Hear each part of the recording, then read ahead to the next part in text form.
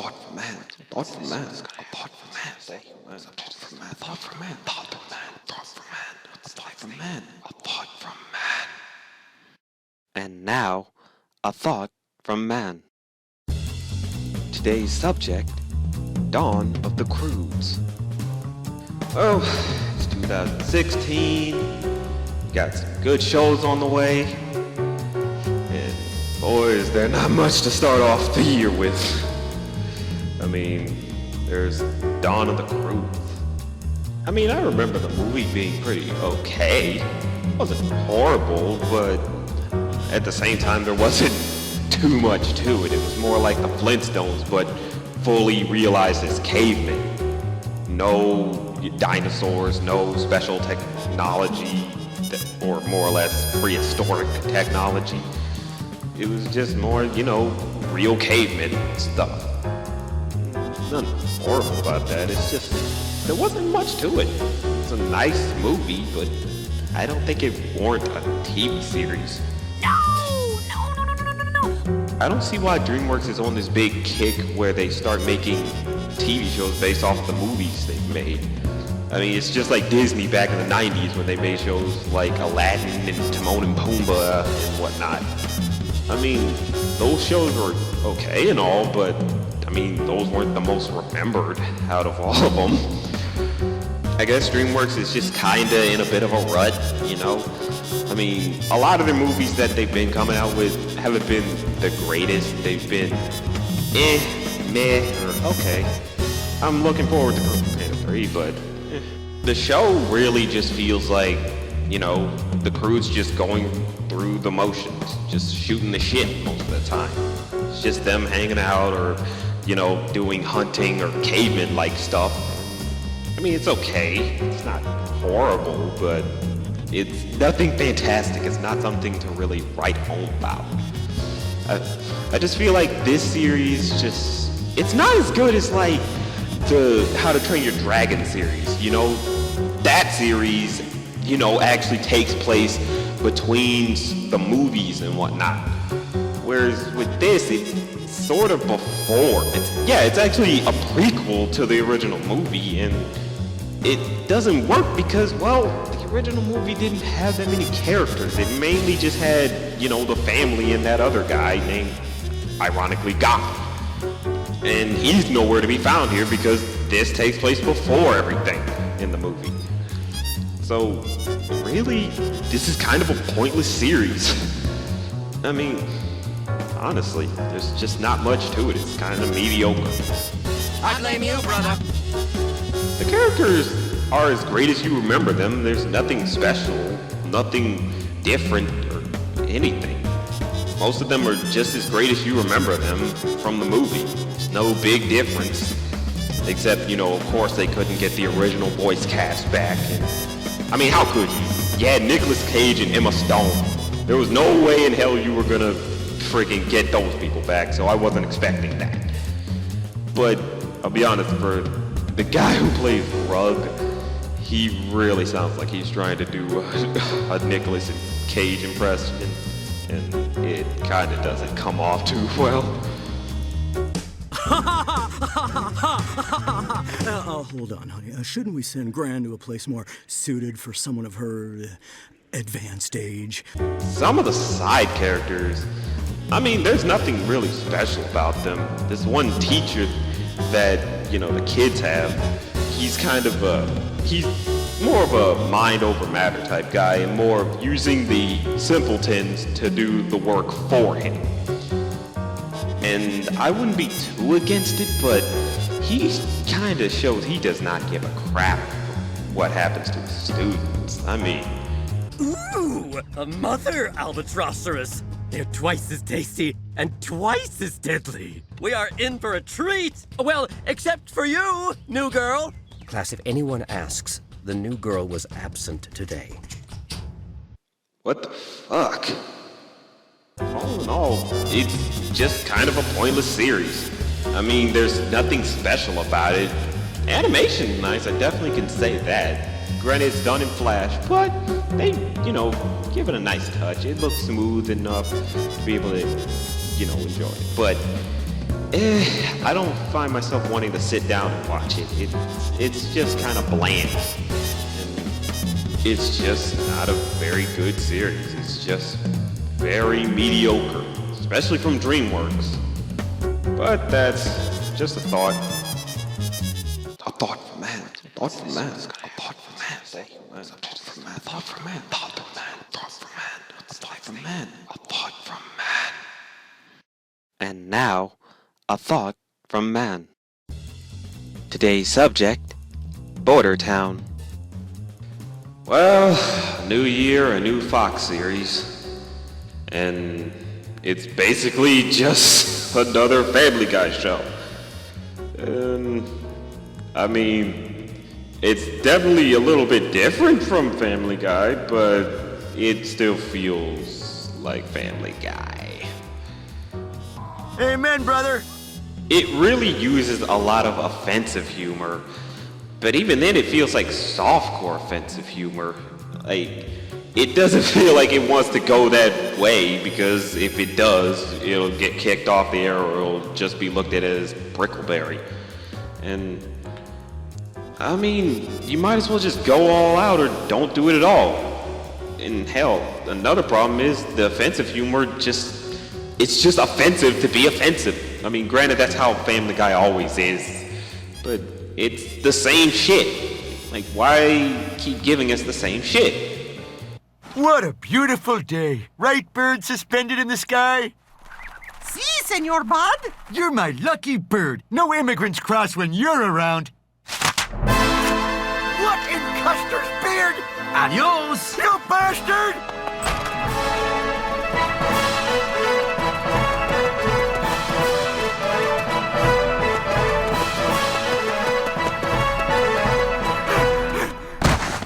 You did good today, bud. Thank you. The only big difference with this Family Guy type show is it's not made by Seth MacFarlane. He's just executive producer. All he does is handle the finances. He doesn't even make the episodes or write the episodes. It's done by a co-writer of his on Family Guy called Mark Hinteman. And his humor is just what you'd expect. It's the same shit from Family Guy. So really, it just feels like, was there really a point?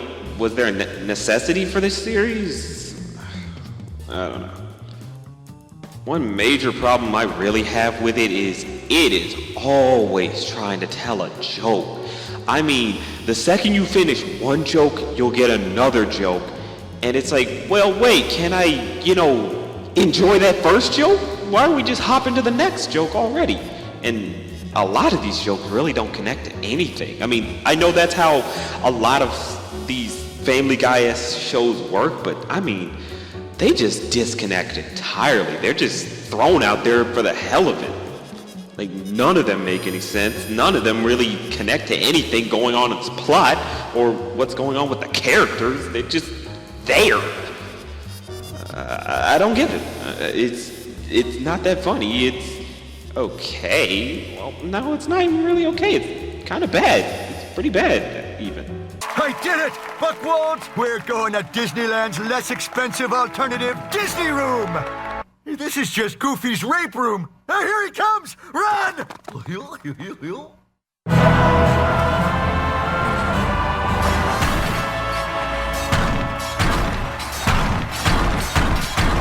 Damn it!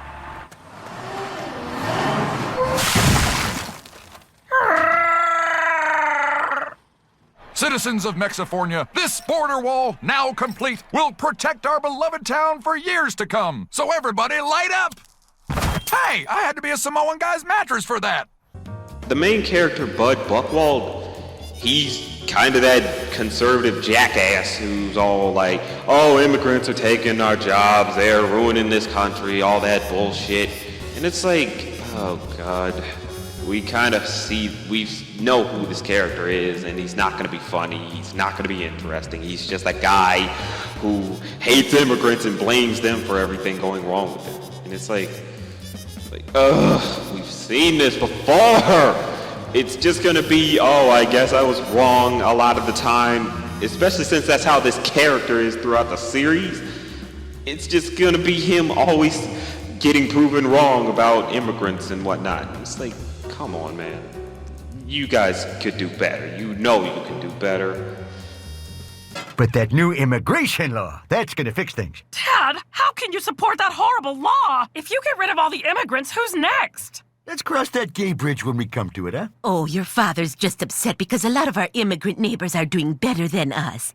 The other character, Ernesto, he's not as bad, but he's just, I mean, he's really not much. He's always happy. He's just like, I'm just happy I'm working for my family and all that, and I can make a living. I'm like, okay, that's good. That's a nice attitude. Nothing wrong with that. He's kind of just the chill guy. There's nothing truly wrong with him. I mean, you might hate him because of the accent, maybe. But, I mean, there's nothing truly wrong with him. He's just kind of okay. Whatever. He's always clashing with Bud because, you know, Bud hates immigrants, and it's like, whatever, dude. Help yourself to some food. We got tacos, burritos, quesadillas. I don't want any of that crap. I'll catch my own food.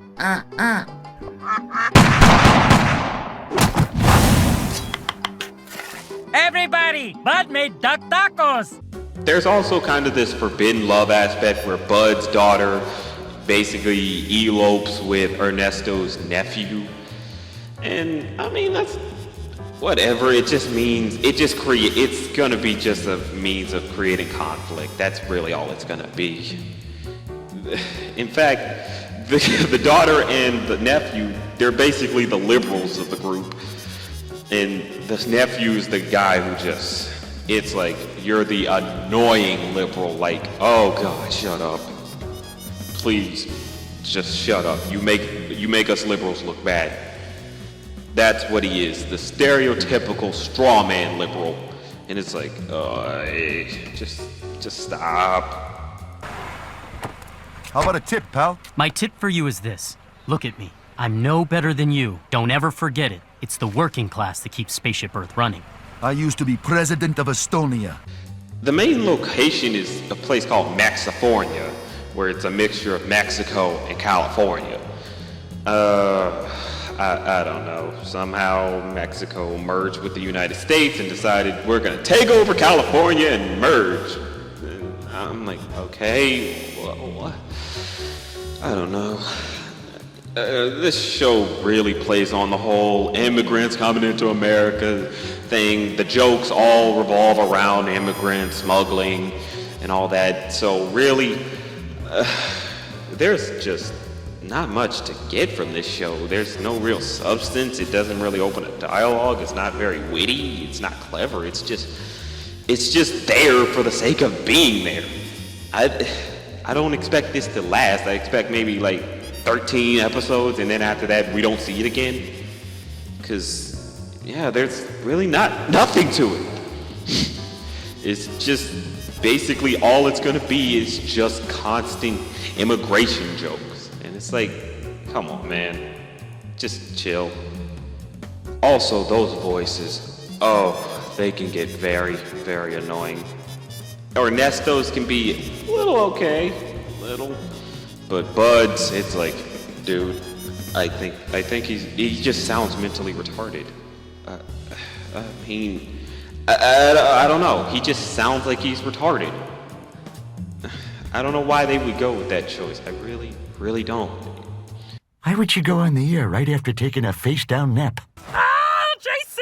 I'm so happy you're home!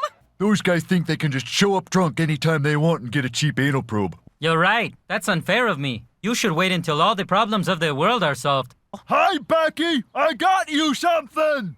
So, all in all, this is a pretty bad series. It's unnecessary, it's not very funny, it's not very witty, it's just one note. All it's gonna be is just immigration jokes, Mexicans, Latinos, Hispanics, doing this and that to the country. It's like, oh my God, I know all these jokes. They're not gonna be different, they're not gonna be clever, they're just gonna be the same damn shit over and over and over again.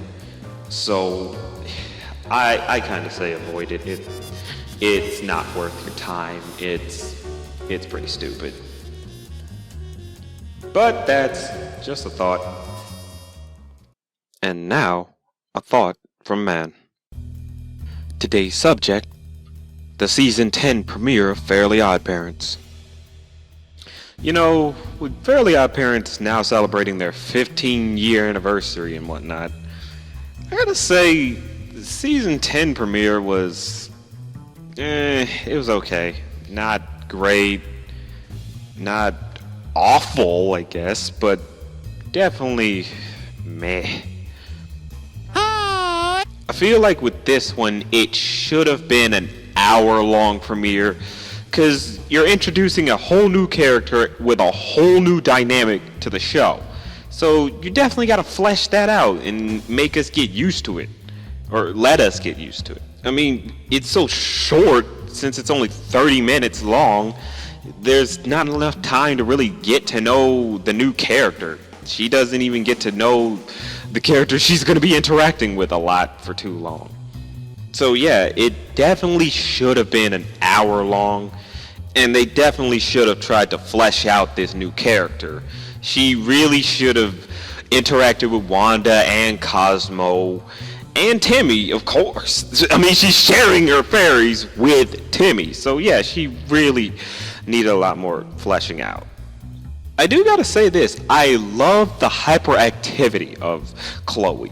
She's just so hyperactive about whatever she's doing that it just, I don't know, that you could say I'm biased towards frickin' hyperactive characters, but I like that. It gives them a bit of personality.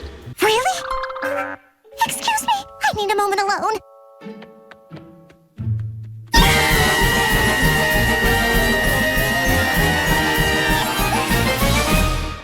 Okay, I'm good now. And I also like the fact that she basically is the opposite of Timmy. She's a person who loves doing things for others.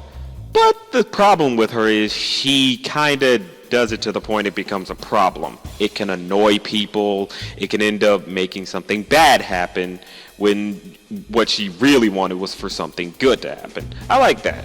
Whereas with Timmy, his thing is, I want to do something good for myself, but that ends up being something bad for everyone else. So, yeah, I think that could have a good dynamic. I just wish, like I said, that it was in an hour-long special, and they could have showed that. But, take what you can get, I guess.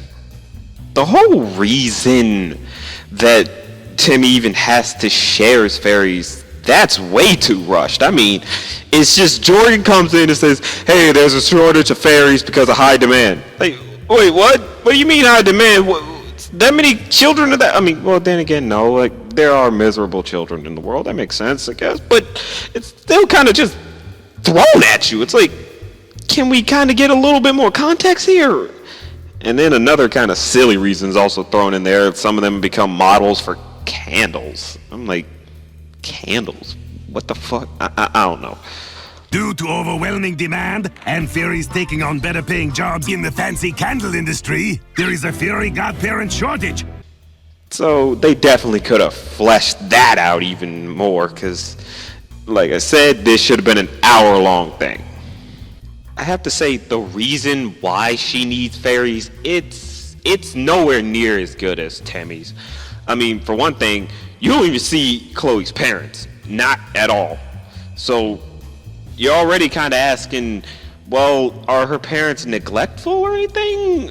I don't know, because, I mean, you see her room, she's got all this shit, and it's like, holy crap, this girl's loaded. She can't be miserable, all this stuff, no way.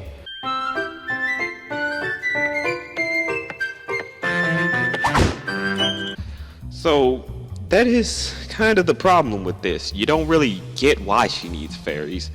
And the reason they give is pretty weak, too. I mean, her main thing is she's so nice it annoys people, and it can end up being bad for people.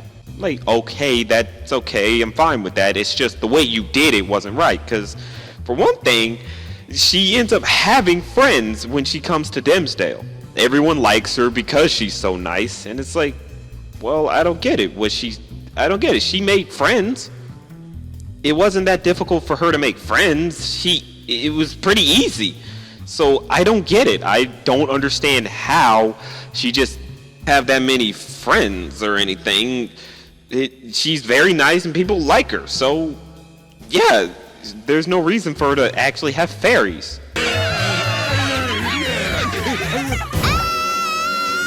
Hey, Timmy! Good news! Chloe is our new neighbor! Yay! Chloe has a dog with a pocket! I'm feeding a peacock! Hi, Timmy! Unless you really went the route of she annoys people so much that she has to move around a lot and stuff like that. She really can't make friends like that. But you showed she easily can make friends because of how nice she is. So you already kind of defeated your point.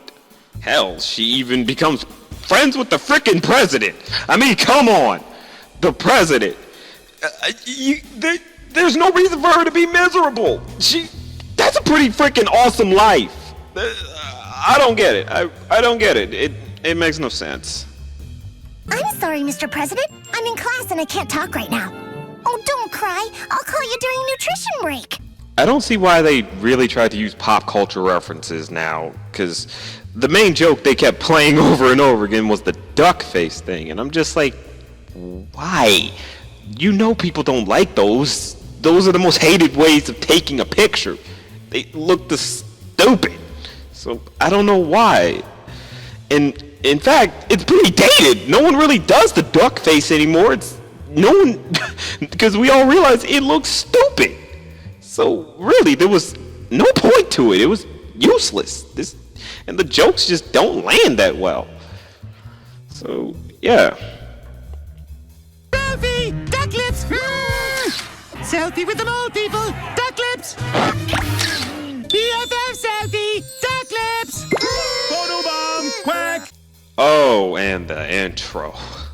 I gotta say, what the fuck? I mean, for real. What was the point? Why?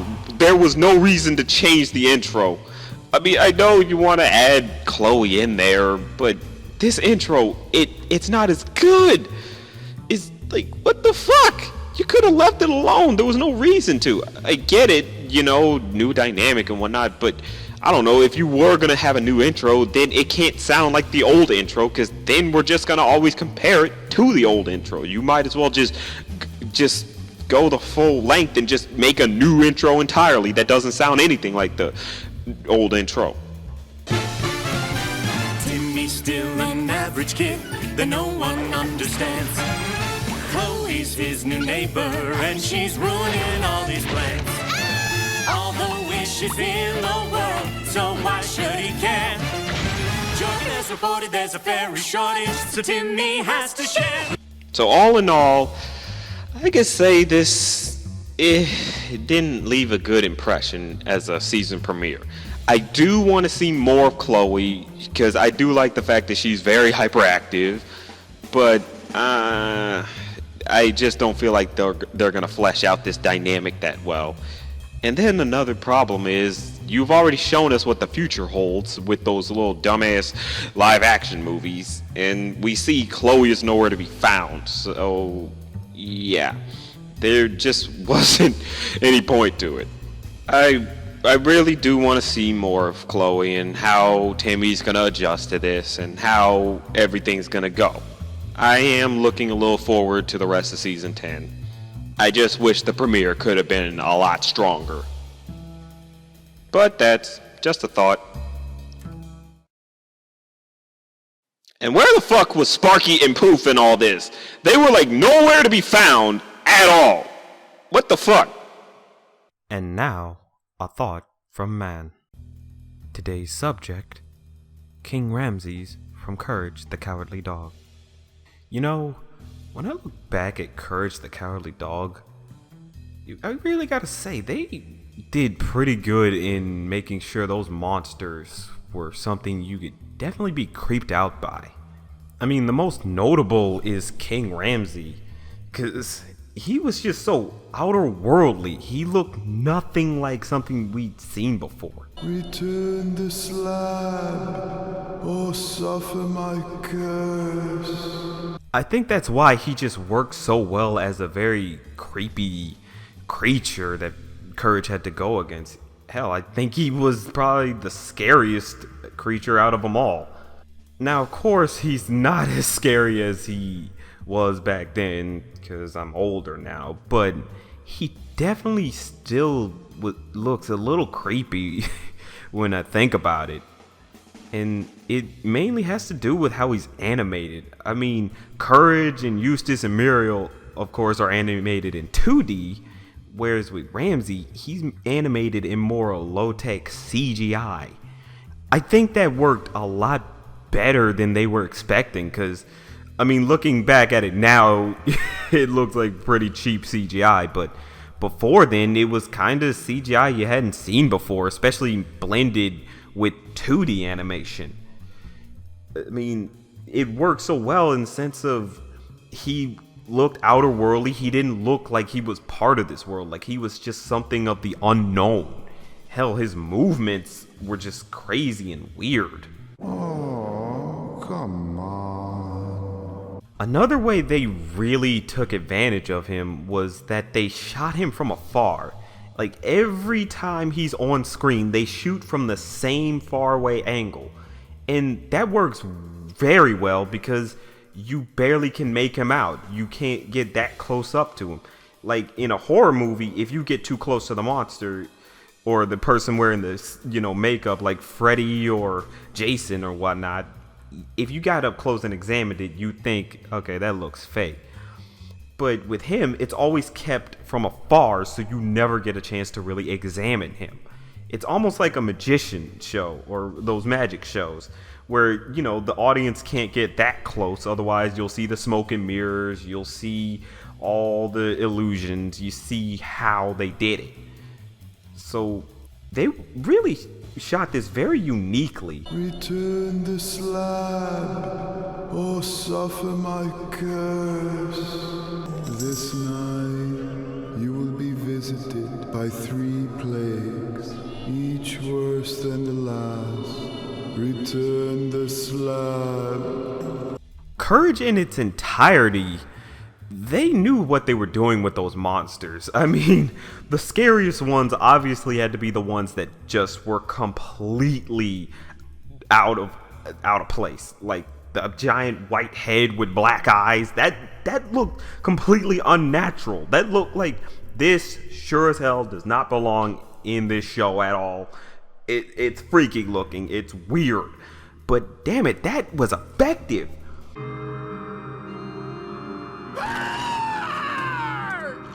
Because that's how you should scare someone, using something that looks so outer worldly.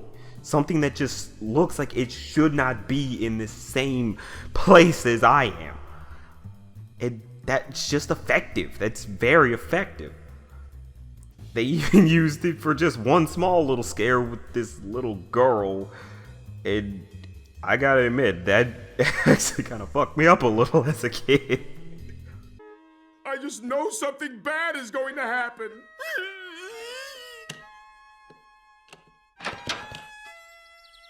Huh?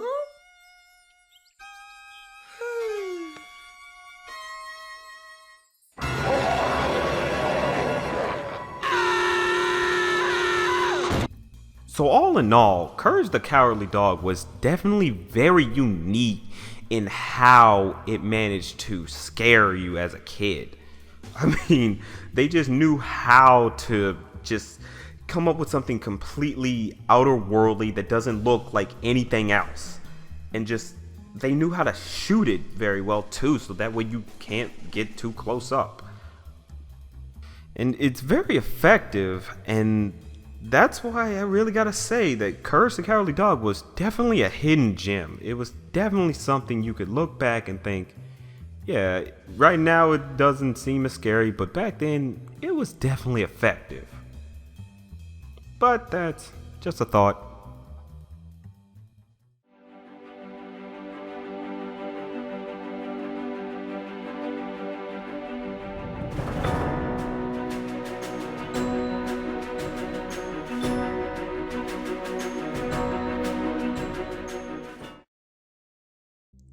Man, Gravity Falls. It's amazing how well of a series it was. I mean, it's just something so unexpected. I know, and I'm comfortable with that. It was something you just didn't think Disney, of all places, would make.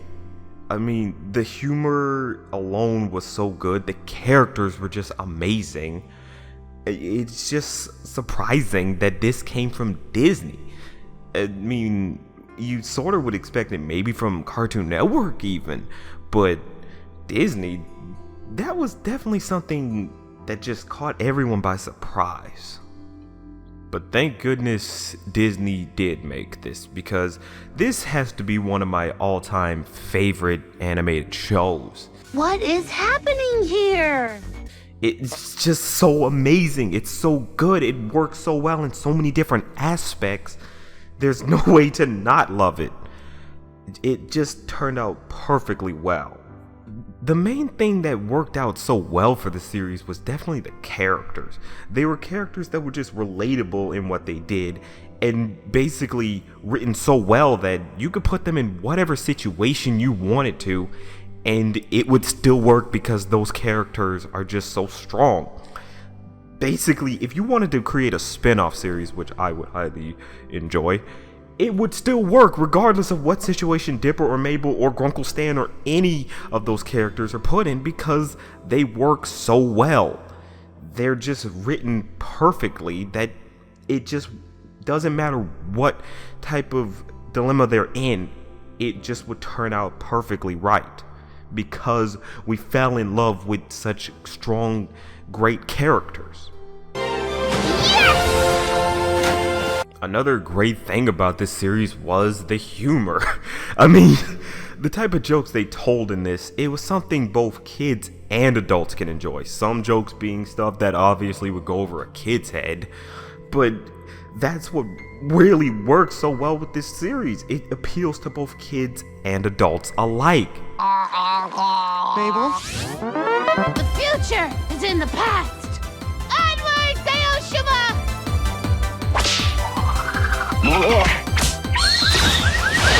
Hell, I think even more adults enjoy this series than kids. And I'm perfectly fine with that. But like I said, it's still kind of odd because this is coming from Disney. They try to appeal to both kids and adults, but this show definitely appeals more to adults. And that's just surprisingly good. It just works out so perfectly well here. Some of the jokes can be pretty obscure, and obviously go over a kid's head, but it's still a good joke. Some of them are pretty dirty, and I mean dirty if you have that kind of mind like me. But I'm about to meet her parents. Her dad is an octopus man. But it's still good. It still works. And that's just why we love this series so much. Another really great aspect of it was definitely the lessons. I mean, some of these lessons were things that mainly were aimed towards adults. Definitely aimed towards adults. And I just found that so interesting. Like, mainly the lesson for Seuss. His lesson was that he was abandoned by his father and would sometimes get a card on his birthday from him saying, hey, maybe next time I'll be there. And by the end of the episode, the main takeaway was that, hey, he obviously didn't care to actually put effort into seeing me, so why should I care about him? I obviously should care about the people who are willing to sacrifice something of themselves for me. And I just think that is just a really, really good lesson, especially to teach to kids. Seuss, what about meeting your dad? Well, birthdays are supposed to be spent with the people who care about you. But you know what? That dude didn't care about me enough to visit me once, let alone fight monsters through time and space like you dudes. I mean, you had a gladiator fight just to make me happy. I've been being ridiculous this whole time. Whoever my dad was, he can take a hike. I know who my family is now. And it's you dudes. Thanks for giving me the best birthday ever. It's just so good. It's just amazing how well, what lessons they can teach in this. Some being the more obvious lessons, don't abandon your family. Remember you have them. The idea of trust no one, they challenge that here. It's like, you always have someone to trust. Whether it be friends or family, you have someone. And that is just another reason to love this series. Just another great reason. When I say this series has amazing characters, I mean it. Mabel obviously being the fan favorite for good reason. She is so energetic and hyperactive and so crazy and weird. It's easy to love this character. It's easy to love her. But the thing is, she's not perfect. She definitely is flawed, mainly in the fact that she always wants things to go great. And that can always be a problem, because whenever she pushes too hard, it can end up backfiring big time. And that's a good lesson for kids, because it basically says pushing too hard to make something work, it doesn't mean it's supposed to work. And that's something a lot of people should learn. What did you just do? I've let these guys pick on me for years to keep this group together, and now they've totally fallen apart.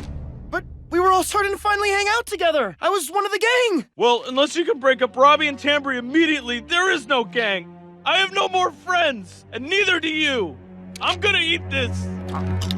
Mabel, what did I tell you about staying out of Robbie's personal life? I know. I just wanted to be a good matchmaker. I never should have gotten love potion from the love god.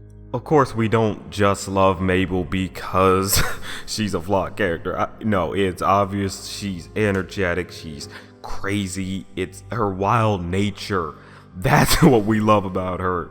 She's just so positive about everything. It's hard not to like her. That's the thing about it. She's just a very good character. She's gonna be one of the most memorable characters from this series. If you don't remember her, something's wrong with you. Something's obviously wrong with you. Agreed. Dipper is definitely a great character as well.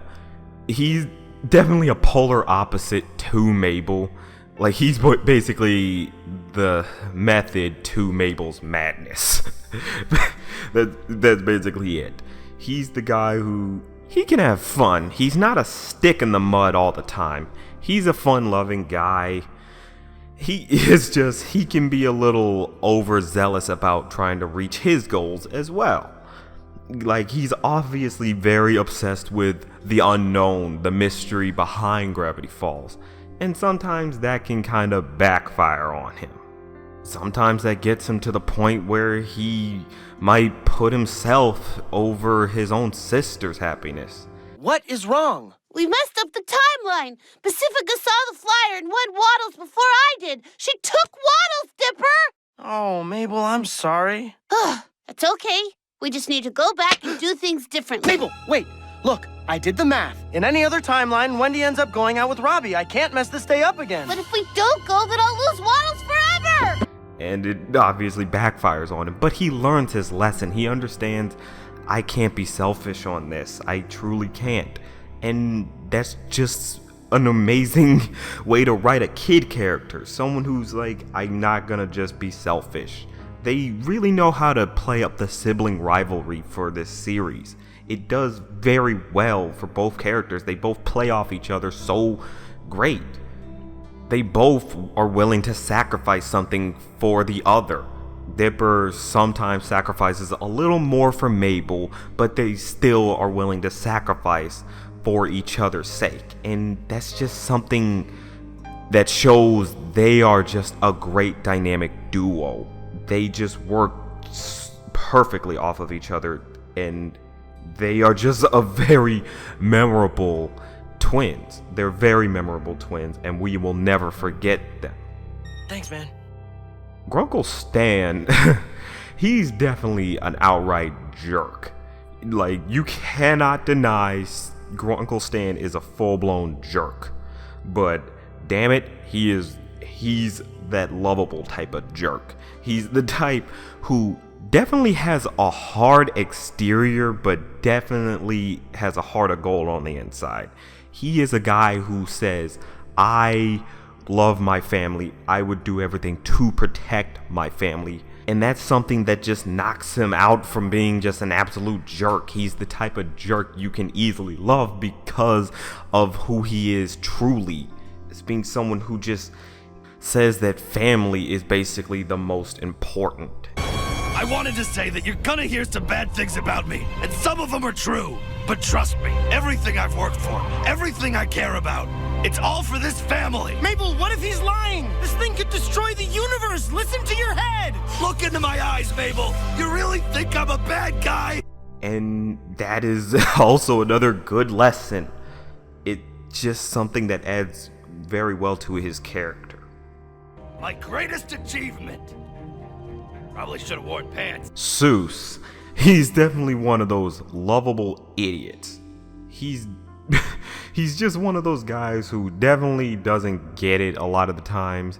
He means well, but he learns a lesson if he does fuck up. If he does something that, hurts his friends or something, he feels bad about it, and he does try to actually fix it. Instead of just, he's an idiot who just doesn't acknowledge the fact that he messed up. They have it so, yeah, he messed up, he's gonna fix it. He acknowledges he messed up, and that's just great. He's also a guy you can feel sorry for in a lot of different ways. Mainly like in the fact that he, couldn't find a girlfriend. But I like the lesson they also teach using him, that don't worry, you'll find someone. You can find someone that's probably gonna like you for who you are. And I just like that. I like how they executed that. Dude, that's awesome that you're a grown man riding a little train like that. You're totally like owning it. Huh? Oh yeah. I'm like, if it's fun, do it, Exactly. Being an adult is the worst. Skewering meat, remembering to pay bills. I just want to ride tiny trains all day. Seuss is definitely a lovable guy. There's nothing to really hate about him. He's an idiot, but like I said, he learns his lesson. That's how you write an idiot character. Does something stupid, if it messes with the main character, they learn their lesson and they try to fix that problem that they created. And that's how you should write a perfectly good idiot character. Nailed it. Wendy, she's definitely that character that everyone likes because how laid back she is. That's basically it. Okay, I'm not actually laid back. I'm stressed like 24/7. Have you met my family? She's, just takes everything in stride. She's that teenager you probably knew as a kid that just took whatever dilemma was coming their way completely in stride. Just was like, I'm chill about it, I don't care. And that's likable. It's not as powerful as, Mabel, Dipper, Seuss, or Uncle Stan, but she's still a great character. Someone you can enjoy. She's one of those characters who's like, yeah, you could sit down and probably talk about some stuff. She's that type of character, and I have no real gripes with her. She's good. I like her. Boosh! I'll admit I'm not much of a fan of the way they wrote her and Dipper's relationship. In a sense, I don't like the fact that Dipper has a crush on her, but she's, out of his age range. I just feel like, let's just not. We know where this is gonna go. And to be fair, they killed it off early enough. They didn't let it manifest into something horrible. It's just, I kind of wish they didn't bother. But that's my only major gripe, if anything. It's sort of a minor gripe. It doesn't really get too much in the way of things, but it does call for some good lessons to be learned. Definitely calls for some good lessons to be learned. Oh, man. Listen, Dipper, I'm, super flattered, but I'm too old for you. I mean, you know that, right? Now, Grunkle Ford, I gotta admit, he's not a terrible character. He's good.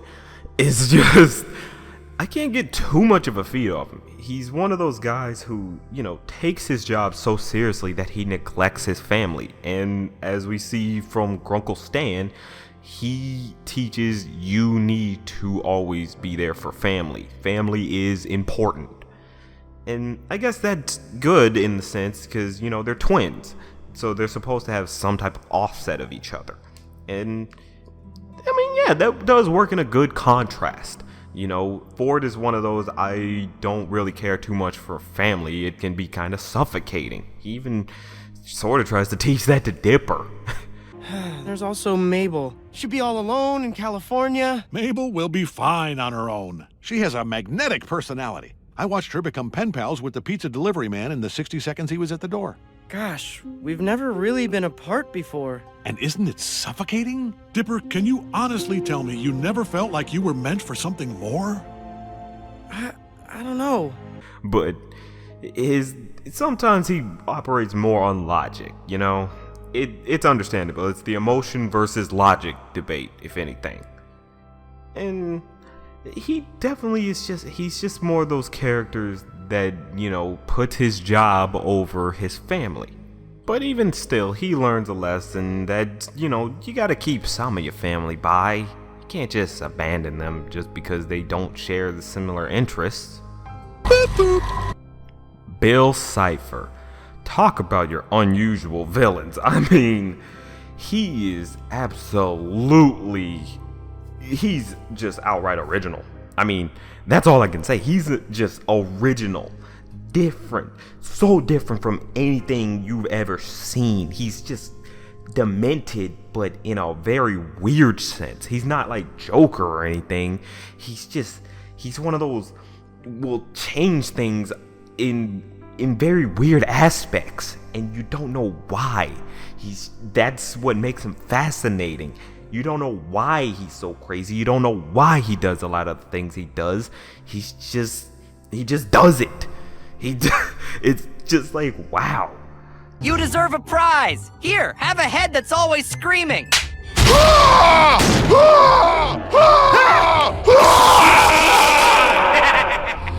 But that could be why so many people love him. He's just so different and unusual that he's not something you expect. He's something you just don't know what to think too much of, but are ultimately fascinated by to try to figure out what he's all about. Now, the mystery angle of the series, mainly in terms of the plot, that is something that's they do this cleverly. The main thing is there are always clues hidden about in each episode. Like hell, at the end there's always a cryptogram that someone you can easily decipher. Well, I don't know about easily, I don't decipher them, but there's something you can take and try to decipher and learn little bits and pieces here and there. And there's also little bits and pieces to the mystery aspect of the show hidden throughout the series for you to try to find and figure out. And that's just so clever. It's really something that tries to enthrall you and try to capture you into its world, trying to get you more involved in this series. And I just have to say, that is pure genius. To be able to just get people so involved, so hooked onto wanting to find out what the next thing is. And you can, by not just waiting for the next episode, you can actually, you know, go and try and decipher these things, try to put pieces to the puzzles together. That's just clever, absolutely clever. So far, so good. But Bill Cipher's not the only crazy thing about this series. Just about everything that they go up against is just so weird and wacky. It's just like it's like Bill Cipher. It's fascinating. You want to find out more. Like, that's basically what Dipper is. He's that curiosity that we all have. Because when we come into Gravity Falls, we wonder what is up with this place. All these crazy, weird occurrences, all these crazy creatures.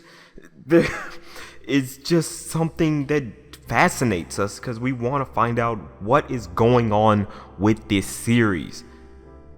And that's where the cryptograms and all that come into play. They basically help answer some of those questions. And like I said, that's just clever. It's absolutely clever. It's a perfect way to enthrall you into a series, to make you ask questions while still answering some questions along the way. It's a great way to get you hooked. It absolutely is. Oh, shucks. It's only our lifelong passion. I'm kind of surprised that this series uses a lot of 80s culture for its humor. It's kind of odd. I mean, you would think that would hurt it, but no, it actually helps make the series a lot stronger. Most of the references to the 80s, I mean, if you didn't grow up in the 80s, then you still would get what they're trying to convey, or it still works with what they're doing in the episode. And a lot of the jokes, mainly the stuff with Mabel singing 80s power ballads or parodies of 80s power ballads. Excellent. Don't start unbelieving. Never do not feel your feelings. I'm gonna do a flip. Those still work in, conveying her hyperactivity and whatnot and her energy, basically. So even if you don't get the reference, it still works on its own merit because it's basically conveying the energy of Mabel. It also sort of sets a bit of a weird tone for Gravity Falls. And it still comes off as a timeless series. That's just something amazing to be able to bring in culture from a totally different decade and still be able to come off timeless. Yeah. Yeah.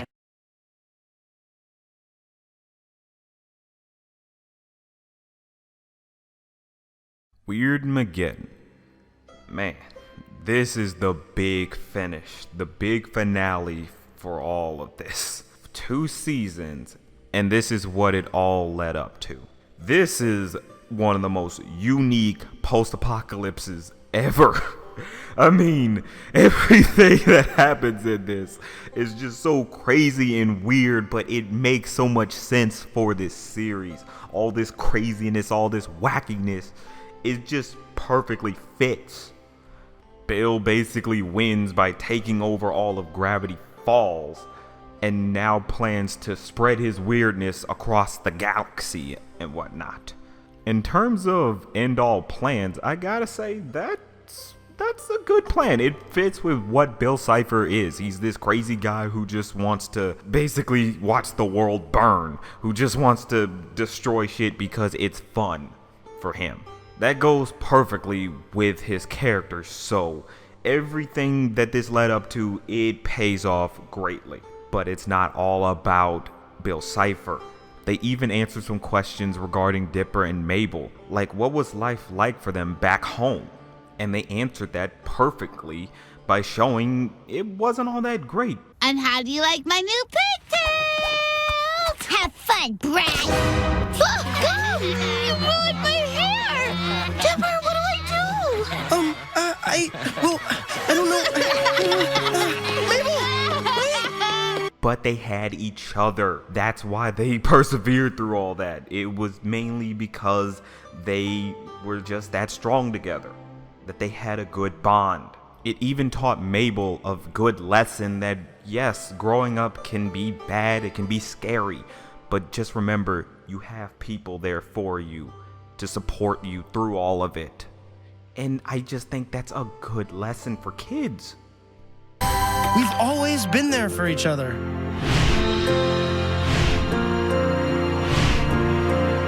Mabel, I thought you were living a fantasy, but look at me. I actually thought I was going to stay here and be Ford's apprentice. Spend my entire teens cooped up in a basement with a lab coat? How ridiculous is that?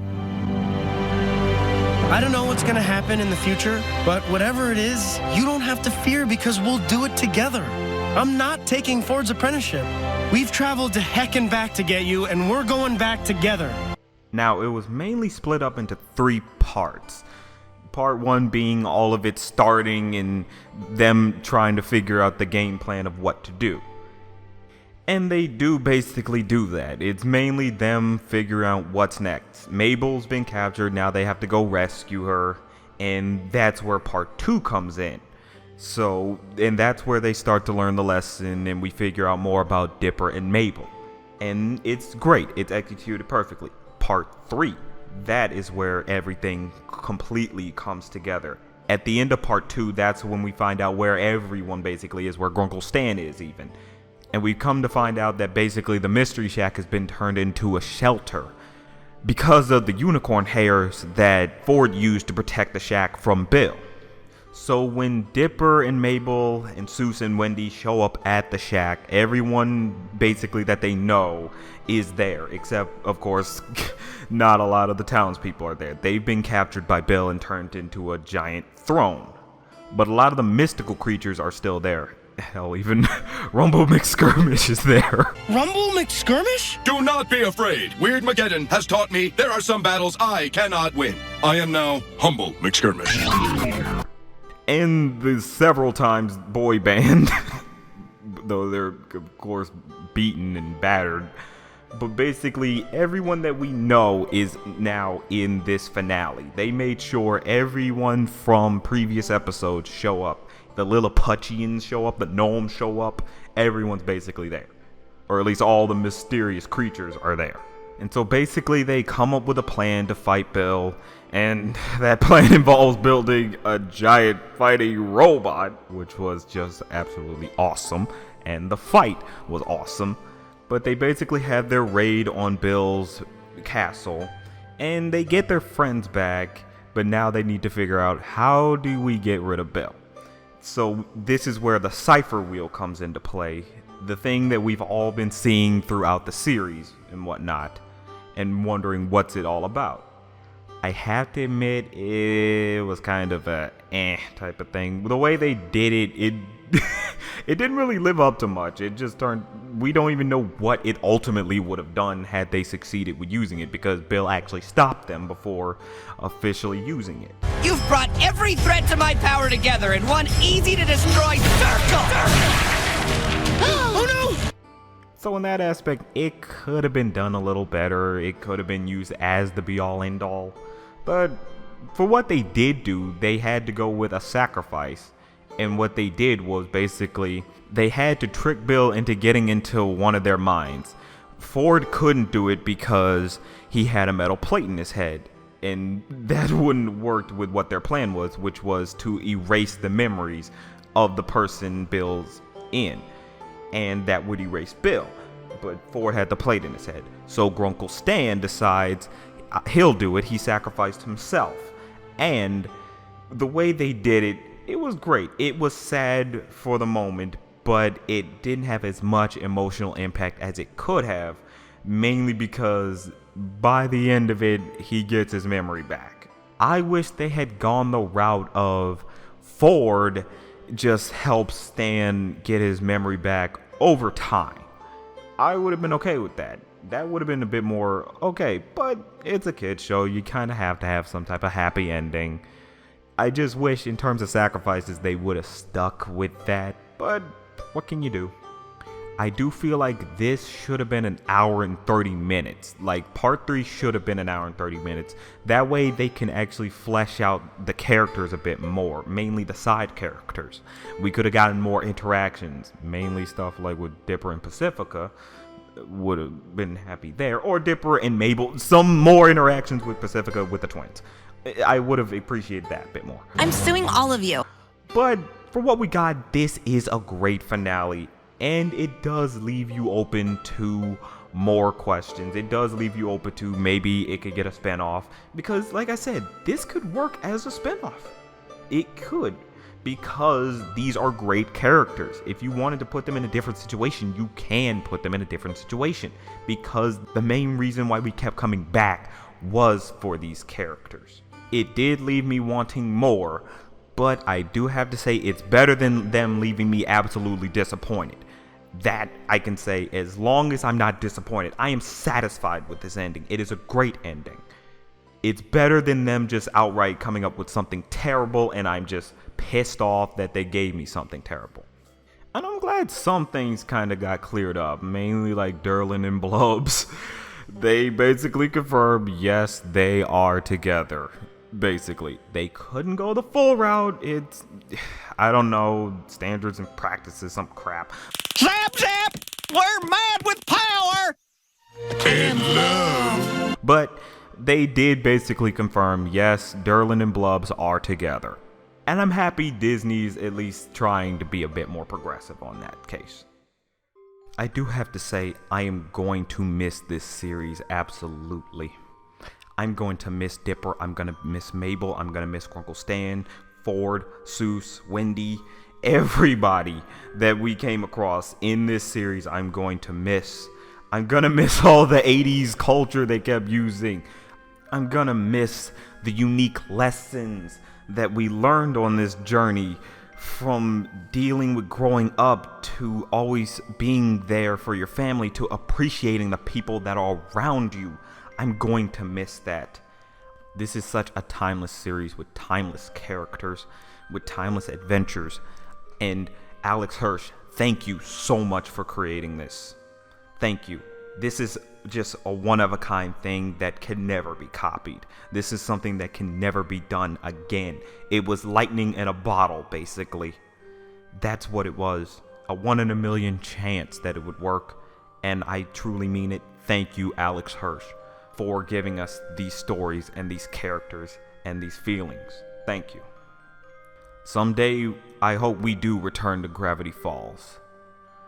But until then, that's just a thought. I just wish summer could last forever.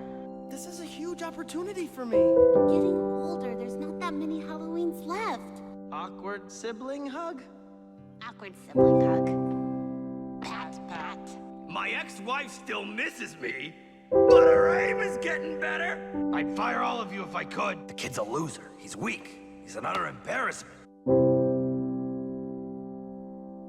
I know who my family is now, and it's you dudes. This summer was super boring until you showed up. I trust you. I can't believe I'm saying this, but I had fun. Hello, friend. It's okay, dude. I had a good run. I don't like your face! Didn't you read my warnings? I should have been more like you when I was young. Isn't it suffocating? Bill wants us to run and hide. He wants us to think he's invincible. Guess I was good for something after all. If I had only one wish, it would be to shrink all of you with the shrink ray and bring you home with us in my pocket.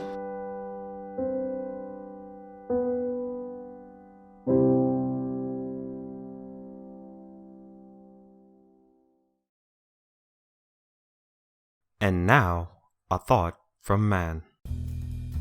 Today's subject, Bunnicula. Boy, this is sort of a head-scratcher for a series.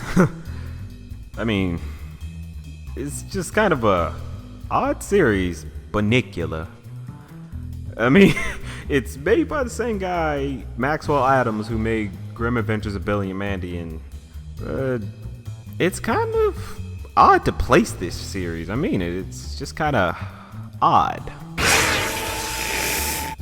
It's definitely a very odd series in that most of the stuff that happens in it, I mean, it's weird, but not weird enough, you know? I mean, I can like series that definitely try to delve into the supernatural, the crazy, the unknown, the just outright batshit crazy stuff like some of Maxwell Adams' other works, but this is kind of, it's kind of mild, you know? Just kind of mild. Yeah, I mean, when I hear Maxwell Adams, I think I'm gonna get some crazy shit, some truly fucked up shit or something that's still sort of kid-friendly, but still, you know, a little like, holy crap.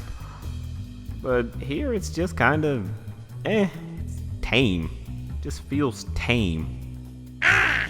I hear it's based on a series of books or so, but I mean, I didn't grow up reading them or anything, so I ultimately can't speak on that front, I'll be honest. But I hear it doesn't follow it too well. They've changed some things, but I don't know. Maybe they did, maybe they didn't. Kind of something I probably should look into a bit more. One thing, or more or less problem that I do kind of have with this series is that the main character, Bunnicula, he mainly speaks in total gibberish. Hey,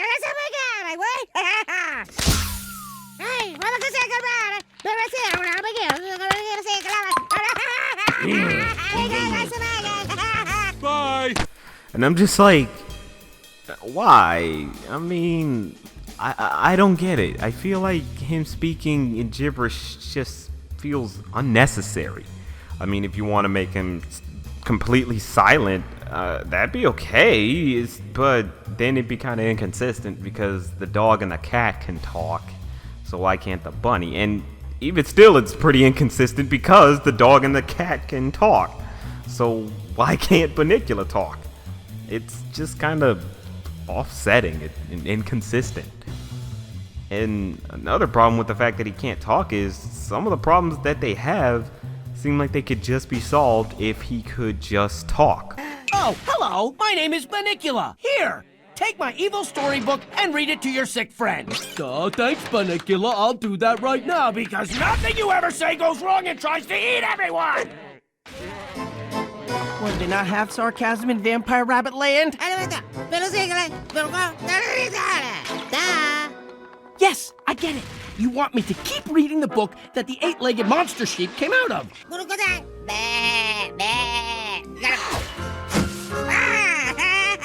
So you think if I keep reading the book, it'll make the monster vanish? Well, that's the worst plan I've ever heard. So basically meaning most of the problems are really totally nothing, or could easily have been avoided if Bunnicula could just talk. I just feel like the problems are just weak on that aspect, so I just can't get too invested in what's going on because of that. I'll admit the Flash animation for this show, it's odd. I mean, on the movement, it looks pretty ugly. It seems like your basic Flash animation type movement. But in terms of art style, it actually kind of works for it. You know, it gives off an eerie, outer-worldly, or supernatural feel. Like, the colors they use for it are dark and grim-like colors that kind of work to the show's advantage. But ultimately, the motion is about the only thing that just feels a little So I don't know. I just feel like it kind of tries to juggle some things. Sometimes it succeeds, sometimes it kind of fails on that front. But I don't know. It's kind of weird. Whatever. The show kind of has some inconsistencies, mainly in terms of just things going on screen. Not in terms of plot, I guess, but just mainly with what's going on screen. For one thing, they sort of have this thing where their house starts to flood, and you see the water rising, it's getting taller and all that. And the thing is, it's clearly being held in because the door's closed. And the door is open, but you don't see a lot of water rush out. It's like, what gives? If the water has a new path to go, so why is the house still flooded? It makes no sense. It should all be flooding right out now. It's just kind of inconsistent on my front. I guess it's a nitpick, but it's still kind of I'm a monster. I feel like Maxwell Adams mainly doing this show because he's kind of got to probably pay the bills. You know, it's probably one of those, I gotta pay the bills somehow. I mean, I'm mainly waiting on his series Dead Meat to come out. I'm waiting on that. And from what I hear, it's coming along nicely, so here's hoping that's pretty good. I do feel like this show is kind of held back, though. I mean, if you know Maxwell Adams' work, you know he tends to do a lot of dark humor, or do some forms of dark humor. Not too dark that a kid couldn't accept it, but just dark enough that a kid could enjoy it. You know? I guess he is pretty good. Big bug goes squash now. It's the curse of the Barbie! Hey, hey, hey! Who's ready to laugh?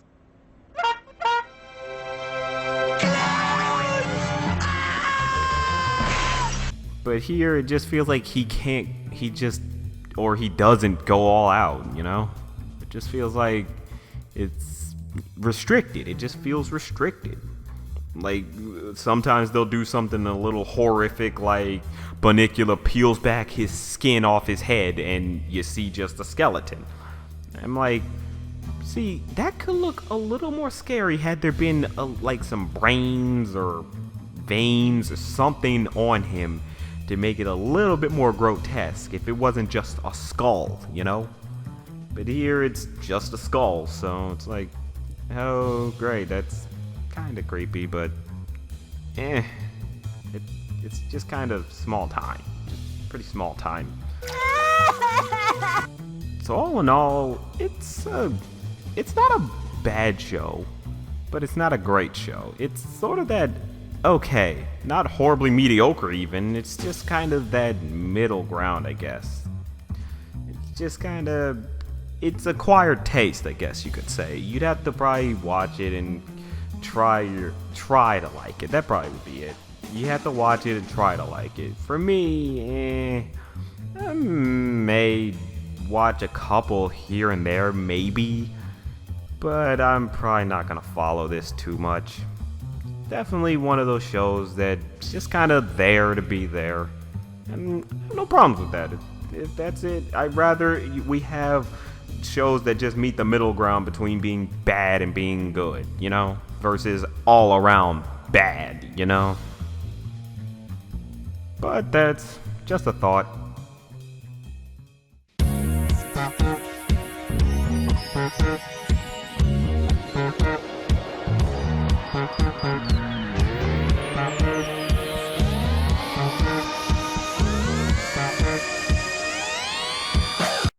And now, a thought from Mann. Today's subject, the new Powerpuff Girls. You know, after all this time of wanting a Powerpuff Girls reboot, wanting a new series, and all that, finally getting word of it, and seeing all the negativity surrounding by this new series, I have to say, this new series is good. But definitely not great. There really isn't too much bad about this. There's definitely some bad, but not too much for it to warrant a lot of hate. It's definitely not like the original show, but it's kinda okay for what it gets done, you know? In terms of designs, they're pretty much they're fine, the designs are fine. In terms of characters, there's nothing truly that wrong with them. I mean, the girls seem like the same, basically. You know, Buttercup is the tomboy, Bubbles is the sweet one, Blossom's the smart one. It's not much really wrong with it. In terms of animation, it's kind of subpar to the original 4 seasons of the original Powerpuff Girls before they changed the format. You know, it's not very fast-paced, and it's not very violent, you know? Powerpuff Girls was just known for being overtly violent.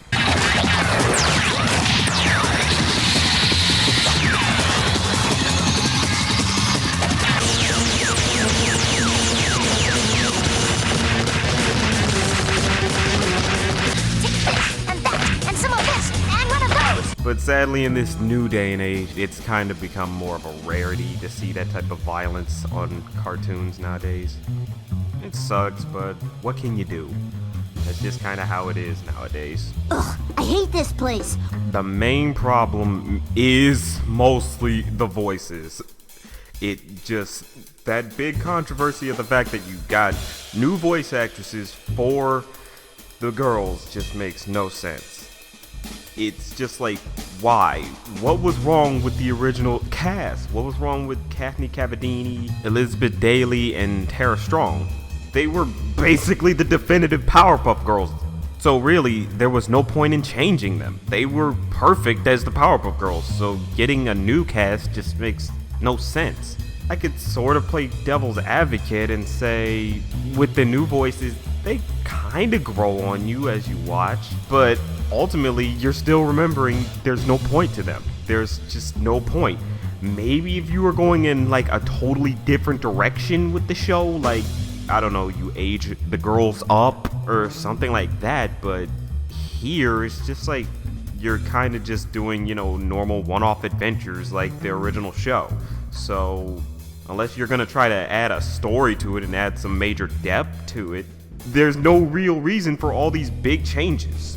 I could definitely say the humor is kind of hit or miss. Some episodes have, you know, nice humor, nice jokes that I'm laughing at. Others can just be like, eh.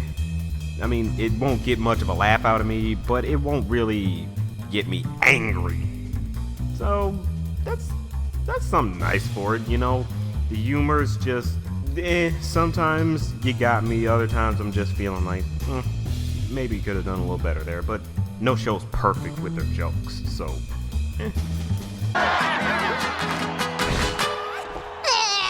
You don't look so tough to me. So why don't you just bring it on, Mr. Hey, Mr. Bo! La quiero huele a queso feo! What does that mean? I think it means, he forgot his keys. One big problem I have is that literally one of the episodes is basically a carbon copy of an episode from the original series. That being the episode with Man Boy. It's basically just the guru.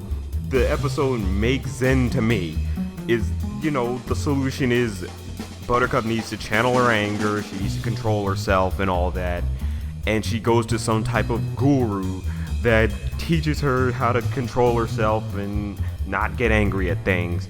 And it's basically the same plot, the same basic plot. She goes to the guru, learns how to control her anger and not get mad and destroy things and all that.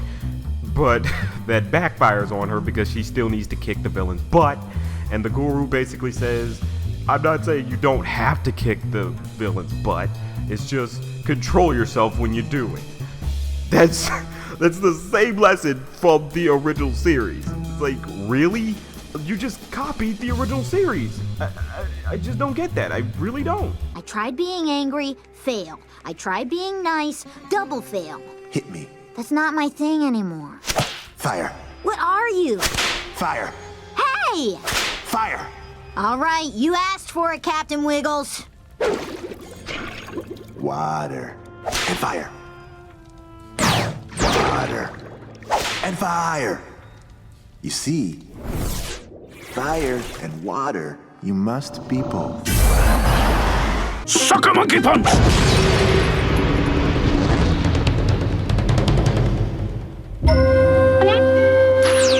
What should I do, Master? The water rushing down the mountainside washes away impurities and replenishes the land. You must be like water, Grasshopper. What? Kick his butt! Oh no! Another thing that kind of bothers me is other characters they did get different voices for. Like Princess is not voiced by the same voice actor she was voiced by. That kind of threw me for a loop when I first heard her. I was like, what the hell? Yes! And soon I'll be the only Powerpuff Girl. I just thought you couldn't get the original voice actress back for her. Like Jennifer Hale wasn't available. It was just weird. But the one that really irked me was Robin. They acknowledged, yes, she's part of this. She is part of this new series. But, when I heard her talk, I was like, why? Why? Raisins, they're nature's candy. For what fucking reason did she need to sound like that? It's not the fact that she's replaced. It's the fact that you use such a dumb voice. Like, she sounds retarded. She sounds like she's retarded. Like, the second I hear her, I'm like, what the fuck did they do to her? I mean, yeah, she wasn't in the original series for much. She was, like, there for one episode, but that kind of irked me. I'm like, why did you need to get a different voice actress? The voice actress she had was fine. Or mainly just, why did you need this voice for her? Like, at this point, I'm like, don't put her back in this series. Like, keep her out. If you're gonna have her sound like that, just don't bother. one episode kinda annoys me because it's a bit inconsistent. Like, it's an episode that's kinda supposed to be a parody of Hangover, where Blossoms, Bubbles, and Buttercup have a sleepover. They get some friends come in, and their way of getting a hangover is eating lots and lots of candy. And as you know with the girls, they are kind of crazy for candy. In the original series, that is. But with the new series, it's just they black out, oddly enough. I'm like, nice little update, I guess. You know, before it was they were so obsessed they would do anything for it because they were addicted to it. Here, they're addicted to it, and it shows negative repercussions of being addicted to it. So, it's a nice little update. But anyway, here, they have this one point where, you know, they wake up from the hangover, Blossoms and Buttercup do, and they find the room is a wreck. They don't know what happened, and the girls they had over are missing, and Bubbles is also missing. Now, the girls go on a search to find Bubbles and completely negate the other girl. Maybe Bubbles knows. Where is Bubbles? Bubbles? Bubbles? Bubbles? Hey, dude. Bubbles? Bubbles? Bubbles! I can't find her anywhere. We lost Bubbles! Like, they didn't even bother to say, hey, what happened to the other girls we invited over? I'm like, what the fuck? Like, how did you forget that? You invited these girls over, and now they're missing.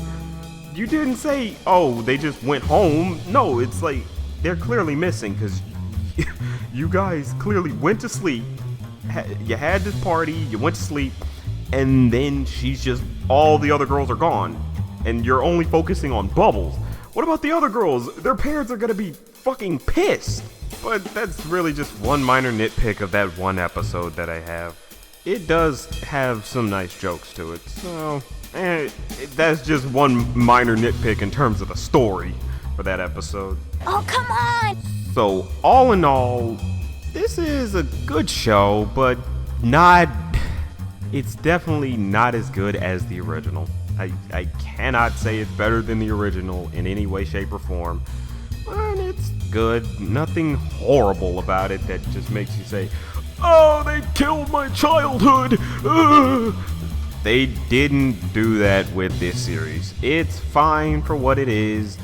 It's kind of unnecessary because it's like, you're not really moving in that much of a big direction with this new show. So it's kind of one of those, did you need it? And ultimately it's like, no, we didn't really need this. If it's just gonna be kind of the same basic stuff of the girls go out, do this and that, and minor changes, because there are some minor changes that are like, you didn't need that. Like, the girls are ultimately in some type of elementary school. They're not in Pokeokes anymore, which is kind of weird. It's like, really?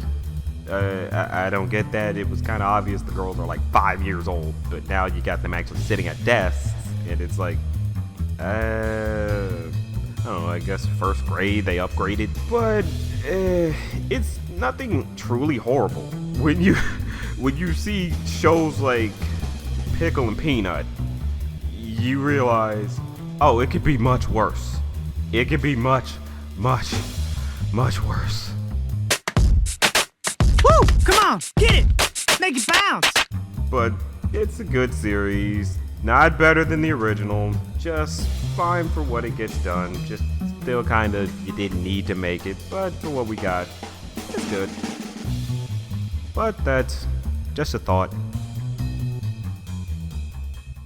And now, a thought from Mann. Today's subject, wander over yonder, the party poopers. You know, I don't know how they managed to do it, but they managed to make toilet humor funny. Legitimately funny. And this is a Disney show. I did not expect them to be able to do that. I didn't think they could pull it off. I thought, oh, I guess it's just gonna be a bit of some toilet humor here and there. But no. Just the first fucking joke was funny. The first joke got me laughing. Legitimately. Once every 30 cycles, when the full moon shines, the mighty High Knee Council grants one lucky outsider's request for wisdom that will help them overcome even the greatest obstacle. What? He said Heine. This episode is just a prime example of how to do comedy in TV shows right. Because something like this should say, oh, it's gonna be subpar. It's gonna be a weak episode, probably the weakest episode. But no, this has to be downright the funniest episode of Wander Over Yonder I have seen. None of their episodes has got me laughing like this. I mean it. I really didn't think they could do it. It just seemed like, okay, they're gonna have some toilet humor. It's gonna be like, whatever. I guess they probably forced into saying this stuff. No, they wanted to do this, and they pulled it off so well. All the jokes they can make, they make, and they're pretty much all bullseyes. I mean it. This was fucking hilarious. Grade A, dude. Take a big juicy bite of our rump roast, pressed ham, hot buttered buns, moon cakes, roasted halibut, sparkling blackberry fizz, bottomless, of course. It's mostly because of Wander. Just the fact that he's laughing at these very crude jokes, very obviously crude jokes, it just, the way he laughs just gets you laughing at it.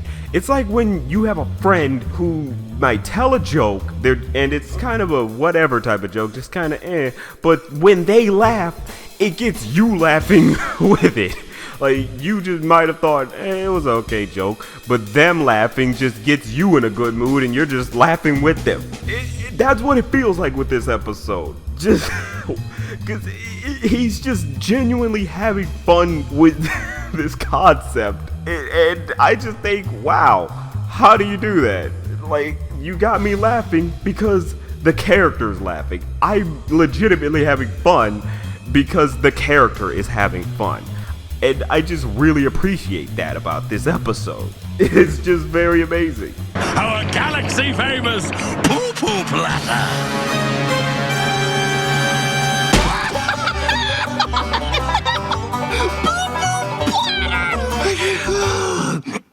Okay. Pressed ham.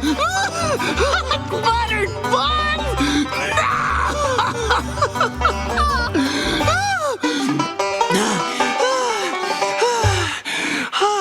But all the butt jokes they make, somehow it just feels legitimate. Like, even though they're clearly just dumb butt jokes, they just make you laugh. Cause they use every single pun, every single joke that they could think of when it comes to butts. And don't forget to wipe your feet.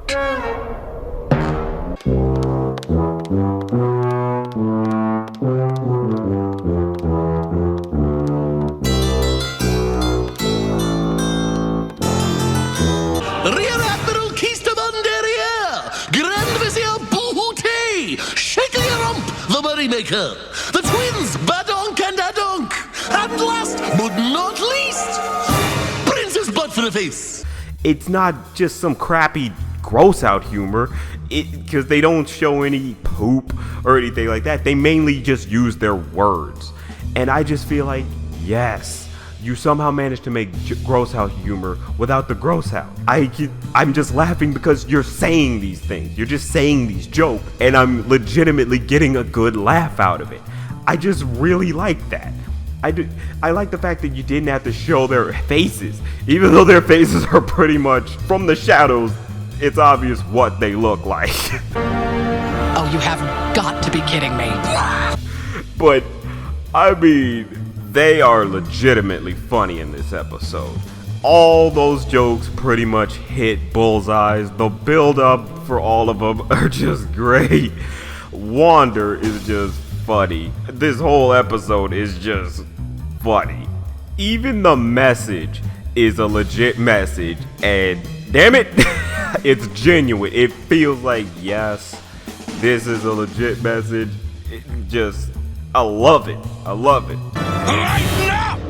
The darkest times call for the sunniest of smiles! Everything about this episode is great. You gotta watch it. There's nothing more I can say about it. It's just funny.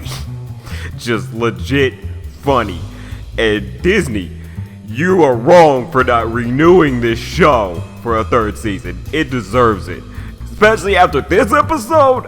Oh yeah, we need to Wander Over Yonder season 3. Make it happen. But that's just a thought.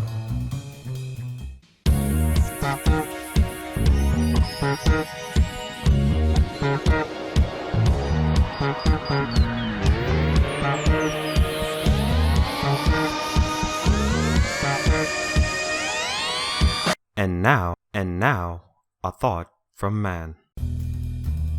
Today's subject, the Loud House. You know, if there was just one word to really describe the Loud House, it would have to be relatable.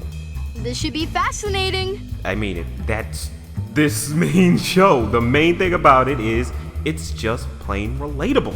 And I love that about this. Just this whole series is relatable. And it's so reminiscent of what Nickelodeon used to be. With their shows, a lot of their shows were pretty relatable. Like Hey Arnold was their most relatable show. With this and Harvey Beaks, it feels like you're going back to your roots. It really does. And I gotta say, Nickelodeon, kudos. Like, you're really getting it together. You're starting to put out good quality products. Commend you for that, I really do. No problem. The main character, Lincoln Loud, that's definitely where a lot of the relatability comes from. He's basically a middle child. He's not the youngest, but not the oldest neither. In a family of 10 sisters and 1 boy. It's like, holy crap. Dude, how do you survive that? But he survives just fine. And he's relatable through and through. Like, you get a sense of how he is with older siblings, and you get a sense of how he is with his younger siblings. And you just feel there is a true, genuine connection with these characters. I just feel like, yeah, I understand what you're going through with this aspect with your older sisters, and I understand what you're going through with this aspect with your younger sisters. I love that they can tackle both so well. It really is amazing. It's just a major strong point of this series. Hey, Lincoln, you like seafood? Seafood! Blah! Hey, Lucy! I want to suck your blood! For gosh sakes, you guys, cut it out! Ugh. It's not right. My 5 older sisters get to sit at the grown-up table with Mom and Dad. Well, I'm stuck here with my 5 younger sisters. I really do enjoy how the show connects with you. Like, even if you're not the middle brother type in your family of siblings, it still connects with you because, hey, you might be the oldest among your siblings or the youngest among your siblings or just the middle child among your siblings. And I just like that. You don't have to make Lincoln the main out of everything. You have a whole plethora and you can attack every single aspect of growing up with siblings. I really, really like that. Actually, the book belongs to me. I didn't want to tell you guys because I knew you'd make fun of me. Aw, Lincoln. Of course we're gonna make fun of you, but only for the rest of your life. I'm looking forward to it. Now, if you'll excuse me, I'll go tell... Dad! It was Lincoln who clogged the toilet! Lincoln, you're grounded! Girls, you are no longer grounded! Why did you do that? 'Cause you were right. I can handle the teasing. I'm quite comfortable with who I am, obviously. But don't worry, someday you will be too. Until then, your big brother's got your back. I also really like how they play up the sibling rivalry here. It feels like genuine sibling rivalry, like something with this big ass family. Obviously, yeah, there's gonna be a bit of tension here and there, but they play it off very well. I like how they do it. Especially the softer moments of Lincoln being like an older brother to his younger siblings. I like that. It feels genuine. It feels like a genuine connection between a brother and his sisters. The animation is pretty nice. It's very reminiscent of like cartoon comic books, or something like from the funnies in newspapers. It's definitely reminiscent of that, and I kind of like it. It works in this style they're going for. It just feels kind of homey. You know, you feel cozy. And I like that, I really do. I really do gotta say, the humor is funny. It's legit in this series. It's just so fast paced, and I just love the fact that they don't linger on a joke. They'll tell you a joke and move right on. I like that. I like that because that's how comedy should be. It should keep moving and not give me too much of a chance to think and dismantle the joke. I just really enjoy fast-paced humor. Just right there. You keep going, you keep going. We got a joke, here's a joke for you. Okay, we got that, hit the punchline, time to move on. I love that. And they did perfectly well on this series. Please, took her away from me.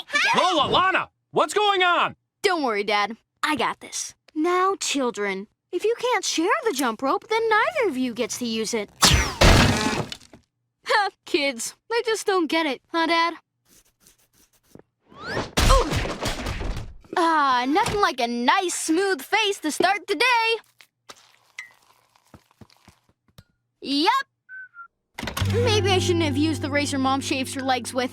A lot of the lessons that Lincoln learns at the end, they're pretty good. I really do enjoy them.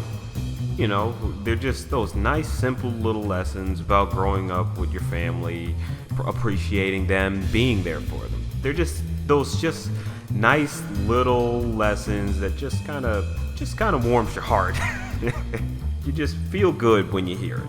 I really appreciate that. I really do. There really is no rush to get to the grown-up table. It's gonna happen eventually.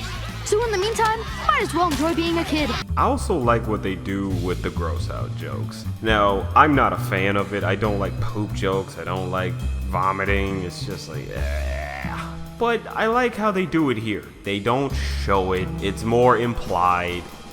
I just like it better that way because you don't need to see the results. I don't need to see the actual vomit. I don't need to see poop. Granted, most of the time they don't actually show poop in a kid's show. It is usually implied, but here I like that it's just implied. Definitely not Lori. She spends the whole ride texting with Bobby, which means... Carsick! I totally have to text that to Bobby. What did I eat? If someone throws up, I don't need to see the vomit. I don't need to see them actually doing it. Them going behind something or going into a trash can and throwing up, that's perfectly fine. You imply, yes, they just threw up. It works a lot better because I don't need to see vomit, and I don't want to see vomit. It's disgusting. So thank you for not showing me vomit. As a savvy would say, it's no big deal. Dang it.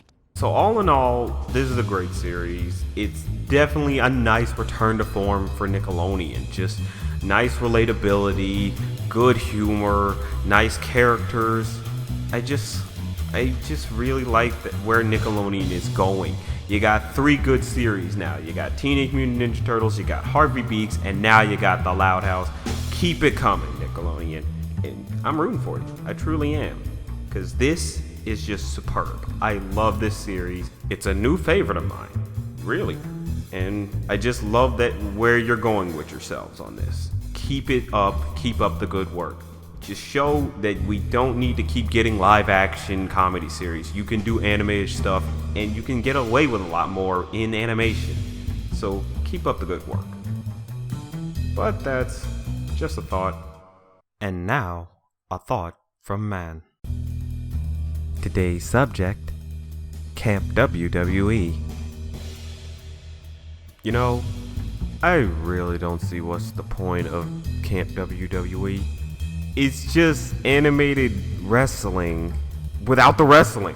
That don't make no damn sense. So there's no real point to it. It just feels like you're just money grabbing here. That's really what it feels like. Just taking advantage of a popular property and just turning it into something. And I'm just like, why are we still doing this? Just why.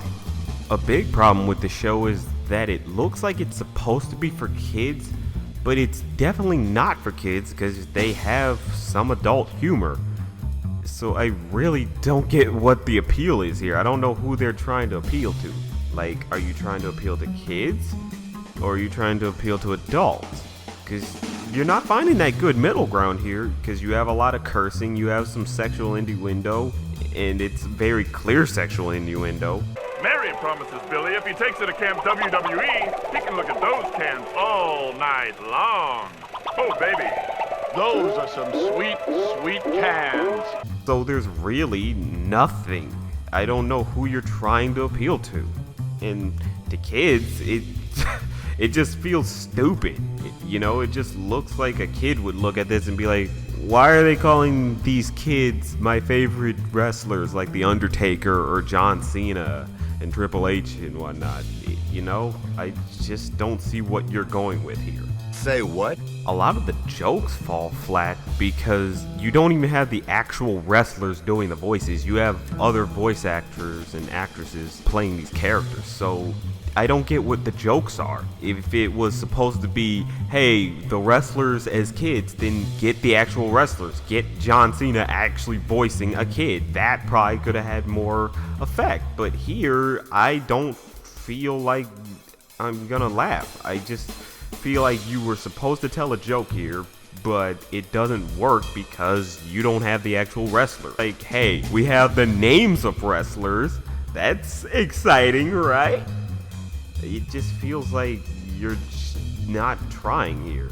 You just decided, hey, we have these wrestlers, let's do something with their names. So, really, it's just pointless.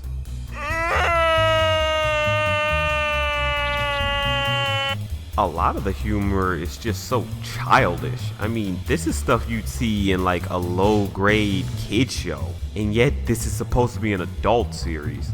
So that's the odd part about it. Like, a lot of these jokes, I feel like, yeah, that's something a kid show definitely would have done.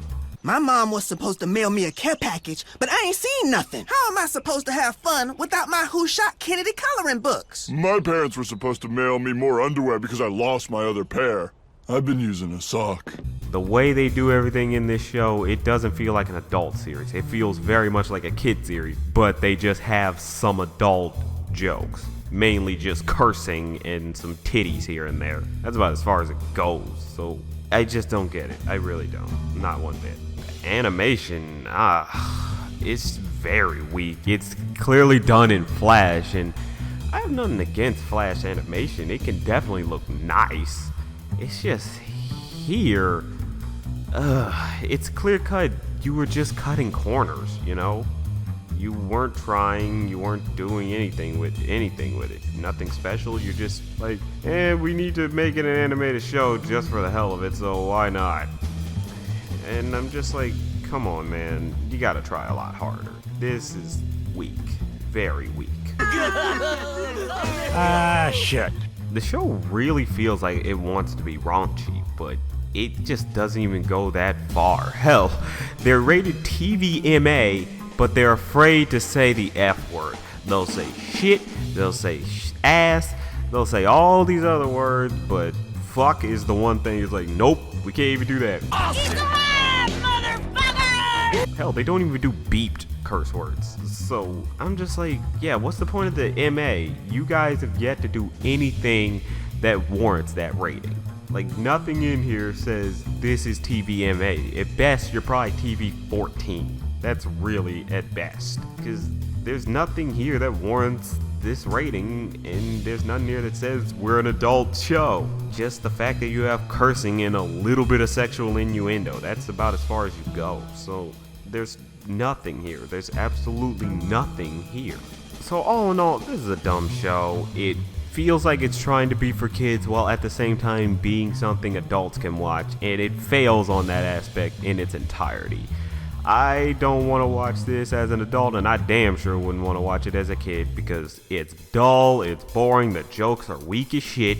You don't even have the actual wrestlers playing the characters, so really, I don't know what the hell you were going for with this. the show's sort of being worked on by Seth Green, and I'm just like, dude, are you just doing this to just get a little bit of extra cash?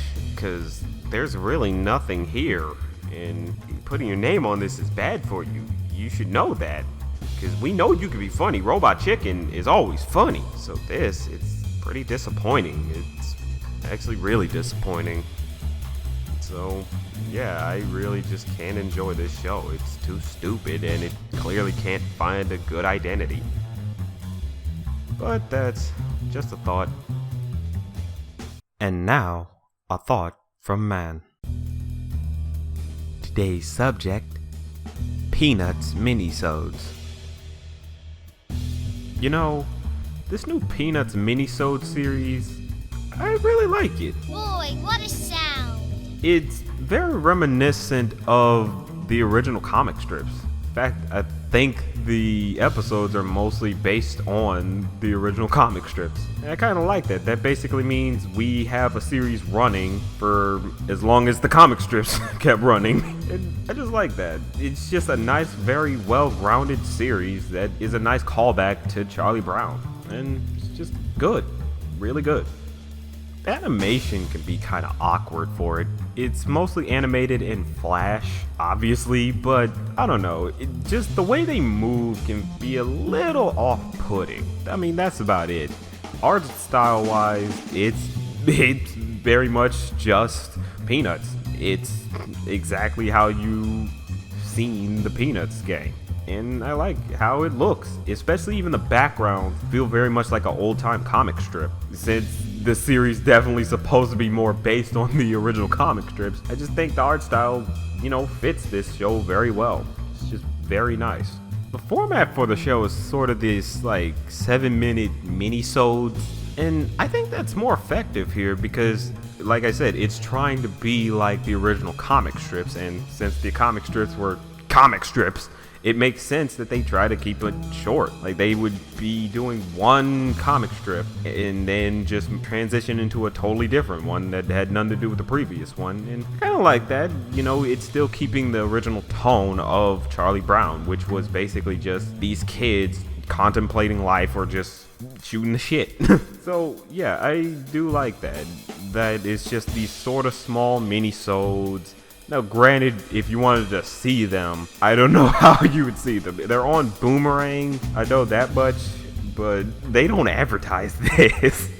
I'm just like, where the hell is the advertising for this show? I mean, it's a nice show, so what up, Cartoon Network? What are you doing? Why put it on just Boomerang? It's a nice little show, so what up? It's just something that kind of bothers me a little. Is that all? All the characters are just as great as you will remember them. There's nothing different about them. They're as great as ever. Charlie Brown is still that kid with no confidence. Look at that little red-haired girl. Isn't she cute? That's the trouble with being a little kid. I can't invite her out to dinner. I can't even invite her for a cup of coffee. Lucy is still sort of the bully, but can be a bit clueless on things or just to mess with people or kind of full of herself. How I love to hear that old money clink. Linus is still helpful and that lovable little goofball here and there. It's pretty hot out here today. That old sun is really beating down. I'd sure hate to be under a blanket or something on a hot day like this. Peppermint Patty, the tomboy as always. A foul ball hit behind third base as the shortstop's play. Ma'am, if it's okay with you, I'll take the questions after school. Out in the alley behind the gym. Snoopy is just Snoopy. He's as great as he's always been. They've done nothing to change it, and they shouldn't. He's perfect the way he is.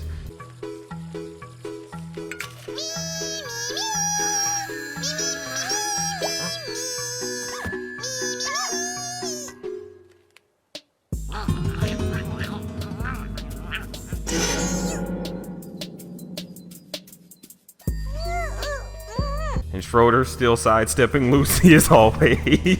I have a historical question for you, Schroeder. Did Beethoven ever have any beautiful girls nearby while he was practicing his piano? No, I don't think Beethoven ever had any nutty females hanging on his piano while he was trying to practice. That isn't quite what I said. So, in terms of the characters, they're just as great as you would remember them for. They kept them the way they're supposed to be. So the characters are just perfectly fine. That's okay with me. The main premise is all together the same. You know, just the kid shooting the shit, contemplating certain issues here and there. That's just basically it. It's just Peanuts the way Peanuts has always been. They don't tackle like big time issues, and to be real, that's not what Peanuts is meant for. Granted, they did tackle a sort of big issue this one time with a little girl that had cancer. But they handled that pretty well. I actually like the emotional aspect of that special. But here, you know, it's still the basic premise of the kids just shooting the shit, contemplating certain things like growing up, what is love, and stuff like that. It's just that original timelessness that is Peanuts. And that's what Peanuts is supposed to be. Just straight up timeless. They don't put any modernizations here and there. They don't throw in like an iPhone or any modern piece of technology. They keep it just timeless. So all in all, it's a great series. It's basically the Peanuts gang the way the Peanuts gang has always been. The characters are all great. Charlie Brown's great, Schroeder's great, Linus is great, Snoopy is great, Lucy is great, Peppermint Patty's great. Everything is basically just great. The premise is just as normal as it's always been. Just characters shooting the shit, contemplating life, being kids, and wondering what happens when you grow up and all that. It's just basically a fine and dandy series. It's just the way Peanuts is. Just that nice, timeless, classic Peanuts. But that's just a thought. And now, a thought from Mann. Today's subject, the Mr. Peabody and Sherman Show. You know, the Mr. Peabody and Sherman Show, it's okay. It's definitely something worth checking out, just mainly for the art style, if anything. It looks gorgeous, but there's nothing else to it. It just looks gorgeous, and that's it. It just has a pretty face to it, and I don't know, I find that kind of disheartening. I like having something to look at, but I also like thinking. That shouldn't be too much to ask for, is it? What a snooze fest! The major strong point of the series is definitely the art style. I could look at this all day. It looks so gorgeous and stylized. And it's just like, why can't the rest of the series be just this art? It just looks so beautiful. It's done in like Art Deco style, which I just love that style. I just absolutely love the Art Deco style. It looks gorgeous. It's something that just I would want to look at all day. In terms of a TV series, that's not very good if the only thing I really want from the series is just to look at it. You know, you gotta give me another reason to want to stay. Something like this art style would work perfectly for like a little mini short, but for a TV series, I mean, unless you have something else in the series, it's not enough to keep me coming back. It's just kind of annoying to me. The animation really complements the Art Deco style, I definitely could say that. But sometimes the animation could be a little obnoxious, particularly with expressions. Mainly Sherman, if anything. Just whenever they make him do a dumb face, it just looks a little off-putting. I don't know, that's probably just a minor nitpick, but every time he has those goofy looking teeth, I'm just like, I don't know. It just kind of turns me off from the series a bit. The premise of the show is kind of weird. They decided to do it like a late night talk show, and I'm just like, why? You know, you had a movie, which was actually pretty good. It was fun entertainment, but I mean, granted, it's nothing to really write home about. It has nice moments, but you have this movie, and I don't know why you don't continue from the movie. That's sort of what you did with your How to Train Your Dragon TV shows. So I don't get it. Why do this late night talk show thing? It just feels kind of weird. It's like, what the hell does Mr. Peabody and Sherman have to do with late night television? It's just kind of odd for me. The thing about their little late night sketch show is that they do it inside their house, which is a penthouse above this building, so they constantly have neighbors coming in and out. Now then, Mr. Peabody! Oh, Mr. Peabody! ladies and gentlemen, our building manager, Mr. Calvert Hobson. What's all the commotion? Our downstairs neighbor, Christine. Kenny! Where are you, my little man? Oh, look, it's our other neighbors from downstairs, the Yakamoras. And it kind of hurts the flow of the show because, you know, you have random people popping up and constantly ruining the show. And, I mean, I don't know, if they were following the behind the scenes thing, like how they set up the show and all that, maybe that could work out better for them, but it's mainly during the show where random characters just pop in and they kind of go with what they can. And I just don't feel like that works for this series too much. This is the end, Mr. P! The show definitely can fall into some lowbrow humor. Mainly with butts. I don't know why. It's just kind of like, what is with you and butts? They have one skit where Sherman decides to paint a portrait with his butt. Tonight, I'll be doing something the Italian masters called butt painting. Anybody can paint with their hands, but only a real artist can paint with his booty. I will now paint a portrait of this bowl of fruit, only using my rear end. Oh!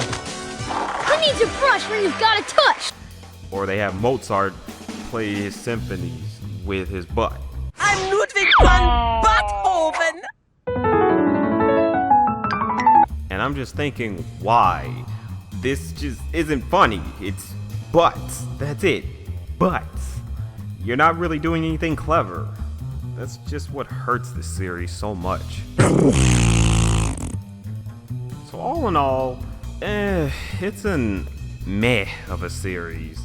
The humor is pretty dry, can be pretty crude as well, and I just wish it could have been so much better had they followed up from the movie, because the movie had genuine character moments. This doesn't. It doesn't really allow the characters to be characters. It just has random wacky humor for the sake of random wacky humor.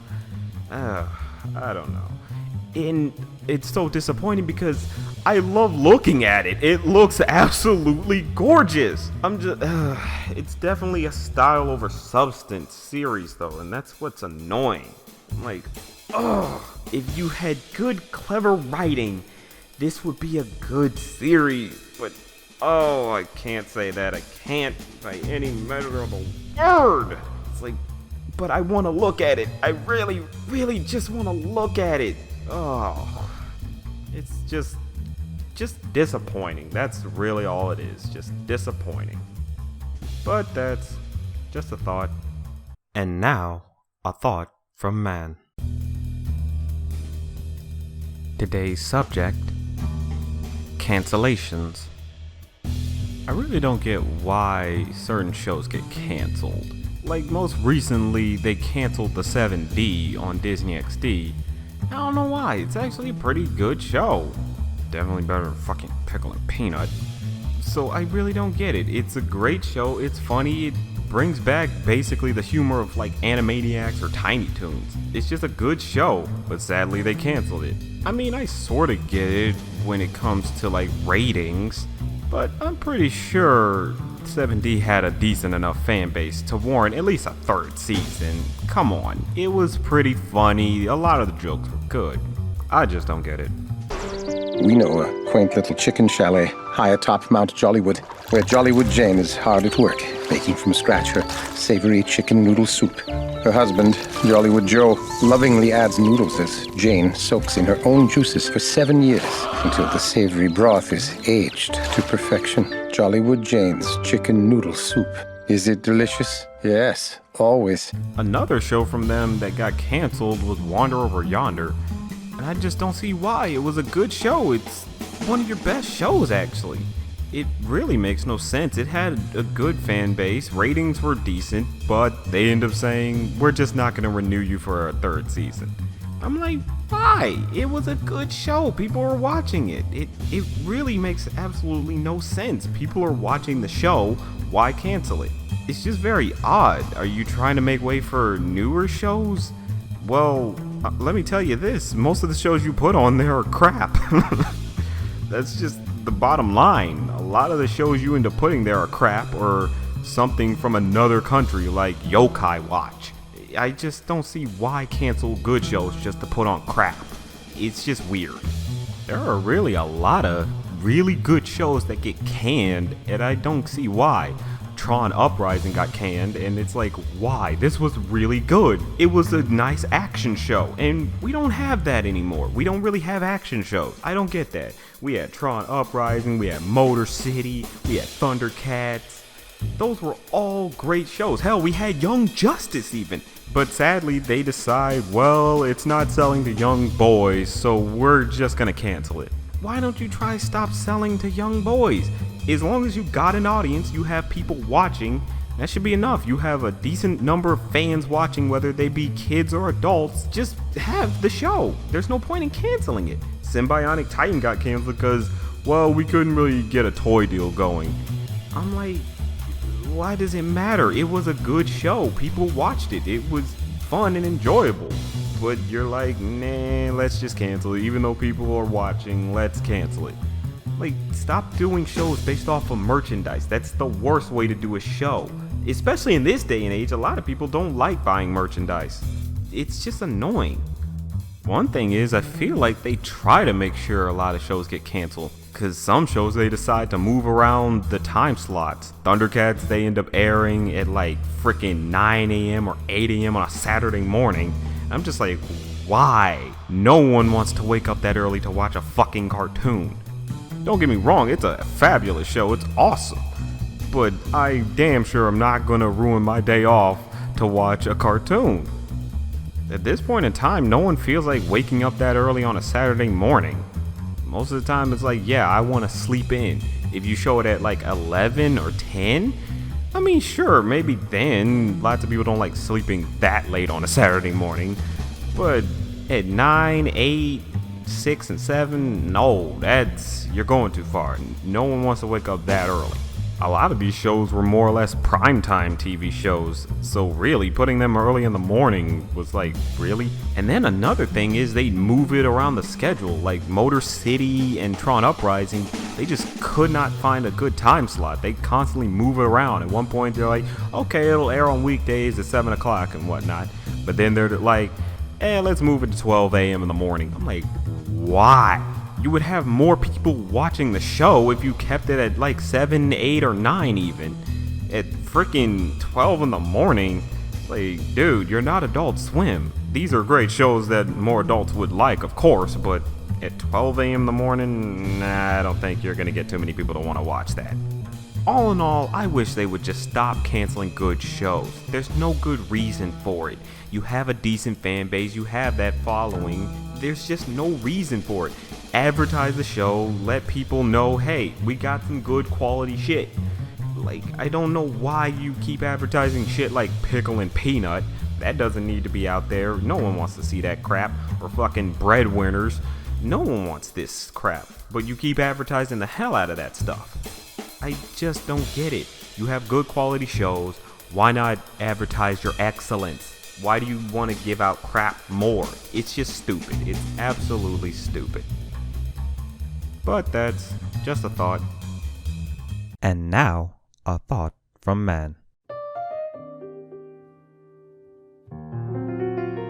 You know, Cartoon Network's always been a proprietor of weird and out there kind of shows with stuff like Amazing World of Gumball, Uncle Grandpa, and stuff like that. So is it really surprising that they would make a show like Apple and Onion? It's a weird show that has a strange idea with the whole world being inhabited by food people, but honestly it has a pleasant charm to it. It's definitely better than other crimes against humanity, at least in terms of its execution. It doesn't feel like it's trying to please anyone, or that it's being lazy with its premise. It just wants to have episodic fun with enjoyable characters, which I'm always down for. Whoa!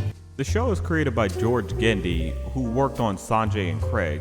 which is kind of a little bit on the nose with this show because you can feel the companionship between the two characters. So you kind of understand where he's coming from when he made this show. Granted, this one's much better. Sanjay and Craig was a weird show, and this is probably a little weirder, but this one has better execution of its style, whereas Sanjay and Craig was just gross out jokes for the sake of gross out jokes. So I'm glad he was able to stretch his creative wings with this series. He was able to make this something proper rather than just some stupid shit that's there to appeal to the lowest common denominator. And the premise itself pretty much shows how weird this show can be, because it's mainly about an apple and an onion living together in the big city and just living life in a world made of food. It's kind of weird because this series is more a down-to-earth type of show. You would think, oh, this is gonna be weird, wacky, fun, which it does have those elements, but it's more downplayed than it is wacky and crazy. That's just kind of something I kind of appreciate it for. It's not so over the top, even though it has such an over the top premise with the fact that everybody's food. And it's kind of adding on to this whole slice of life with weird premises idea that Cartoon Network's been on recently. First they had We Bare Bears, which is slice of life, but the weirdest thing about it is they're bears just trying to live life in San Francisco. It's like, okay.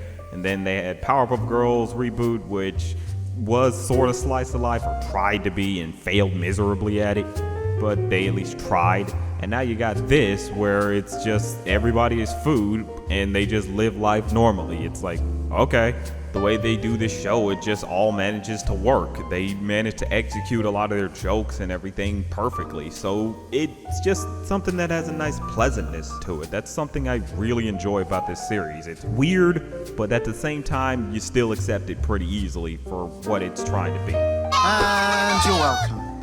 The main duo are a pretty kooky bunch. You have Apple, who's more the glass half full type of person. He tends to be a bit more accepting of things and looks at life with a positive attitude, even when he clearly should be a little angry about something. Oh, wow. You're the best artist I've ever seen in my whole life. So far. Huh? Very talented indeed. Anyway, I've got to go find an ice cream truck. Hey, wait a minute. You really like that drawing? Of course I do. It's a masterpiece. I'm glad I spent all of my money on it. But his positive attitude tends to get him in trouble a lot of the time. He tends to get on people's nerves because he's so positive, or he'll do a lot of things that are very misguided in his attempts in trying to make somebody happy. So it results in him usually suffering some sort of consequence for it. That's sort of a nice offset for him. He's so pleasant that you enjoy his character, but not pleasant enough that it doesn't result in him getting hurt or in some sort of trouble. I kind of like that they took that approach. Perfect. Then you have his friend Onion, who's more the shy type. He tends not to understand social cues, and he's very socially awkward. He sometimes doesn't understand the idea of boundaries when it comes to new people. Friend, maybe? Reading. Oh, why do they always sit next to me? It's kind of the weird thing about him. He wants to make friends, but at the same time, he's not really familiar on how to make friends. And he hits it off with Apple because, well, Apple's just a very positive guy, and he really clings to this weirdness of Onion. And that's just the nice thing about them. They're both very awkward and weird, and they complement each other very nicely in the show. However, in real life, I'm pretty sure consuming something like that would result in you hugging a toilet. The perfect team? The perfect team. Like I mentioned before, the world itself is very weird because it's all inhabited by food people. And the thing you would expect the most out of this series would be a lot of food puns, but surprisingly, they actually tend not to do that many. It's kind of weird, honestly. I really was expecting a lot of food jokes with them, but surprisingly, they just decided, it's too on the nose. You'd see it coming a mile away. And I kind of like that. I like the fact that they decided, hey, let's challenge ourselves and not do as many obvious food puns that you would expect with a world or a premise like this. That's just kind of nice in my opinion, that they decided, let's just avoid this very obvious joke. Granted, that doesn't mean they can't play into the idea that these characters are food. Sometimes they do use the fact that they're food to the character's advantages whenever the situation calls for it. So they do have some things where it involves certain aspects of a character being food. It's just kind of something that I enjoy, that they rather it have something that plays into the situation rather than just constantly making puns. They make a few minor puns here and there, but not so much that you're like, okay, I get what this show is gonna be. You pretty much don't know too much about what you're gonna get with this series, and that's something I can pretty much appreciate about it. We're trying to catch that truck. Well, you gave me the gift of coolness. Let me give you the gift of speed. Bend over.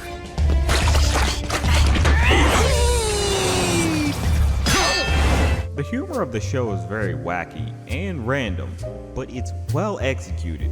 It's very silly, but it has a nice charm to its silliness. The big call sign for Apple and Onion is they very much enjoy singing. Like almost every episode, you will see them make up some random ass song and sing it. And ultimately, you kind of feel good about the songs they sing. They're just very day-to-day, what we're doing type of songs, as in they just sing about what they're gonna do, what they plan on doing, but you're just like, that's kind of nice, you know? That's sort of what some people do. They just kind of hum to themselves, or they'll make up some song in their own head about what they're doing, and it's just kind of nice. One thing I really do enjoy the most about Apple and Onion is that it relies more on the wackiness of the world and the characters in it than just unexplained randomness. It's more on the lines of these things happen, and a lot of it feels connected to things proper. It doesn't feel like, here's some random stupid shit just for the sake of it. It's more on, this thing happened, and now this other thing is connected to that thing that just happened. And now you're starting to see everything kind of come full circle, or you're seeing the play out of everything happening. It keeps everything nicely connected. And the thing about the humor is that it very much relies on the characters kind of annoying people a bit because they really don't understand social cues. A lot of the time they can do some stupid things or be very misguided and kind of wreck things for other people, but it works out because they usually recognize their mistakes. They can be pretty stupid in their antics, but it's not so much that they're done out of ill intent or that they don't care. Like, they truly do care if they hurt somebody in some way, and they make it their mission to try to right that wrong. And that's something better than other shows where the characters can tend to not give a crap. Their thing is, they do care. They're just misguided in their attempts to help people. And that's something you can kind of appreciate about the characters. And the animation itself plays into the world, because it adds a nice softness to the characters and the world around them. It just makes it feel like, yeah, this is a nice community. It's like, come in, you're welcome. It just has a nice, irresistible charm to it. It just feels very comforting. You just sit back and you feel kind of relaxed as you're watching it. You still get very funny jokes, and a lot of the characters can act a bit frantic on stuff happening, but at the same time, you just feel like, you know, I can just kind of sit back and relax and chill and watch this. It doesn't feel like it needs to be over the top. Granted, it can be over the top here and there, but it still kind of relaxes you as you watch. Classic. Classic. This is just an all-around pleasant and charming series. It's something I just feel like I couldn't get enough of. As I was watching it, I just almost fell in love with how great this show was. I just really enjoy the characters, I enjoy the world, I just enjoy everything about this. It can be kind of out there with the idea of the fact that they're all food, but it's not so out there that you couldn't accept it, because the characters themselves are just very welcoming, and the way it's animated feels welcoming. You just feel kind of calm watching it. And this is the type of series that I'm happy Cartoon Network decided to pick up. This is something that just has a pleasantness to it, while at the same time knowing we don't need to be super over the top. We don't need to be random all the time. We could just be sort of different. This is what I was talking about with Cartoon Network. Variety. That's where Cartoon Network always excelled, and this series is no exception to it. But that's just a thought. And now, a thought from Mann. Today's subject, Voltron Legendary Defender. You know, Voltron Legendary Defender, I really have to say, it's good, like, really good. Thank you. And I'm kind of surprised, because I really didn't watch Voltron that much when I was a kid. It was something I kind of enjoyed every now and then when it was on, but it wasn't like my favorite. But this series actually has me legitimately interested. It's actually a nice action show. The animation is really nice. It's done by the same people who did Legend of Korra, and honestly, that was for the best. That is ultimately what got me so interested in this series. Because I'm like, it's done by some of the same people who worked on Legend of Korra? Okay, let's check you out. And for what I got, it's actually really good. The animation is just very nice, and a lot of the character designs are reminiscent of Legend of Korra. Ultimately, this series is just great. Just how they animate it works perfectly. Even does a little bit of blending of 3D CGI for Voltron. I wish they animated Voltron in 2D and kept him looking more like all the other characters, but it still works just fine. When they have action scenes, they work. So what they did with that, it's great. I just love the animation for it.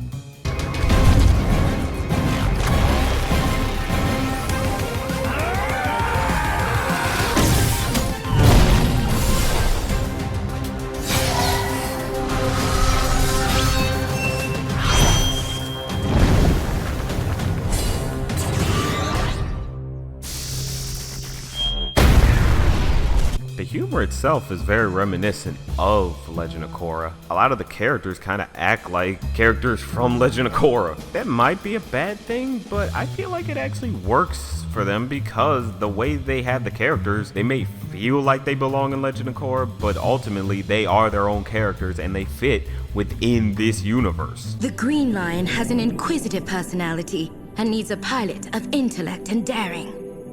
Pidge, you will pilot the Green Lion. The Blue Lion... Whoa, hold up, let me guess. Takes the most handsome / best pilot of the bunch?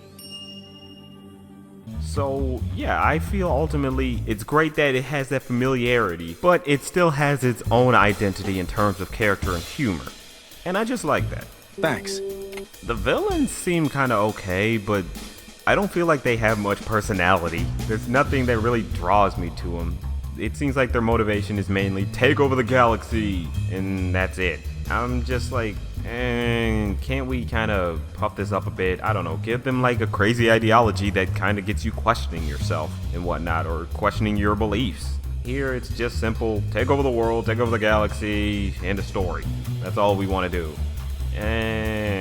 You could do a little better there. Perhaps.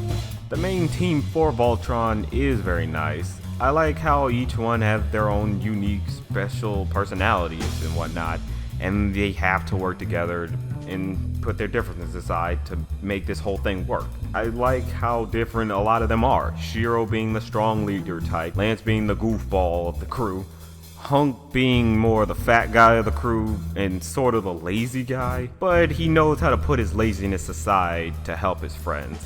And Pidge having a bit more of a backstory and being the smart one of the whole group, and having more of a connection to certain characters like Shiro, and Keith being sort of the hothead of the group. And I just like that. Every character is unique and has a personality, and they don't just fall in line with these other type of teen TV shows where the characters only have one personality trait. No, they clearly have different unique personalities, and they don't succumb to just those certain traits of theirs.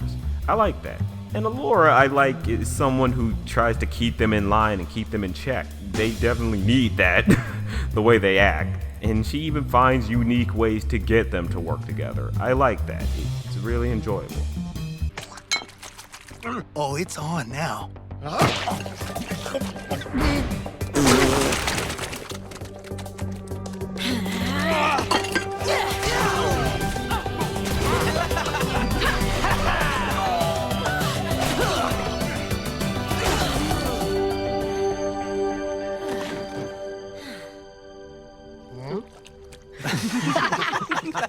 Enough! Do you see what you're doing? You're finally working together as one. Hey, she's right. I really enjoy the fact that you do not have to watch previous incarnations of Voltron to be able to watch this series. I didn't really watch Voltron that much when I was a kid. I didn't even watch the Voltron Force series that came before this one. But this one got me interested, like I said, because of the animation. But it works so well because it is a full-blown reboot. It does what reboots should always do. It reintroduces this whole concept and the characters. So basically the new generation and the old generation can come back and enjoy their favorite characters with just kind of a bit of a different spin to them. I just like that, and that's how reboots should always be. Being a full-blown reboot that reintroduces the concept and the characters. It doesn't rely heavily on nostalgia like the Powerpuff Girls series relies way too much on nostalgia. So the new generation is going to be lost, and the old generation is even lost because it's like, wait, I don't remember that being in the original, or I don't remember these characters acting like this in the original. This one works more in the sense of, okay, it's a reboot. Personalities sort of change here and there, motivations change here and there, the story's different, everything about this is more like a new series, instead of it just being sort of a half-measure reboot. And I think they did perfectly well on that part. So all in all, this is a great series, and I really hope this opens the door to more action shows being on Netflix, because this concept works so much better on Netflix because you can release all the episodes at once and no one can be lost. Now you could start from the beginning. You don't have to wait for the certain episode to air on a certain day to be able to catch up. No, now you can watch from beginning to end, and I hope that opens the door. Hell, you could bring back Young Justice, you could bring back Thundercats, you could bring back a lot of great action series because of this concept, and I hope this does open the door because this is such a great idea and it works so well for this series. But that's just a thought. And now, a thought from Mann. Today's subject, counterfeit cat. You know, I really thought I was gonna hate Counterfeit Cat, but honestly, it's not even worth that. It's really just kind of an okay show. There's nothing horribly wrong about it. There's not too much really good about it. It's just kind of there. I thought it would be something where I'm like, why did we get this? But honestly, it's not worth all that. It's all over! One thing I could definitely say that's good about this is mainly the animation. It's definitely bright as hell, so you might get a seizure from it, so I would suggest not even bother watching it. But it looks pretty. That's definitely something going for it. The animation is really nice and fluid. The character designs don't annoy me. It's just kind of nice to look at, if anything. Living the dream! The main characters, Max and Gark, they can be kind of annoying. It mainly depends. It's mostly Max because his voice just randomly switches up. And sometimes it's just like, what the hell? Why did your voice switch up? What was the purpose of that? He's just saying normal things. He's not trying to be a wacky and silly guy for like doing an impression or anything. So it's just weird when his voice just goes deep out of nowhere.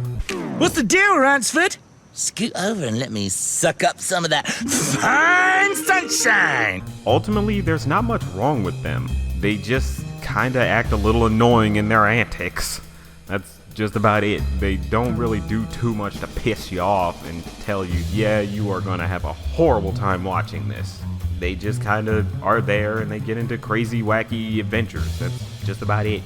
The humor is kinda hit or miss. There's not really much going on for it. Sometimes you might get a little chuckle here and there, but ultimately, it's just kinda eh. There's nothing really funny about it. Nothing that really makes it stand out like it should. I feel like it should, but it just really doesn't. Most of the time, I'm just like, that was a little bit entertaining. But a lot of the time, I'm just kinda silent, deadpan watching it. There's really nothing to this that makes it really stand out. This is a new low. The red unitard was your idea. She's not coming! Gark! Stop!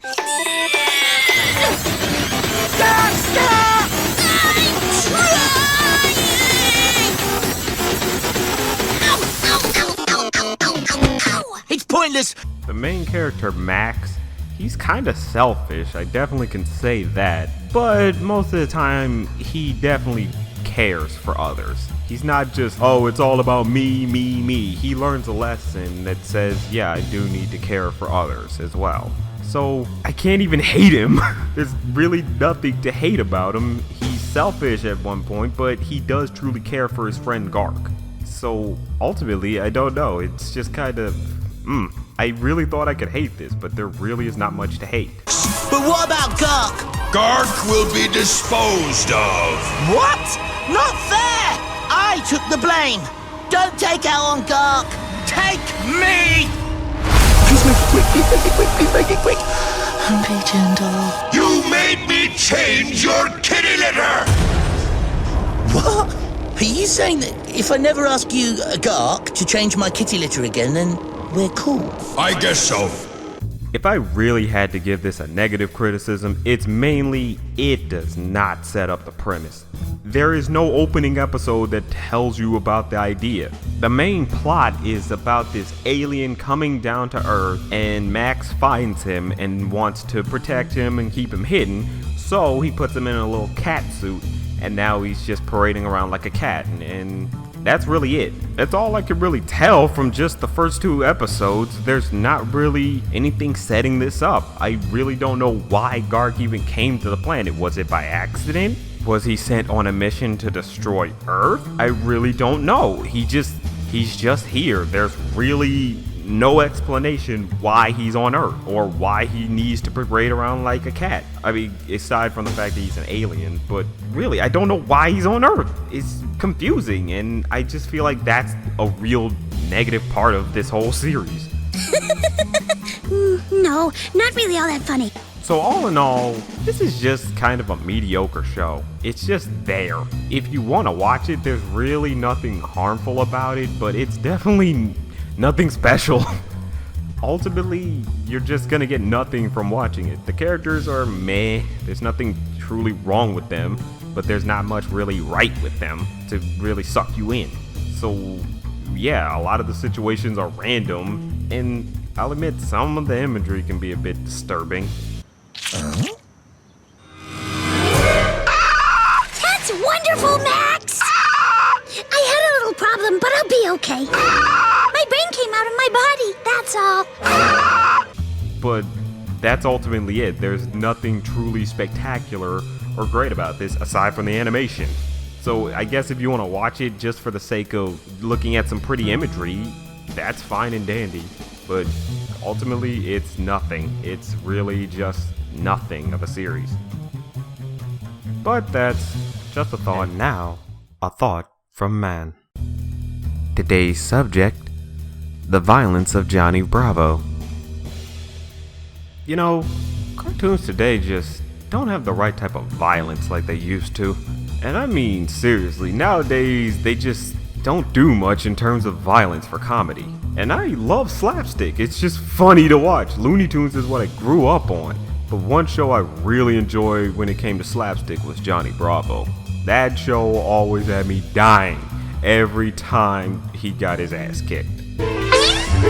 It's amazing how this show still holds up with its slapstick. Basically how they did it was just always genius. Johnny's an obvious jerk and he basically gets what's coming to him.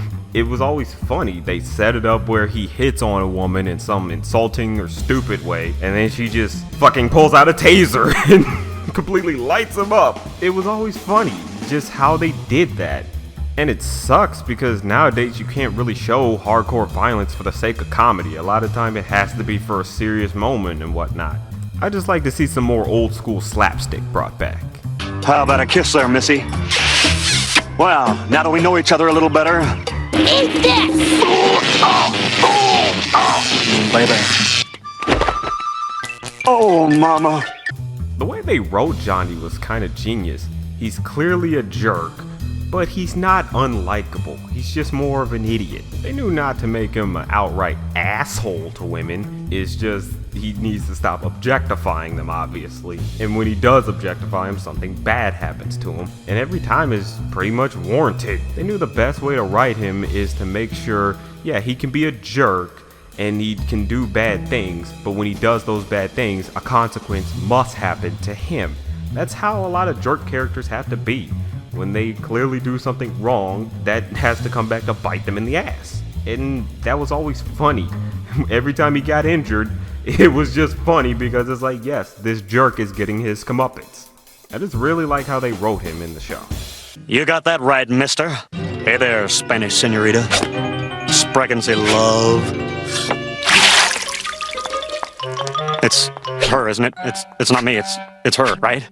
The funniest times whenever he got injured was when he kept getting tasered. It's just funny because just about every woman he talked to either knew some type of martial arts, had a taser on them, had some pepper spray on them, and he'd just get his ass handed to him. It was just like, damn. Say, baby, how's about you and I? Out my way, mister! Oh, pressure. So I was wondering, you wouldn't happen to be hiding any gorillas underneath them clothes, would you? She wants me. Even times when he's not messing with any woman, when he gets his ass kicked, it's just funny. Like the time he fucked with a clown that obviously kind of was a jerk, but still, whenever he got his ass kicked, it was funny. And they really knew how to show impact. Whenever he got hurt, it felt like, yeah, that looked like that hurt. Now look here, mister. Don't force me to whip you right here. How about I whip you with my licorice whip?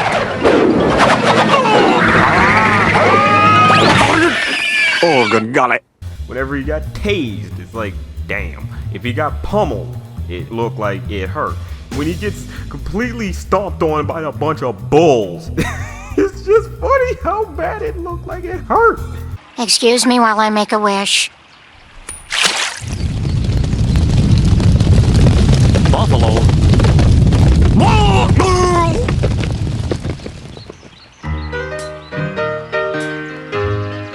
Oh, Johnny, you did it again. You want to hand me my teeth? They're over there by that shoe store. It was just funny how they did this whole show, and that was just kind of the genius of it at the time. All in all, I just miss violence in cartoons nowadays. I just want some hardcore slapstick. I mean, nowadays they still kinda do it, but they don't really do impact very well. It doesn't feel like, yeah, they just got hurt. They feel a little too bendy and stretchy a lot of the time. And you can't really have it like that. They have to feel solid, so it feels like, yeah, they got hurt. Like if you punch someone in the face, you kinda gotta do those individual frame by frames of animation to show the impact. But, you know, it needs to move fast enough that if you blink, you kind of don't see the impact enough, because that's how a punch works. A lot of the time they'll do a white flash, or it'll just move so suddenly, or they won't even put a strong enough sound effect in it that you just don't feel like this character got hurt. He got it! House swears is that way! And I just feel like, you know, let's bring back some old school slapstick. It can be funny, it really can. I just kind of miss that. But that's just a thought. And now, a thought from Mann. Today's subject, opening themes. You know, a lot of TV shows nowadays, they just don't do much in terms of intros. I mean, back in the day, when we had TV show intros, they were always great. Like, most of them we hum today, but nowadays, they don't really do much to just kind of play with your ear, you know? They most of the time just put up a title card or just have some nice little beat to it, but it's just not something you find yourself wanting to hum or finding that memorable.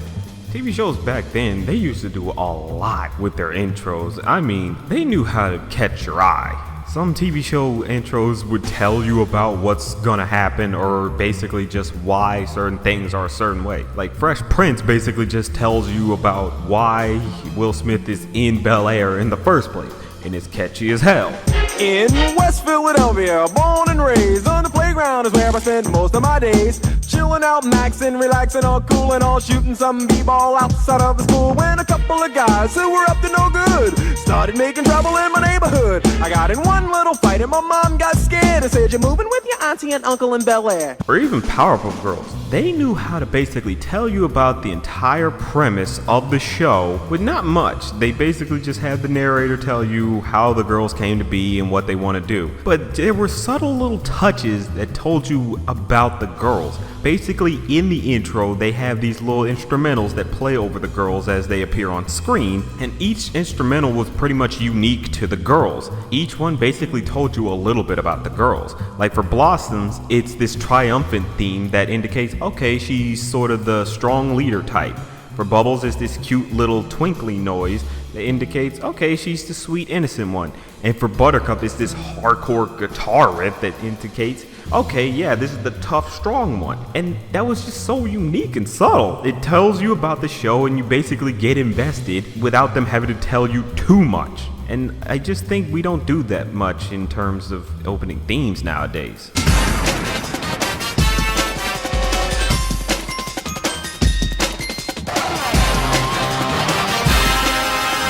A lot of TV shows nowadays, they're just not catchy with their theme songs.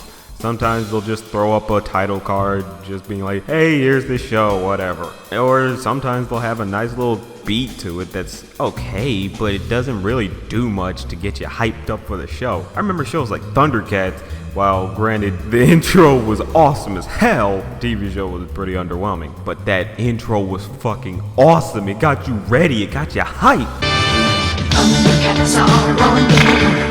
Thundercats are loose. Magic, hear the roar. Thundercats are loose. Thunder, thunder, thunder, Thundercats.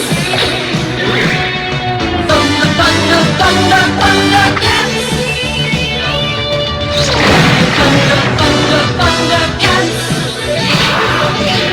Thunder, thunder, thunder, Thundercats.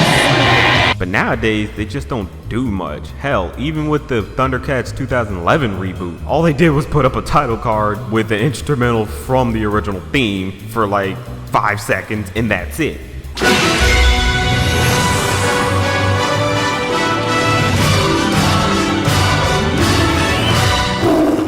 Really, I was looking forward to that too. I was like, make it hype, come on. But it was still a great show. And it's kind of ironic, it basically flipped, where the original had an awesome intro, but the TV show ultimately was pretty weak. And with the reboot, the intro is weak as hell, but the TV show is awesome. It's just kind of weird. TV shows nowadays just don't do much to really get you hyped for it. Some of the catchiest theme songs definitely had to be like Chip and Dale's. That was my shit growing up.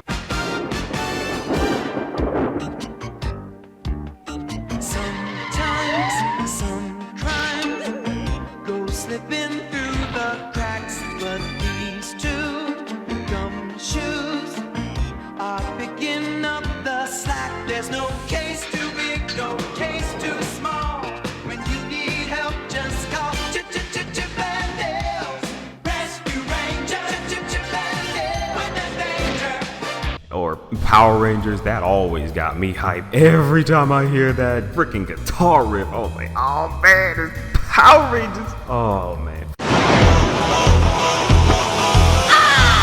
After 10,000 years, I'm free! It's time to conquer Earth! Alpha, Rita's escape. Recruit a team of teenagers with attitudes.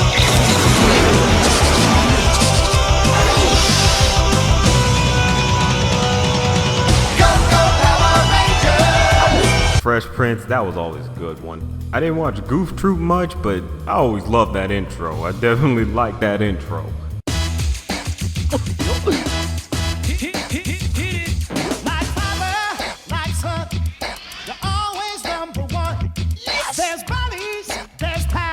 Yeah. You always seem to work things out. Can't you see you're two of a kind? Looking for every time. Report to the truth. How we'll always stick together. They always had so much effort put into it. They usually get the most completely enthusiastic singers for these shows. Hell, freaking Gummy Bears had a freaking enthusiastic singer, and it was like, wow, he is really into this. Gummy bears bouncing here and there and everywhere. High adventure that's beyond compare. They are the gummy bears. They are the gummy bears. and it got you into it. I just missed that. Like, it's just straight up pure emotion, and you're caring about this straight up silly ass concept, but they just sound so enthused and so into it. You're just like, now I gotta get into it. Opening themes like that were just awesome. They just straight up got you into it, whatever it was, because they knew you gotta put emotion into this. You gotta get them kids hyped up. A lot of those shows that we come home and watch in the afternoon, they're like, yeah, we know you're tired, but here's some good cartoons. And they have them theme songs. We're like, oh, time to throw off our backpacks, just sit down, watch some good cartoons, surround ourselves with some fructose bullshit, and just watch some cartoons. And they just got us into it just from hearing that one note of them themes. Man, those were good days. All in all, theme shows today, they just need to put more effort into it. Get like very enthusiastic singers. You don't need to get like pop singers, of course not, but get some people to really hype up a show. A lot of the times they just get someone who can at least hum a few bars here and there, but you just don't get much in terms of hype. Like Star vs. the Force of Evil, it has a nice intro and all that. It's kinda catchy, but it doesn't really get me hyped up.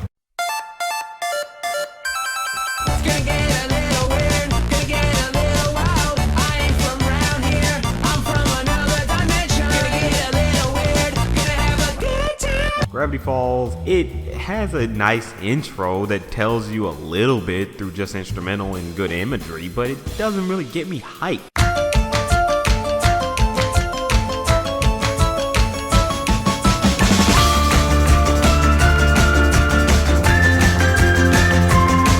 Back then, oh, them TV shows, they got you hyped. They got you prepared. It's like, whatever you're doing, stop doing it. Start watching this goddamn cartoon. Whatever you're doing is pointless compared to this cartoon. And I just miss those days. I just really, really miss those days.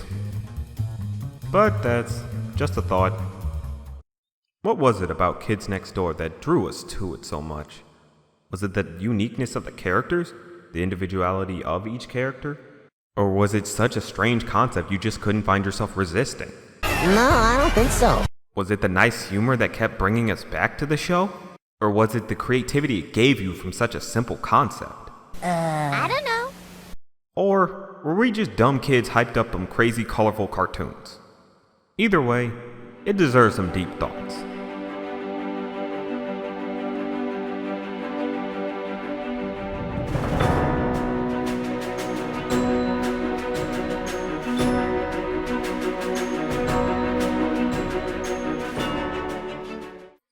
Kids Next Door was definitely a very odd show.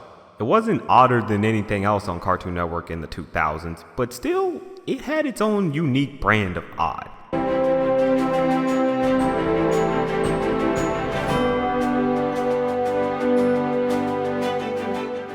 The main premise of the show was the idea of these kid operatives that fight adult tyranny and mainly try to fight back against the idea of growing up. Their main ideology was being a kid was the best and becoming an adult sucked, which we all can agree to easily. No one's a kid forever. It was fascinating. Their thing was easily fight back as hard as you can to grow up. Fight back against this idea of adult tyranny. The way they went about it was all these creative means, coming up with these so-called tree houses and that are souped up to like military grade levels, and even 2x4 technology as they call it, as their way of fighting back. The technology that they had was made up of household appliances and everyday objects that they could get their hands on. And for what they could do with it, a lot of it seemed pretty cool. Some of it seemed like, hey, maybe I could make that. Some of it was clearly outlandish and obviously you are not going to make that. But it was very cool and creative as to what they got with this, like their mustard guns or the thing called the splanker. That's pretty unique and something you probably would try to make yourself. A lot of their weapons and technology were clearly do-it-yourself type projects, and that just showed the great creativity of this show. Basically, all the kids were smart enough to just come up with these weird, exotic weaponry that just looks like they just threw some junk together, but it still worked the way they needed to. Of course, it was over-dramatized as to what they should be able to do with these weapons, but they still worked in the fantasy of this whole entire world. And that just showcased a lot of creativeness to it. Kids Next Door Mosquito. Massively oversized, super quick undercover icy treat transport on helio jets. The show was very episodic. Most of the time, the characters would end up fighting villains of the week rather than just having an overarching narrative. Sometimes they would decide to delve a little bit into something being deeper within, but that doesn't come until later on. Most of the time, the show was left to being just episodic episodes. And for what you got these creative ideas, a lot of them being crazy and weird, but still working with the premise of the idea of fighting adult tyranny. You had a character named Count Spankulot who basically spanks you just for being a bad kid, and everyone can relate to that idea if you were a kid. You know, if you were bad, you'd sometimes get spanked. Granted, this is just some random schmo going around spanking people's kids. Hell, there's one episode where he even gets arrested for it. It gets punished. I was to administer the hand of justice to his backside, and I echoed with the sound of spank. And then it happened. What are you doing to our Carlos? Carlos? I hereby find this here defendant guilty on all counts of illegally spanking an innocent child. But ultimately, you still identify with the idea of being spanked. That was the thing about the show. Even though it's very outlandish, you still identify with what's going on. You identify with the teachers who give you detention or give you too much homework. You identify with the idea of parents who just don't understand you or what's going on with you, and you ultimately don't want them to be a part of what's going on. The show knew what to exaggerate and exactly how to exaggerate, so that way you still can identify with this crazy concept. And that was just a great uniqueness about it. There was nothing really like it back then. That was most invigorating. The major strong point of the show was definitely the characters.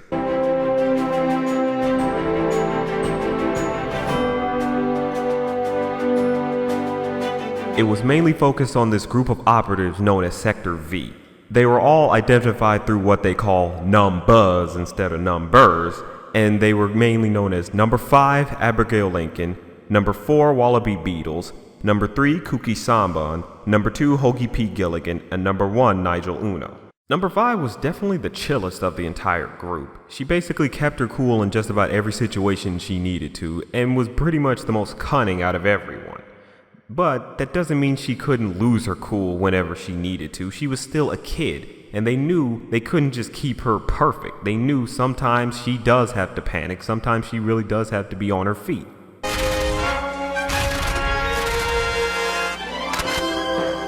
a blast, suckers!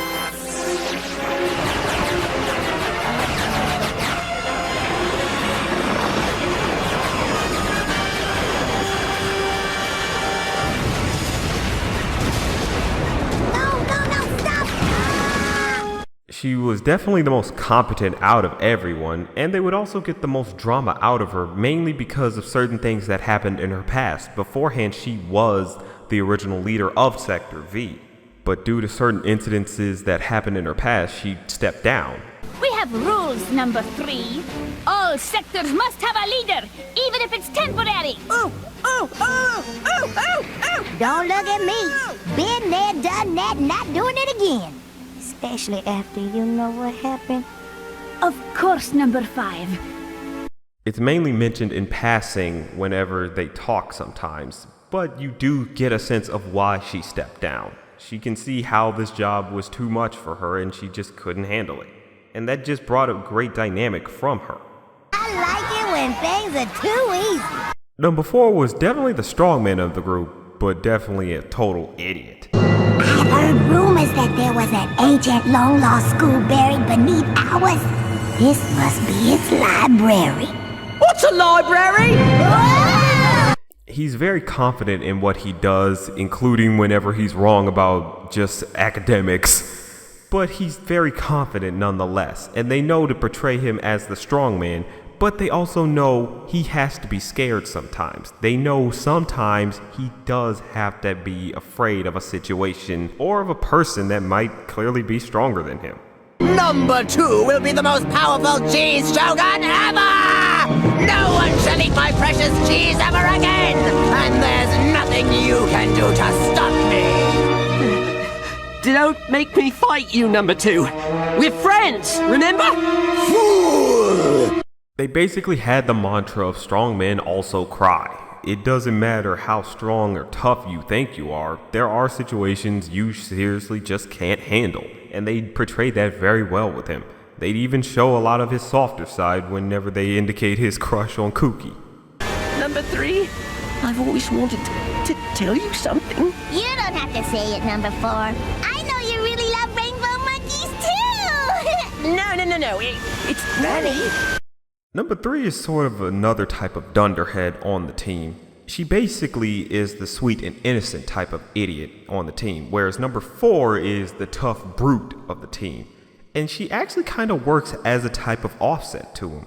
She works more as the sweet one of the group. Granted, she oftentimes can be a little angered too.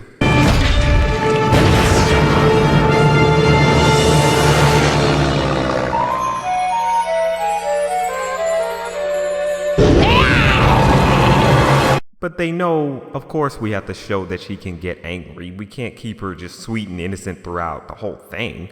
She's not a complete idiot. She's more just blissfully ignorant about a lot of situations going around her. She's usually sometimes in her own little world and just sees the world differently than everyone else.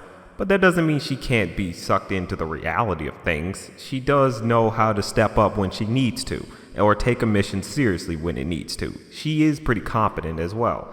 I mean, sometimes she could fail, but she can definitely keep herself together and do right with the team. Time to finish my birthday mission! This time I'll deep fry you before you're burgered!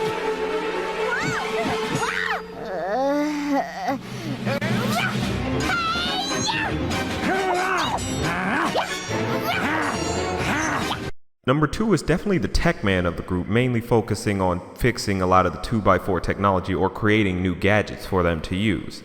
You are so cool! But he's also the goofball of the group. He oftentimes says puns, much to the dismay of everyone around him. It's snack time, Fraulein. Snack time, Fraulein. You got to be kidding. But usually he's lighthearted and he tries to keep spirits up. He's basically the nice guy of the group. He contributes as much as he can, and whenever he needs to call out something that needs to be called out, he'll do it. He mainly works as the nice, funny man of the entire crew. Number 1 is the definite, determined leader. He tries to make sure his team can be as great as they can. No nonsense.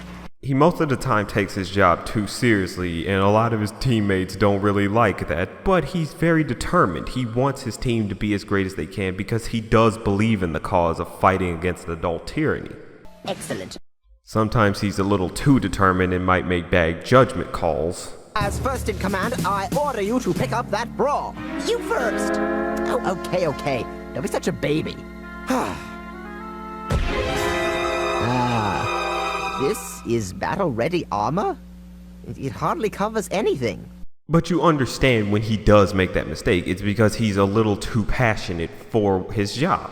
Oftentimes, number 5 and the rest of Sector V try to get him to take a break or go on vacation.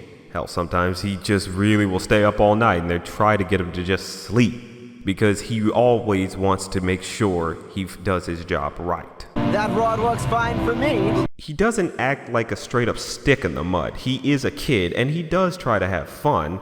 It's just most of the time he does focus more on his job. He's more like a workaholic. He does want to have fun and be a kid, but he knows I'm fighting for a great cause, so I can't fail this. And you completely sympathize with him. He's just very determined for his job, and a lot of us would identify with that. And that just showcases how strong he is, especially with trying to lead his team. Kids next door! Battle station! 5, 4, 3, 2, 1.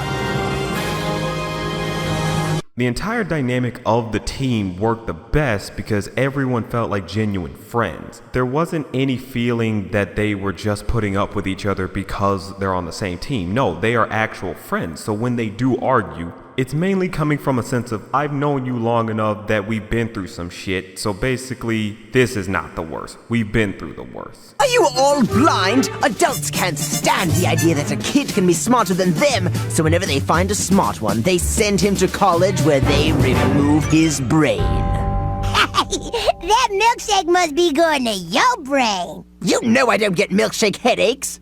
Okay, then. You just crazy. So honestly, they did this very well. They have genuine chemistry amongst themselves. And that was just such a strong point of this series. It was you that was right. I put myself before the team. And I couldn't have saved the world without them. I can make it up to you by giving you number 86's promotion. And let her keep it. I'd rather be with my friends in Sector V anyway. The show had a lot of strong main characters, but they also had a lot of strong side characters.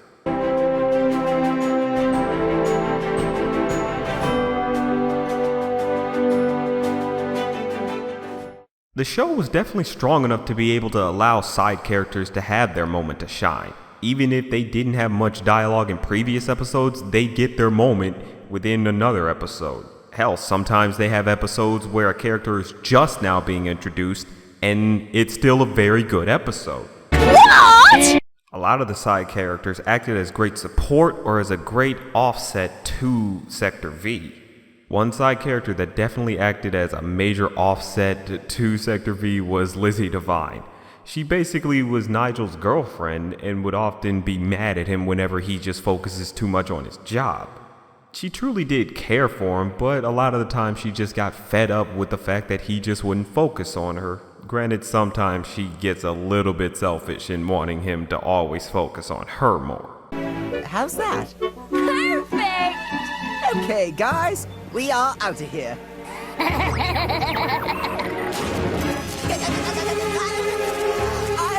catch you guys later! Are you sure, number one? What about the comments?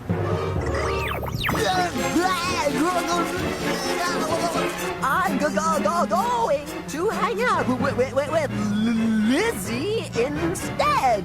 Another character that acted as a sort of offset was number 86, aka Fanny. She was basically a no-nonsense type of character. Whenever someone messes up, she definitely would yell at them in the most screeching voice ever. All the stupid things in the stupid world of stupid people acting stupid! You boys are the stupidliest! It's like you're trying to win a stupid contest, but you're too stupid to take the stupidity test! But she wasn't too much of a downright stick in the mud. Sometimes she'd be able to show her softer side. Whenever she got her episode, she showcased, yeah, I don't make friends, but I want to. And that was something interesting about her. My mom is forcing me to throw a slumber party, and I had to invite someone. Why didn't you invite some of your own friends? Oh. Her job in the K&D was basically decommissioning, where she erases the memories of operatives who have basically grown too old, i.e. they turned 13.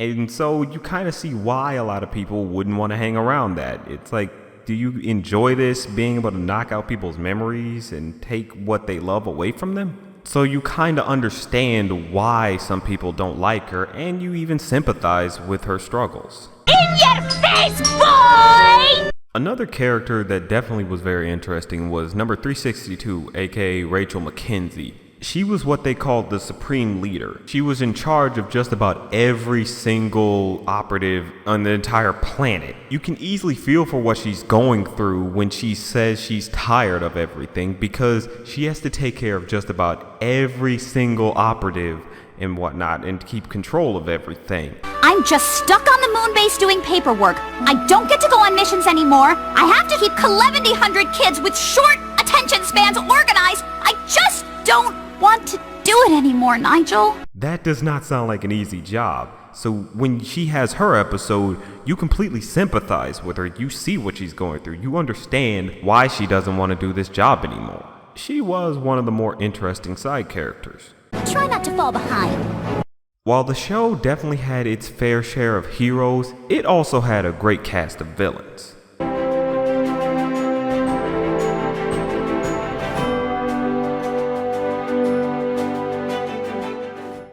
Most of their villains were definitely a great variety. A lot of them were adults, obviously, but sometimes they'd even fight teens. The one thing I hate more than adults, teenagers. There was a whole entire plethora of teen villains that were teamed up with the adults that wanted to combat the K&D. And their basic reasons were, we find kids annoying, you get into our stuff, and all that. And you get that. Everyone understands the whole idea. Teens just don't like kids because usually they get into their stuff. So you understood where they were coming from, but you also knew why they were bad. The most prominent teen they'd go against was Cree Lincoln, who was number 5's sister. And the thing is, she has major history because she used to be a part of the K&D.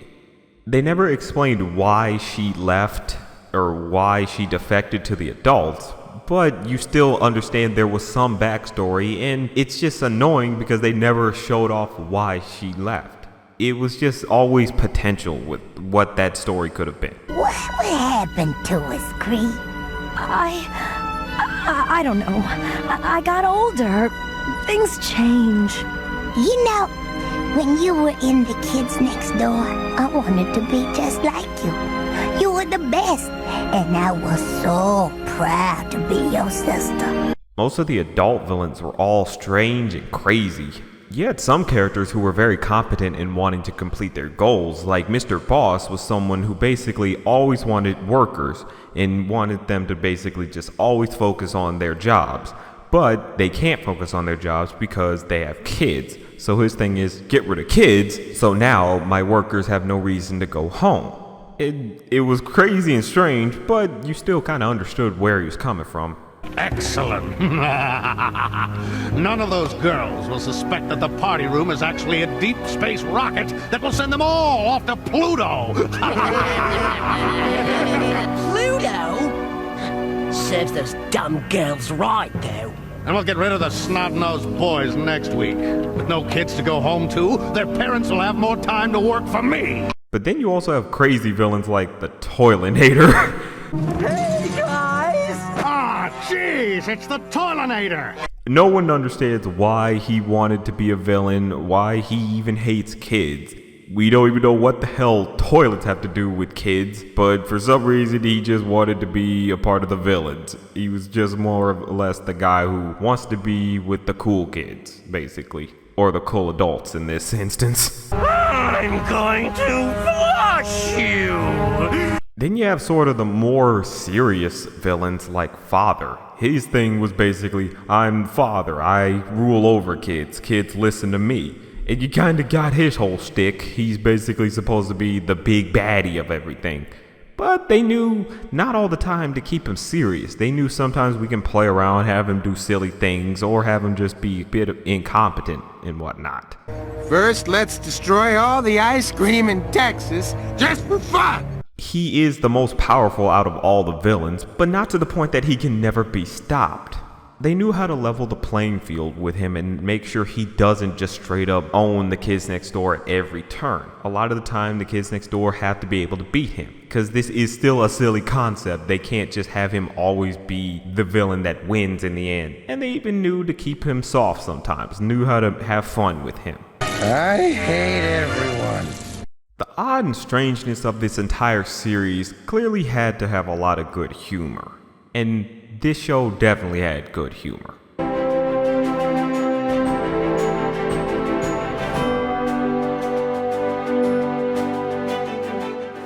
Most of the jokes revolved around kids being kids and also making fun of adults.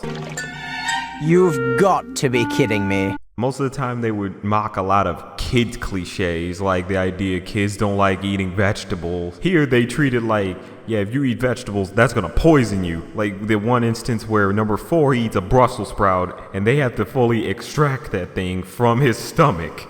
And they treat it more like he's either gonna die or he's gonna become a more responsible adult.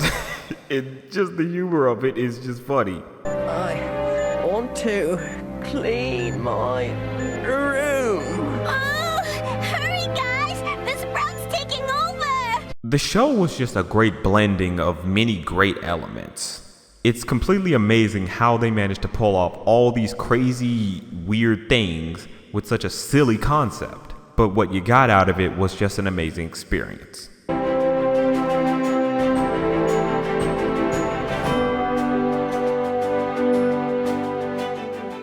The show ended in 2008 on a final note called Operation Interviews. The season leading up to that episode was mainly focusing on Nigel, or more or less had a few episodes that kept focusing on him and hinting at certain things that are to come. But it wasn't a dream. It was more than that.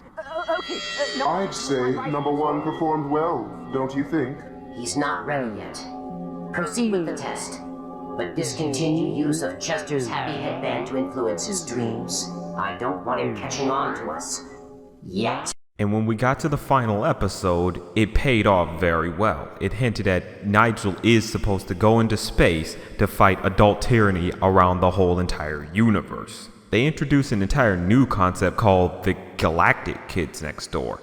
That was interesting, but they didn't want to build on it. It was more to just end off the series. And it was effective. Will you please tell me what exactly is going on around here? Don't you get it yet? You've been chosen to join the Galactic Kids Next Door! Only one kid from every planet is picked, and you're it! You leave immediately! Even the goodbye amongst Sector V and Nigel was very heartfelt, and you really did feel that emotion. So when that episode ended, you did feel like, man, this was a good show, and it is sad to see it go. But it got 6 seasons plus a movie. So you did kind of understand it. It's just that there was potential for even more stories, and ultimately we just wish we could have gotten more. It's better to leave you wanting more than to end on a bad note and have you angry at the series by the end.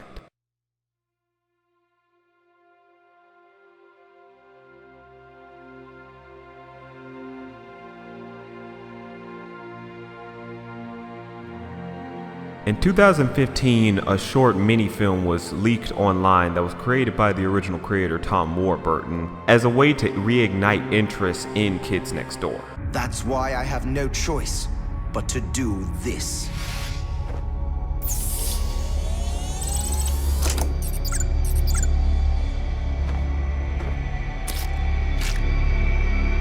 No!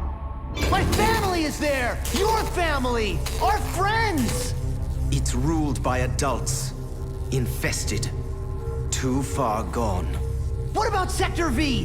Hoagie, Cookie, Wallaby, and Abigail!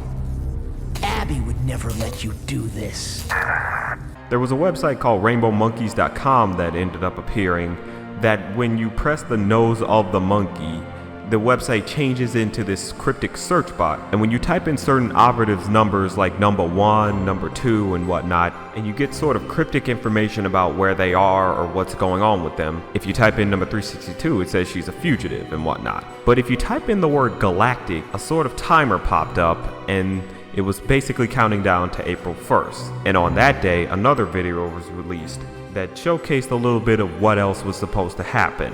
And what they were basically saying was that the world was going to come to an end because of the Galactic Kids Next Door thinking that the world was too infested with adults that it couldn't be fixed. What do we do now? Now? Now you get everyone off that planet! Everyone? Everyone. Every Kids Next Door operative. Every adult. Every boy, girl, man, woman, and child. Because they're coming! And they're coming soon! Oh. Do it now! Before it's too... But then the video ended, and at the end, number 4 comes on to say, at the time, there is no plans for a new Kids Next Door series. But there should be. Well, what are we waiting for? After this, so many people came up just to put up a petition to be able to get back Kids Next Door. The original creator wanted to bring back the show, and he even pitched it to Cartoon Network, but sadly they said they just weren't interested at the time. But so many fans signed a petition just to be able to say, yes, there is interest in this show. Maybe someday they'll come back, but for right now, we just have to hope. Because you know what? I would not mind spending an extended period of time in space, fighting like giant monsters and aliens on alien worlds. Kids Next Door was just such a phenomenal series. It's something that still holds up to this day because it captures just being a fun-loving kid and wanting to just have fun while you can before you have to grow up and take more responsibilities. It was a very timeless show. Literally any generation could watch this show and they wouldn't be lost and it wouldn't feel dated. It knew how to stay within its own world and not incorporate pop culture and date itself. All the characters grabbed at you in some way, shape, or form because they all represented what it was like being a kid. Even if a lot of them were crazy and eccentric, you still identify with just about all of them. The wackiness of the show was what gave it its charm. It may have been stupid and kind of crazy, but that's what gave it its identity. It was meant to be crazy and stupid. It took itself seriously in the right spots, but it knew also to have fun when it's taken itself seriously as well. This was just a show that could never be repeated the way it was. And for that, it's just one of the most unique out of all the Cartoon Network shows. And maybe someday, it'll return. Till then, that's just a thought. Kids Next Door. And now, a thought from Mann. You know, I really thought I was gonna hate Future Worm. Like, it just looked disgusting and I thought, ugh, this is gonna be annoying. But after watching it, it's not bad. Told you, nothing to worry about. Everything about it just screamed, this is gonna be something on the lines of Pickle and Peanut. But really, it's not really that bad. It might look a little funky, but it's just kinda okay. It's nice, nothing really horrible. I love this show. It's made by a former animation director named Ryan Quincy, who used to work on South Park. And some of it kinda shows here. You see a small resemblance of it, mainly with like the random wackiness, but it's definitely its own thing. The humor is a little reminiscent of South Park, but for the most part, it's very harmless. Anyone can watch this and not get offended or get grossed out by it. Really, it's just fine. Ooh, I know! Everybody okay? Microwave it up!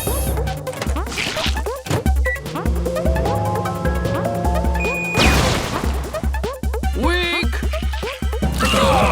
The animation can feel a little cheap. It's not as cheap as, say, Pickle and Peanut, but it's definitely on the lines of, this is definitely not Disney's best. It's not annoying. I can look at the characters just fine without throwing up. But ultimately, you still feel like, come on Disney, this is not your best. It's not your worst, but still, you're clearly not trying to put your best foot forward. I don't know, maybe it's because it's Ryan Quincy who used to work on South Park, maybe that's it. But for the most part, it's just kinda meh. Not cool! The premise is kinda odd. It's about a boy who comes in contact with a worm from the future who came here in a lunchbox, and you're just like, what the hell type of outlandish shit is this? This is Danny. His life changed forever when visited by a time-traveling worm. Are you from the future? You know it. One boy, one worm.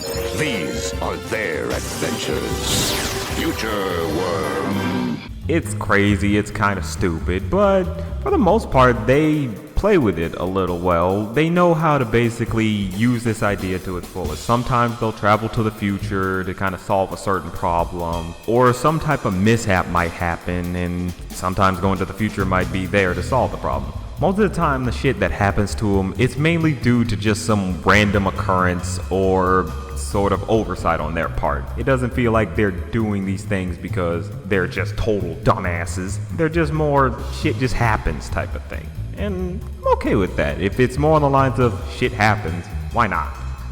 How about this? Sodium hexamutationide 6? It's future paprika with confidence. Whoa! In the future, paprika can grow stuff? Who knows? I don't know.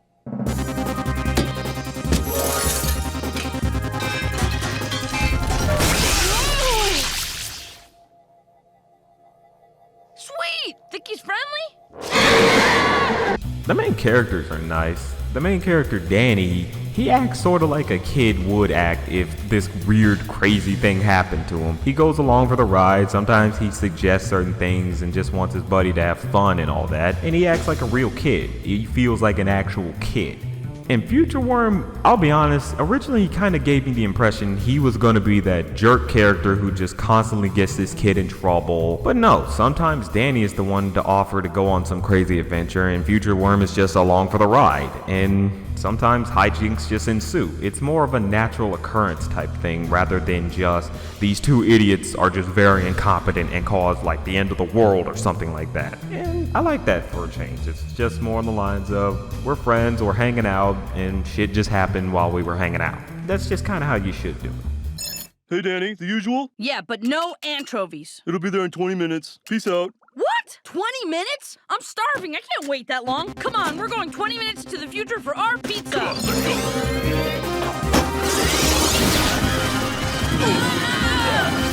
go. I think we took a wrong turn. Some of the humor is kind of hit or miss. They have one joke where they have Neil deGrasse Tyson show up, which I was like, really? Neil deGrasse Tyson showed up for this show? Okay. And I thought, okay, maybe it'll be like Gravity Falls. They have him say some weird stuff, but also say some insightful scientific stuff. They don't utilize him very well. He's just kind of there to be there. It's like, come on, man. Good luck. I'll stay here at the base, but I'll be monitoring your activity.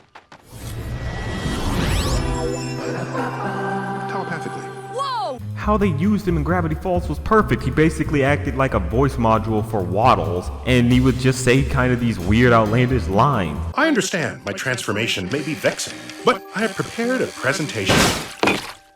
Forgive me, my pig arms are cute and useless. The origin of life, the meaning of existence, why dudes have nipples. Yummy, yummy, for my fat little pig tummy. That was just funny, but for some reason they didn't really use him that much here. He was just kind of there to be there, and I was like, eh. But for the most part, some of the humor I find myself chuckling a bit to. It's not piss your pants funny, but it's kind of nice. It's not something I would say, oh god, this is on, turn it off. It's just like, I can sit down and watch it if I wanted to, or just leave it on in the background for just noise. Weak. Super weak. So all in all, this is a nice show. It's not something I thought it would be. I thought this was going to be overtly stupid. I thought maybe they're going to do a bunch of stupid references, and I really was not looking forward to watching it. But after watching it, it's nice. The animation can be a little off-putting, but for the most part, I can stomach it just fine. The show's very episodic. A lot of what they do is just a bunch of one-off adventures, and it works for the most part. The characters are not annoying. I thought I was gonna hate them. I thought they would make it so Future Worm acts like a dumbass mascot who spouts off dumb catchphrases and always is the one to get the kid in trouble. But no, it's more of an equal basis type thing. And a lot of the humor I can find just fine. It's somewhat hit or miss, but for the most part I can chuckle here and there. And really, this is just kind of a nice series. If this was basically Disney's worst, I would easily say, okay, that's fine. If this is your worst by far, let this be your worst. But sadly, it's not. Get that, back it up! Get that, back it up! Through and through, it's still a very nice series. But that's just a thought. And now, a thought from Mann. I feel like there's still sort of a stigma about cartoons. I often think that people still believe it's supposed to be meant for kids, and I just kind of disagree that that's even a thing anymore, because ultimately a lot of cartoons are just very enjoyable or very endearing that a lot of adults just find themselves watching them. Most creators end up creating their cartoons and shows mainly because they just want to make these shows. They don't really care who's watching it. They just want to create. They don't really think, well, I gotta make sure this is okay for kids. It's more like, I just make this, and the people who run the show or basically finance it say, that's okay for kids. They most of the time it's just for themselves because they really love these characters or stories that they've written or drawn. Ultimately, they just really love what they do, that they don't really mind that kids watch it or adults watch it. Their thing is, I just want people to enjoy what I've created, whether they be older or younger. We just write to make ourselves laugh, and luckily, that's other people laugh at the same things that we do. We're making it for ourselves. Like everybody on the show, we're like a fan of the show and we just like trying to make each other laugh. When you write what you think is funny or interesting, someone out there is bound to feel the same. We never really made the show for kids. We always just made it for us. But you never know whether it's going to hit or not. But we just trusted our own instinct and made the kind of movies we wanted to see. Why write for children? I don't write for children. You don't? No, I write. And somebody says, that's for children. Most of these cartoon creators realize that they need to focus on telling a good story and having good characters rather than focusing on making sure it's popular. Being able to just focus on making good quality content is better because more people would flock to it. They most of the time know that trying to take advantage of a certain fad that's going on is just bad because it mainly will be forgotten. It's just going to be a product of its time. Like they say, fad is just a letter E away from fade. And that's ultimately what a lot of pop culture does. It fades. Most of the time they focus on trying to make something timeless. Like Avatar is something generations from now can still enjoy. It's something that no matter what you do, you're still going to come back to it because these are such great and endearing characters. And the same thing can be said for basically Charlie Brown. Every Christmas, just about every adult or kid comes in just to watch the Charlie Brown Christmas special. It's something that holds to each generation. It's been around for basically 60 or 50 years and people still tune in. It just goes to show that good story and good characters is ultimately the main thing you need. Those are just the main ingredients that you need to be able to make such quality content. A lot of cartoons that you watched as a kid definitely hold up even when you watch it as an adult. Animaniacs is a great example with all the humor that they have in it that was just a little too adult for a kid to get. But that's just the thing about it. When you watch it as an adult, you appreciate it even more that it can speak to you on a level that you understand as an adult. I am Ludwig von Beethoven, world famous composer and pianist. You're a what? A pianist. Mwah! Good night, everybody. The stockings were hung so our names clearly showed. In hopes this old Santa would leave a big load. Mwah! Good night, everybody. I found prints. No, fingerprints. I don't think so. You had other shows that had a very different sense of maturity, like Hey Arnold with their character Helga, who's basically neglected as a child by her parents because her parents always focus on her older sister and don't really focus on her. Hell, there's one time when she had to walk to her first day of preschool by herself in the rain. Looking back at that, you're just like, wow, I didn't think her life was that harsh. As a kid, you just thought, oh, it's just some neglectful parents, I guess. But as an adult, you're just thinking, holy crap, I feel so sorry for Helga. This is awful. These cartoons were just able to connect with both kids and adults at such different levels. It was amazing how they did that. It was able to hold the attention of a child while engaging their minds and be able to grasp an adult with such endearing character depth. And that was just an amazing thing about these cartoons. You said that no one at home notices that you exist. And? Well, I think that's very sad, Helga. Everyone needs to be noticed. Otherwise, life would be terribly lonely. You got that right. Your mom doesn't notice you? My mom? My mom wouldn't notice me if I was an alien pod person chanting Hare Krishna and spitting nickels. A lot of modern day cartoons manage to get more adult fans than they do kids, mainly because they manage to have more adult themes. Like Adventure Time basically has this one sequence where Finn and Flame Princess are broken up because Finn manipulated her into doing his bidding, and she just didn't like that. But then later on down the line, he eventually realizes his mistake and decides to just apologize in the most genuine way possible. Is something wrong with your coals? No, they're fine. It's just...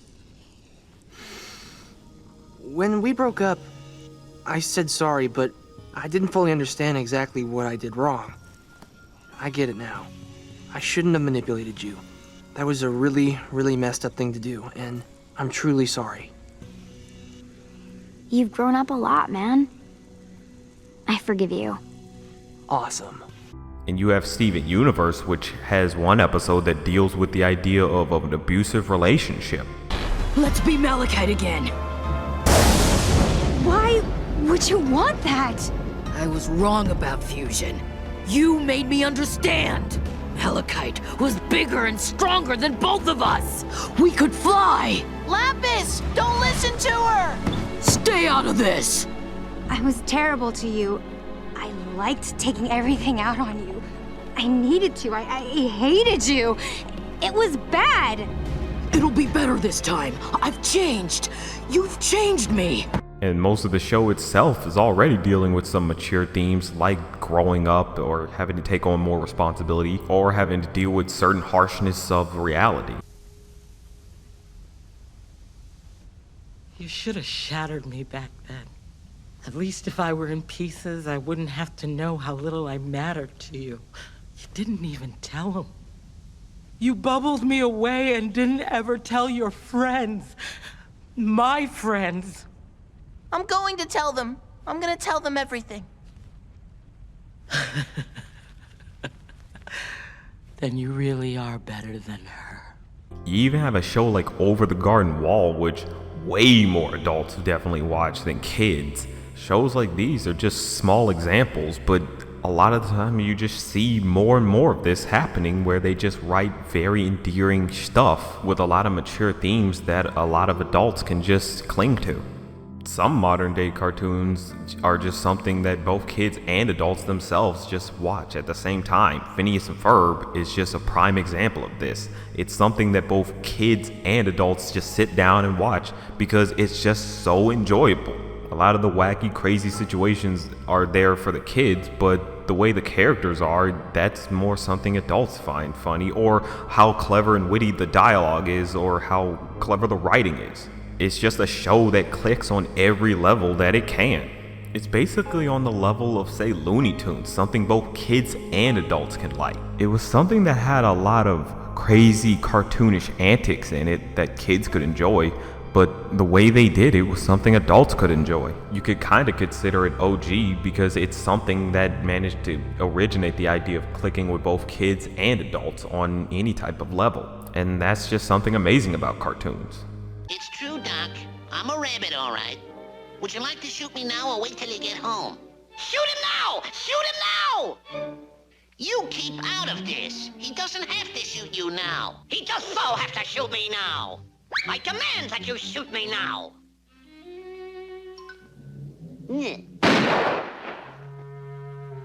Cartoons are ultimately just another form of media that can click to both kids and adults. It's something that's meant to be there for you to enjoy, whether you be an adult or a child. Creators don't usually make these things because they just want kids to watch it. They mainly make it so anybody can sit down and watch this. It doesn't matter if it has cursing, sex, or violence. As long as you have great characters, great stories, and situations going on, people will flock to it. The stigma that the idea that cartoons are just for kids, it's basically past at this point. Cartoons have become so much more endearing, use way more mature themes. They know basically we don't talk down to the audience. That's just not the best way to get people to pay attention to it. Cartoons are mainly just another form of visual media. It doesn't really matter whether it's meant for kids or not. It's meant to be something entertaining. It's meant to grasp you, whether you're old or young. You mainly just need to focus on grasping an audience. And that's just something so great about a lot of these cartoons, that they can grasp an audience, whether they be kid or adult. But that's just a thought. And now, a thought from Mann. What is it that makes Steven Universe such a great show? I don't know. This was something that was just so simple of a show when it started, but now it's just become such a complex and intriguing show. It's so amazing how they did that. I'm mainly surprised with how unique the dynamics between the characters are, and all the situations they go through are just so amazing. The show started off simple enough with Steven just being kind of this little kid who has these weird powers and whatnot, and he was just kind of just a simple kid. He didn't really do much, he wasn't very intriguing, but he was just interesting enough with all the secrets that his powers held. Most of the show kept building up to the fact that there was more to come with this entire concept, and once we got further in, we found out way more about this show. the show had such complexity to it. Steven was just basically a simpleton. He really just seemed like a kid who would kind of get on your nerves, maybe. Like, he just always would sing about this thing called a cookie cat within the first episode. Just an ice cream snack. Cookie cat! He's a pet for your tummy!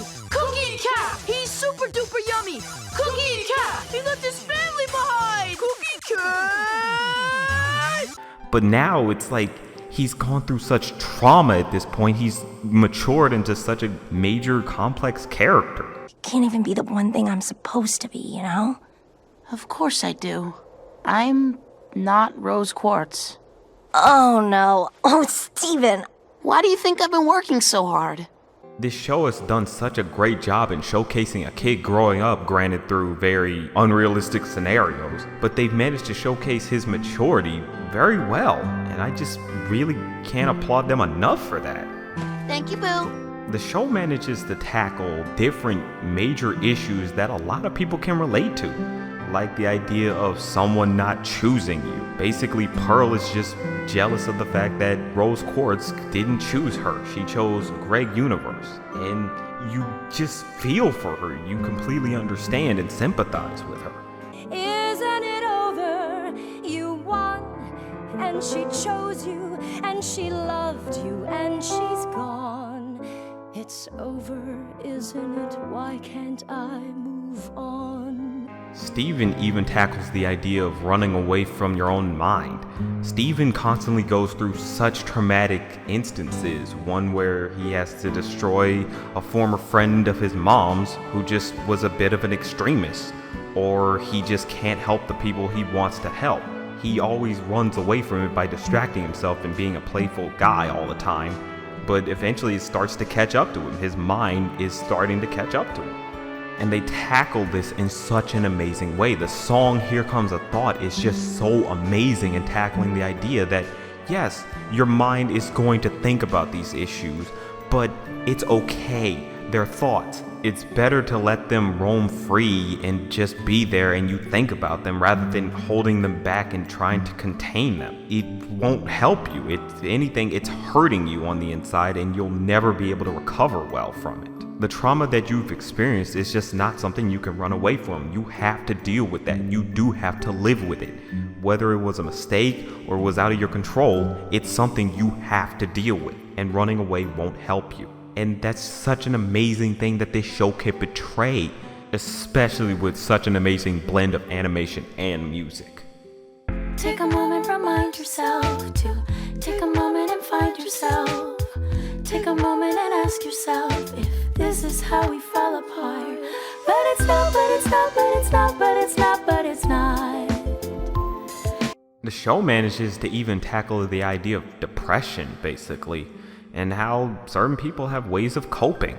Some people basically can put themselves down, or they can just be depressed, but they don't let it really hurt how they do many things. They still kind of do things, but it's just certain things bother them. And it's not okay to just tell them stop being depressed. Lapis Lazuli is such a great example. She had to hold down another gem called Jasper under the water in such a dark, deep abyss. She was basically trapped there for such a long time. Eventually they got her out, but of course that affected her negatively. And why shouldn't it? She was trapped down there in a dark, cold abyss for such a long time. You understand that, yeah, she's not going to be happy and giddy about it. She's clearly going to be mad. It was an endless, crushing darkness. Wet and bleak and suffocating. Water was the tomb I lived in for those months. And then you have characters like Amethyst, who's basically just feels worthless. Doesn't feel like she really belongs on this team because she's basically a deformed gem. She's supposed to be a lot taller and stronger than she is. I never asked for it to be this way. I never asked to be made.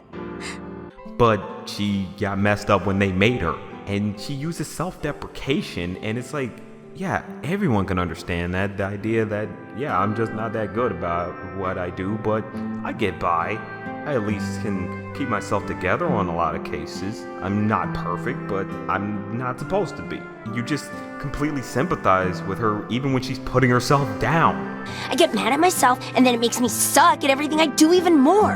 And it works so well because basically she feels the same way Steven does about himself. He feels like, yeah, I'm not perfect. I can't really help all the people I want to help. I want everyone to be happy, and I fail at doing that. And you just feel like these two need a hug. I feel so sorry for them. They clearly want to do the best that they can, but they just feel like they're not good enough. And that's such an amazing character depth. That's what's so amazing about this show. This is life for you now. Endless suffering. Steven Universe is such an amazing show. Steven himself is such an amazing character. His main problem is that he always wants people to be happy. He wants to fix every issue, but sadly, he can't. He can never just make things work. He can't just make people happy. Sometimes people are going to be sad. Sometimes there are issues that are just way beyond your control. And that adds such complexity to this entire show. A lot of these characters tackle such unique and dynamic issues. It's just so amazing how they do this entire show. This has to be the most complex and in-depth animated shows on right now, honestly. And it's amazing that Cartoon Network is the ones that did it. I'm glad Cartoon Network let the creator Rebecca Sugar make this show the way she wanted to. Because this is just the standard at this point. This is how shows should be. Being able to tackle issues and not hide from it. Be able to talk about harsh realities and not have to talk down about them. It just does complexity the best, honestly. But that's... Just a thought, just a thought, just a thought, just a thought.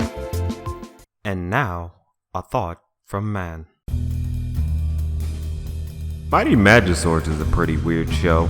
Boo. It's actually pretty odd because the show used to be just a mini-series on CartoonNetwork.com. It was just something you could watch online. And now they've greenlit it as a TV show, and I just find it kind of weird because the show really just seems like something that should be online. The animation's not that great, and the humor's okay, but it doesn't scream this should be on television. It just seems like an average web series. No, our business! The concept of the show is a little weird, mainly because just what the main thing is about. It mainly revolves around a brother and a sister who work as heroes for hire and basically just do a lot of odd jobs around town, or more or less people just come to them at their business and ask them to do whatever job they need them. But that's not the odd thing about it. What's odd is the weapons they use to be able to do the job. They have these things called Magiswords, which just look odd and strange. Just all of them are just these crazy ones. They have a crab claw sword, a dolphin sword, a accordion sword. It's just like, what are these swords? How are they functioning as swords? How can you really call them swords if they can't do the basic function of slashing? Like, it's not really a sword at that point. It's something totally different. So that's just the odd thing about it. It's just kind of a very weird concept, honestly. It's just strange. The main characters aren't really that special. You have the brother Prohias, who's kind of a fun-loving guy and enjoys adventuring and doing these jobs and whatnot. And you have his sister Vamber, who's basically just him. She loves adventuring and doing all these crazy things. She sometimes goofs off just like him. And honestly, I feel like that doesn't add a big contrast. You don't add a real dynamic. So honestly, you're not really getting much from seeing these two interact off each other. Vamber seems like the prim and proper type, but really, she's just as much of a goof off as he is. And she fucks up just as much as he does, so honestly, they have nothing to play off of. The concept of two different characters mainly works when it's polar opposites. You know, opposites attract. So when you have it so they're basically just the same, the only difference is their gender, you're not really gonna get much from them. They're not gonna be that interesting. In fact, you probably won't even tune in to watch them. You'll just see some of the crazy antics and probably get a laugh out of that more than anything else. Warrior sibling secret handshake? You know it! No! The animation is pretty clean, I can definitely say that. It looks a lot better than a lot of other shows that are made with Flash animation, but the thing about it is, it's just how the characters can look. Particularly when they make certain faces. It's just like, what the hell? It's off-putting. That's really it. It's just off-putting. But other than that, it's nice. It's decent enough. I could watch it without vomiting, and at least it gets that across. The humor of the show is okay. It doesn't have me laughing my ass off, but it's lighthearted enough. There's nothing terrible about it. There's nothing that great neither, but I can get a bit of a chuckle here and there. And to me, that's all it really seems like it's trying to go for, at least getting a good chuckle out of you. It doesn't seem like it's trying to get you to laugh your ass off. It just seems like, just come in, have some fun, and then that's it. Just sit back, relax, and enjoy what you're seeing. And I'm fine with that. That's just fine. Snowball Magisaur! There! That there's a James Q. dandy. But how's that gonna help me prune my begonias? We, the citizens of Riboflavin, are not interested. It's still strange because this show started off as just sort of shorts on Cartoon Network's YouTube channel. And for the most part, they were okay, they were fine, there was nothing horrible about them. And that's basically the same for how they're gonna do it in the TV show. It just seems like, why not just keep it online? There's no reason to have to put these shorts on TV, they just work better as shorts on the internet. That's really it. I don't understand why greenlight it as a series. It's not bad, but it's not that great that it deserves its own TV show. Shorts were just fine enough. This just feels like, we just need a new show, so why not? It's just kind of odd. So all in all, this is an okay show. There's nothing great about it, but there's nothing really that bad about it. It's just kind of one of those shows that's just gonna be there. If you enjoy it, you'll probably be able to get good laughs. But there's nothing to say, oh my god, this ruins everything, or there's nothing to say, oh, Cartoon Network's just going down in quality. If anything, this is just an average show. It's not that great, not that bad. The humor is lighthearted. It doesn't make you angry or anything like that. It's just kind of there just to say, have fun. And the characters, they're not annoying. They're just kind of there.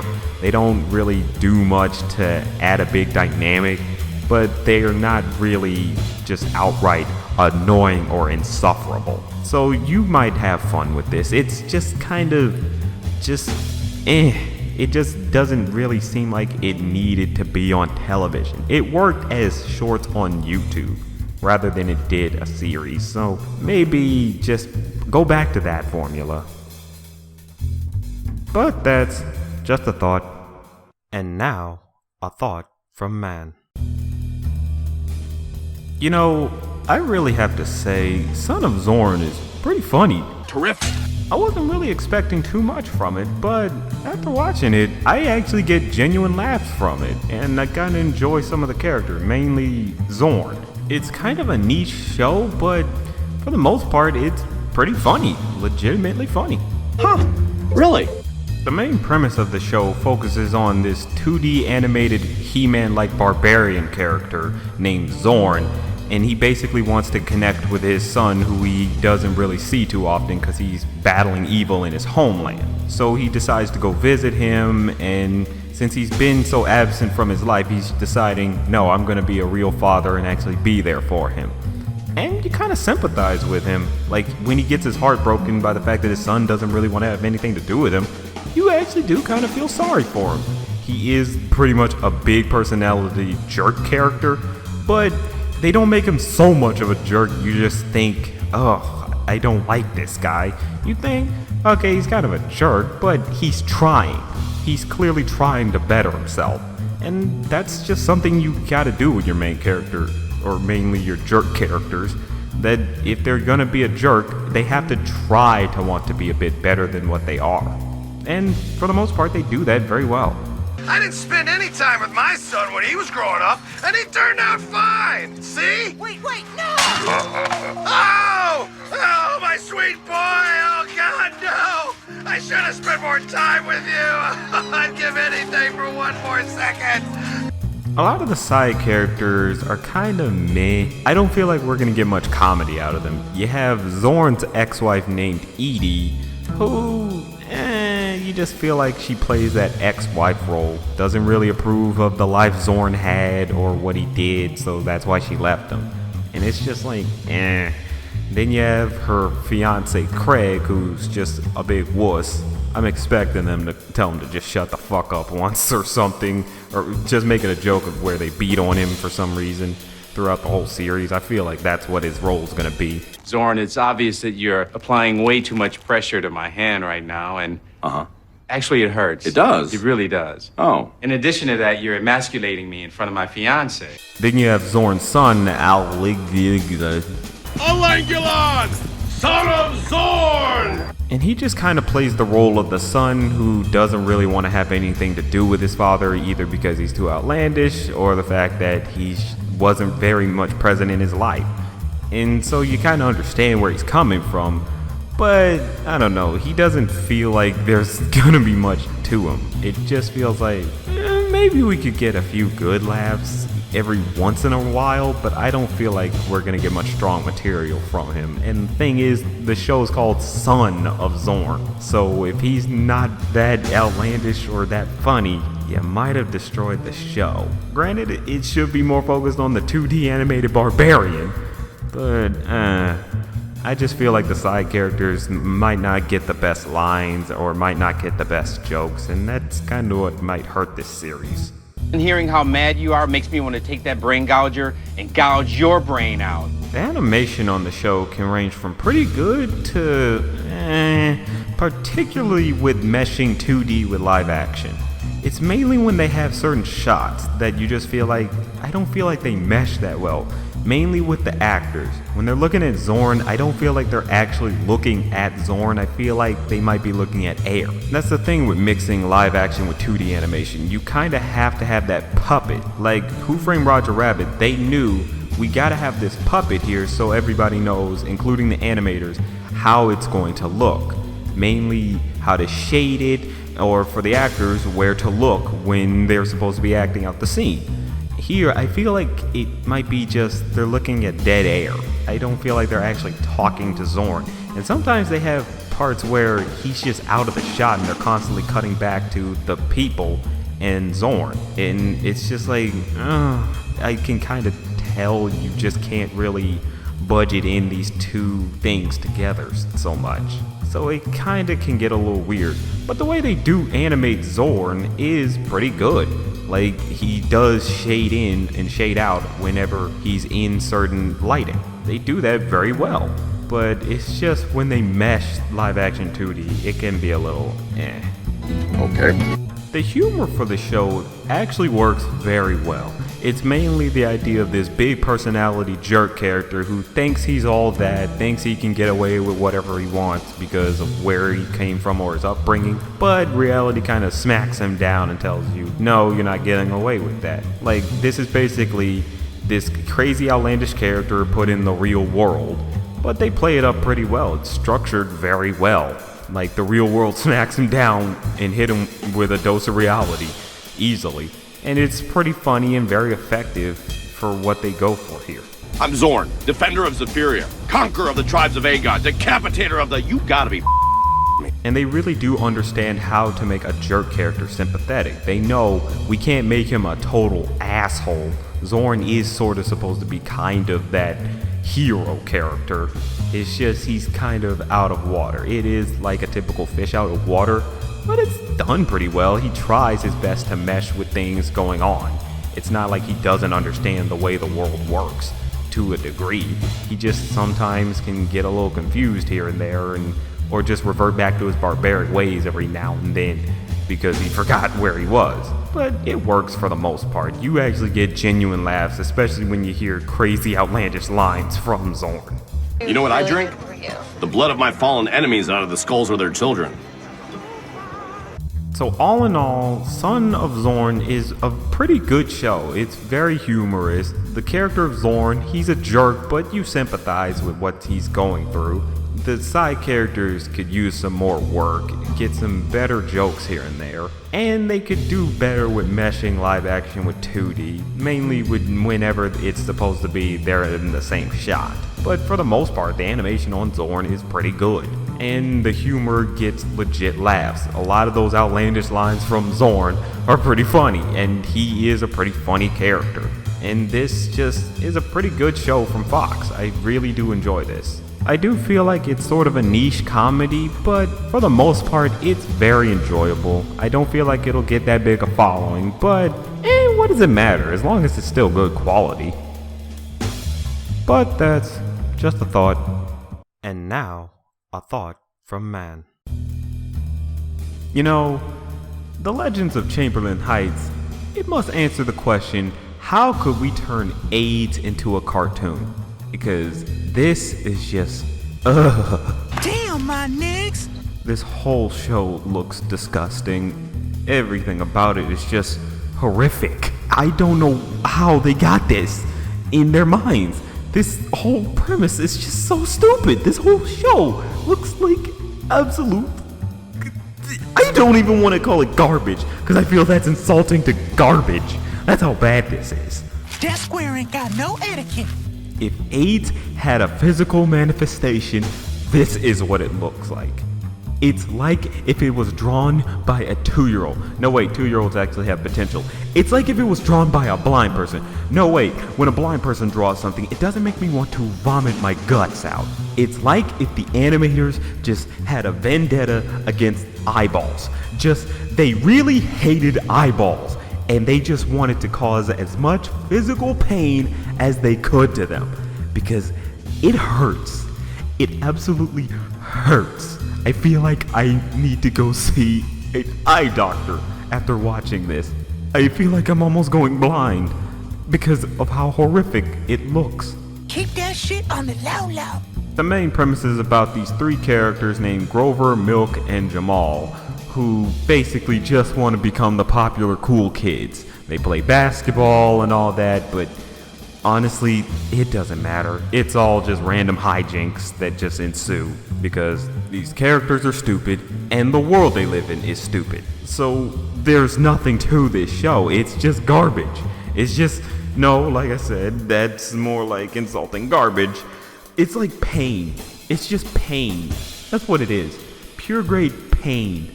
It's just there to cause you harm. Physical trauma. Emotional trauma. That's all it is. It does nothing for you except de-evolve your mind. Whoa, pump them brakes, Hemi. The whole humor of the show revolves around just trying as hard as they can to be shocking, coming up with as many black stereotype jokes and all that. They mainly live in like a ghetto area. They have a rich white friend who really wants to be black and say the word nigga, and then he gets hit by his black friends. And it just has as many ghetto stereotypes as it possibly could. You think you gonna hit this juicy coochie and then play me to the left? I'ma tell whoever I want. You are my man. Malik, get your ass to school. Why? Already know the one thing I need to know. How to count this paper. The freshman shit crew thinks they're getting into the biggest party of the year. This hell nigga don't know no impressive shit. That's right, mumble mouth. I just don't know why. There's no point to it. It's not teaching you a lesson. It's not having any social commentary. It's just there to try to be shocking. That's all it's there to be. Just to shock the hell out of you. It's like it doesn't work because we've had shocking material. Some things even worse. Brickleberry is probably worse than this, but for some reason they think they can be as good. I mean, Brickleberry didn't have the best animation, but it was fine. I could look at it just fine. But this, oh, it's such a strain. Oh God. I don't give a shit. The show is housed on Comedy Central, but what surprises me the most about this has 5 creators. 5 creators. This level of incompetence shouldn't be possible from a group of 5 people. people. That should be damn near impossible to make something this horrendous. Like 5 fucking people. And this is the best you could come up with. Holy shit. That should be a record. I mean it. That should be an absolute record. To be able to have that many people come up with that idea and it's this bad. Oh god. All the jokes are pure laziness. None of them try to provoke you or try to be smart or intelligent. They're just lazy, stereotypical black guy, white guy, this and that, Chinese guy, Asian guy, all that shit. Oh, it sucks so much. Oh, this just hurts. We just out here selling candy bars so we can go to baseball camp. I got dark chocolate, white chocolate, and chunky chocolate. It looks like one of those poorly animated videos on the internet from the 90s, when basically animation wasn't that big a thing on the internet. And it's just like, why would you bring that style back? No one was feeling nostalgic for those styles. Those were bad because they were low budget and they were done by people in their basements. Mainly one person. This has a whole crew, so there's no excuse for it to be like this. Not at all. It makes no sense. Why would you emulate that style? It's just so stupid. We the future. You wouldn't know nothing about that. The whole idea is basically about teens living in the ghetto parts or inner cities and whatnot, in its shitty parts of the inner cities. But it's so stupid because all of it's so mixed up and trying to just be insulting. Like, literally everyone in the school is on drugs. And it's like, we know that's not true, and that's way too much of an exaggeration. I mean, I get it, you exaggerate things here and there just for comedy, but this is too much. Everybody is on drugs. Everyone in the whole school. Like, that's not real. It's just stupid. This whole show is just, it's like stupidity got together with idiocy and made a baby, and this is it. Ugh. We bringing drugs to the party. Hells yes, bro. Hells yes. So all in all, this show is like every other adult animated show where they have no effort put into it. And that shouldn't be a thing anymore. When you got shows like BoJack Horseman, Rick and Morty, Robot Chicken, you got all these great adult animated comedy shows. It's like, how do we get this? How? All the jokes basically fall flat, except for two. Two of them I could laugh at. Punk ass freshman dressed like Abercrombie and bitch. I'm gonna have your baby, Jamal. Isn't that precious? No, seriously, is it? Other than that, this is just laziness. This is trying way too hard to be raunchy. It's like, there's a way to do it. Sausage Party, there was a way to do raunchiness and have a point to it. Drawn together, it's raunchy, it's stupid, but they knew we at least gotta give you something to look at, something that won't hurt your eyes until the movie.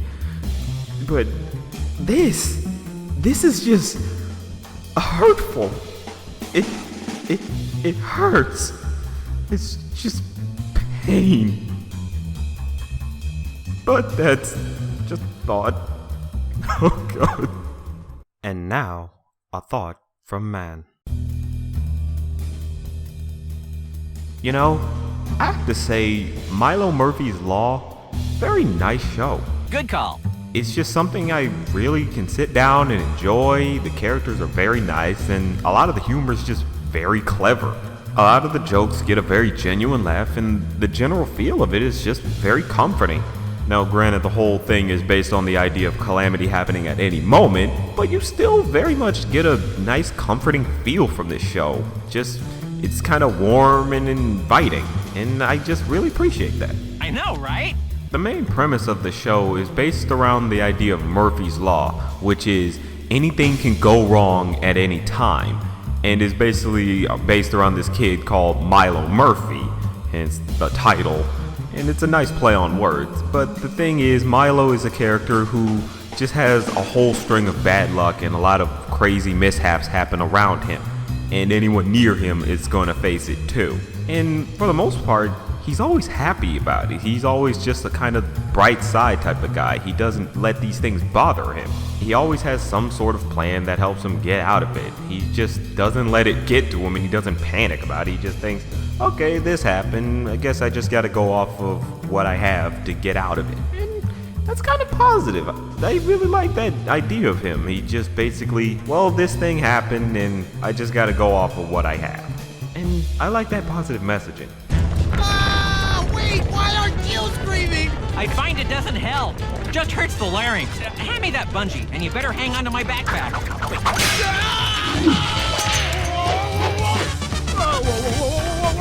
Milo does have a couple of friends who stick by him even though they know these crazy things will happen to him. You have his friend Melissa, who's basically been his friend for some time, and she's basically so used to it, and she doesn't really let it bother her. It's like, well, Milo's always got a plan to get out of it. I don't let it bother me. I don't care for it. I like that. She just basically looks past this big-ass fault and just says, yeah, he always has a plan. He knows how to get out of it, and I go with him or help him or anything. And I like that. Then you have his friend Zach, who he just met, who basically is the everyman. The guy who's like, holy crap, this shit is happening. Why aren't you panicking? This crazy shit is happening to us. This shouldn't be happening to us.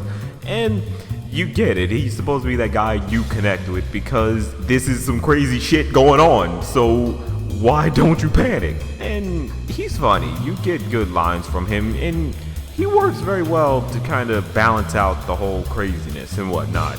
And for the most part, these characters are great. Even some of the side characters can be kind of enjoyable. They're basically aware of Milo's reputation as being this big jinx.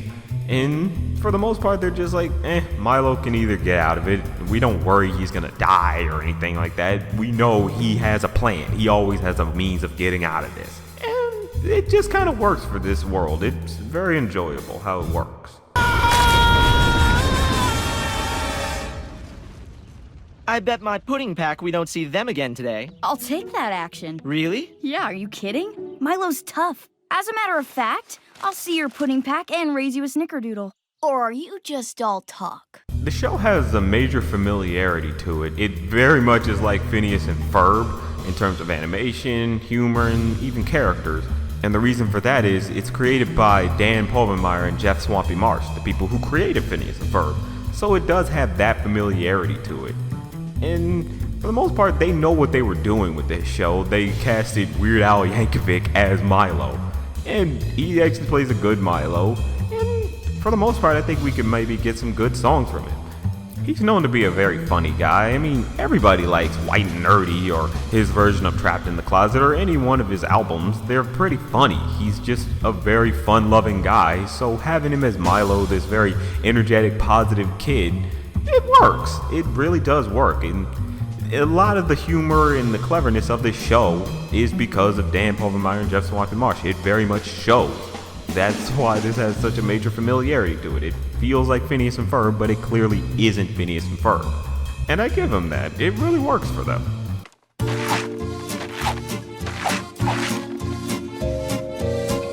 Now I'm distracted. Have you been carrying that the whole time? I try to pack for any eventuality.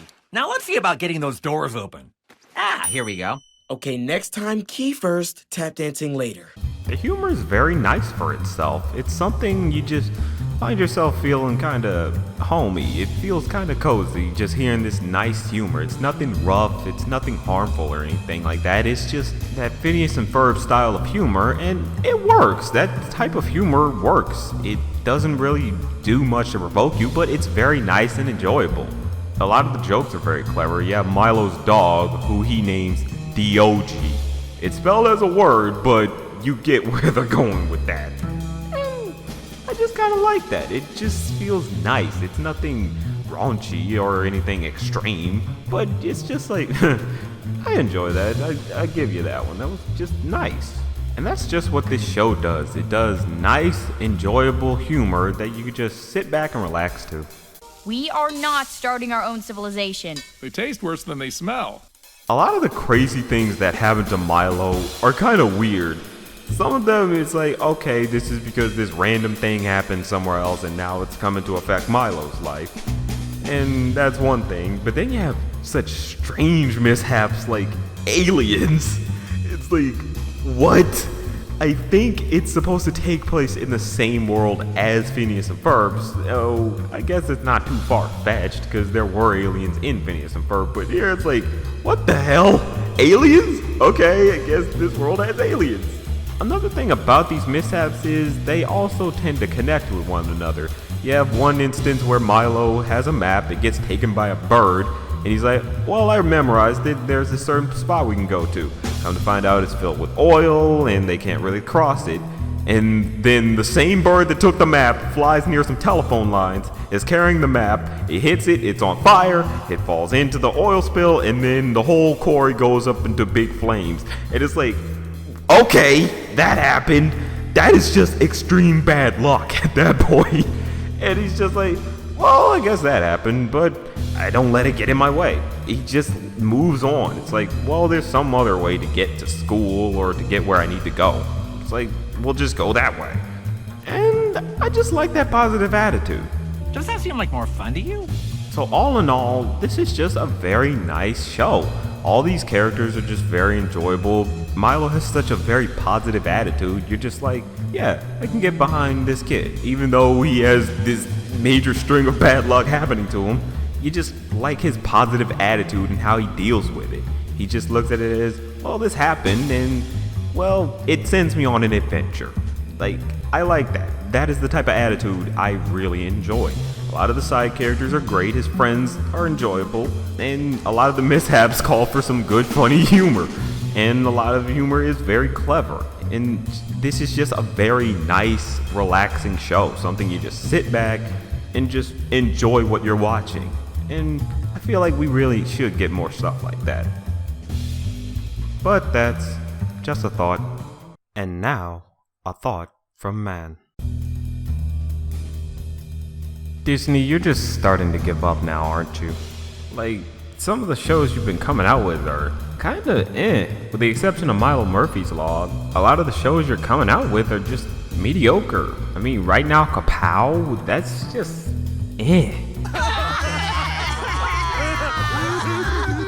There's nothing really great about it. It can be a little funny, but there's really nothing that spectacular about it. There's nothing that says, you need to watch this show. It's just there. I've heard this story. Tell something else. The show is created by these two people named Justin Becker and Marley Halpern Grazer. And they mainly worked on the show Mad, the animated series. And that was just a series of sketch comedies based on pop culture and whatnot. Here, it's still a sketch comedy, but it's just kind of just comedy. That's all it is. Just comedy for the sake of comedy. Some of the sketches kind of get a good laugh, I can admit that, but most of the time I'm just kind of sitting there stone-faced. They're not that funny. A few of them can be, but that's really it. Just a small percentage is kind of funny. It's not really cleverly written or that funny. Every so often you get a good laugh from one particular sketch, but the majority of the sketches are just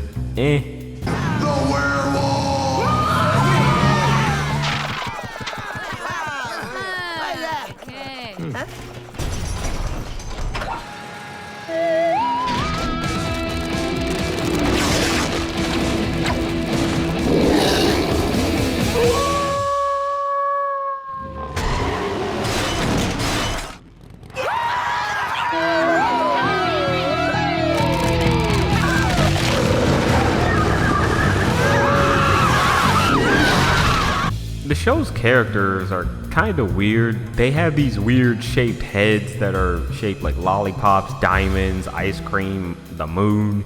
It's just kind of odd because technically they don't have names since it's a sketch comedy show. I mean, I guess you could call them based off of what their head is shaped like. So you have the character with the lollipop head, that's lollipop. The one with the diamond head, that's diamond. The one with the moon head is moon, and so on and so forth.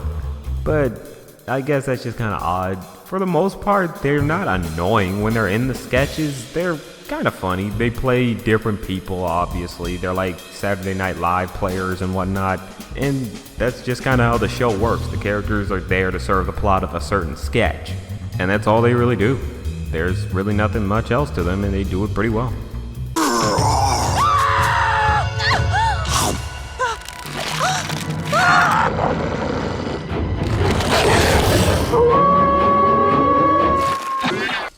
it worked. I passed on the curse. I'm not a werewolf anymore. Oh, happy day. Oh, hey, you can't do that. No bite backs. You never said that. The animation can be kind of grating, and that's just kind of the sad thing about it with Disney.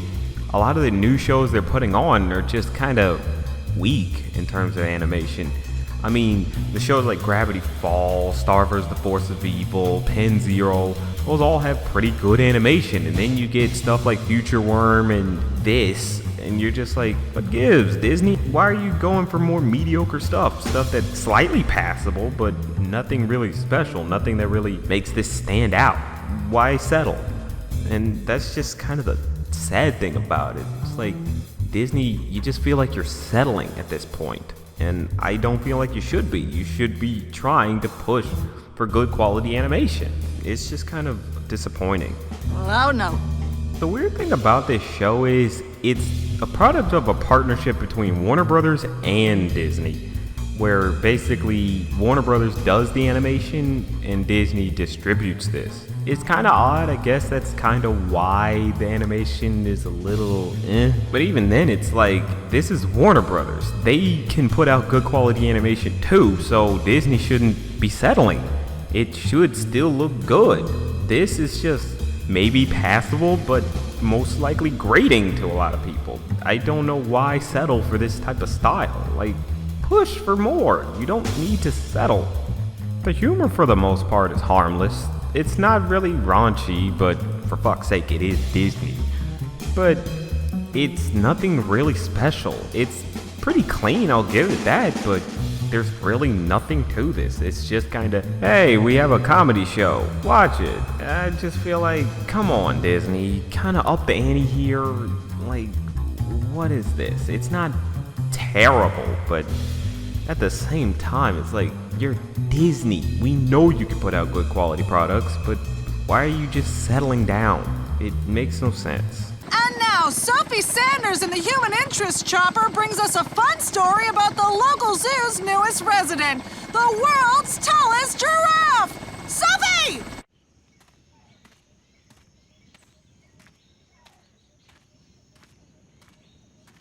Something really bad happened. So all in all, this is an okay show. It's nothing terrible, but it's nothing really special. There's nothing that says, you need to watch this. It's not really that funny. Some of the sketches can get a good laugh, but for the most part, you'll probably sit there stone-faced like, oh yeah, hey, that, whatever. That happened. But a lot of the time, that's just not good if this is what Disney is settling for. In terms of the animation, it's like, what's happening, Disney? Like, you're pushing out these low-quality animated products now. Future Worm, while I kinda enjoy that show, the animation's not that great. Pickle and fucking Peanut definitely ain't that good. And now this? It's like, what's going on? Like, why are we cutting corners now? A lot of other channels are kicking your ass. Nickelodeon's making its comeback, to be honest. And you guys are starting to fall behind. So I just hope we get out of this circle of mediocrity. It just doesn't need to be a thing, especially coming from Disney. Come on, Disney, like, start pushing out some good quality products here. This isn't you. But that's just a thought. And now, a thought from Mann. You know, the new Ben 10 series, it's alright. Seriously? It's not the worst, but honestly, I'm just sick of these reboots. Like, they rebooted Powerpuff Girls, and that was pretty mediocre, to be honest. And now this? Ben 10 literally just ended like 2 years ago. What's the point? There's no reason to have to reboot it so early. Oh no, I know that look. This reboot is a lot different from the original Ben 10 series, where the other shows were more focused on being action-oriented with a bit of lighthearted attitude. This one's more comedy-focused, and I just feel like that kinda doesn't work because I don't really think they're that funny, or they don't really have that much of a grasp on comedy. The other series definitely were comedy-oriented in a sense, but they knew, hey, we're not gonna be dumb, silly humor, we're just gonna be lighthearted every now and then, while we still have some serious moments going on. Here is just plain comedy. Everything's a joke, the people act very silly, and it seems like something you'd see in a very average cartoon. I just don't feel like it works for Ben 10 of all things. This is all your fault. My fault? I don't know why I thought a ring was a good idea. How dare you? All right, what you got, new guy?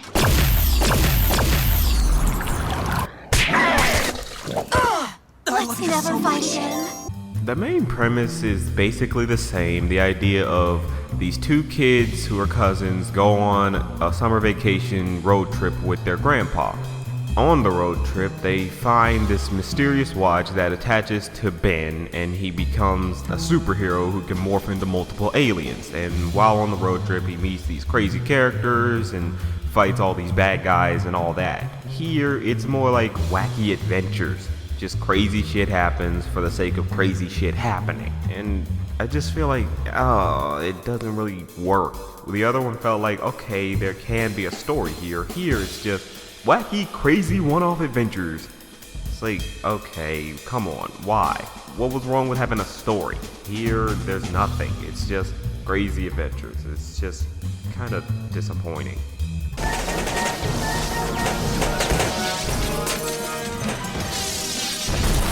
You left that thing inside a rubber band ball all this time? Isn't that kind of dangerous? Not so long as people minded the signs. The characters feel a lot different from the original series. Ben acts way too much like a doofus and a goofball, and he's very cartoonish. And I just feel like, come on. The original series had Ben more like a kid who's on summer vacation and found alien powers. Here, he's an idiot. He feels very much like an idiot. Every time you get around water, you make a fool of yourself. No, I don't. Ben, no! And no! Gwen has to be the worst of them all. She is an absolute pushover.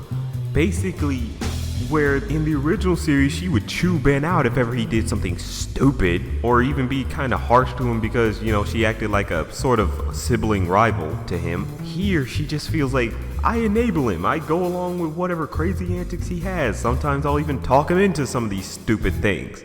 And it's like, what happened? She was the voice of reason, and now she's basically in the same boat as Ben.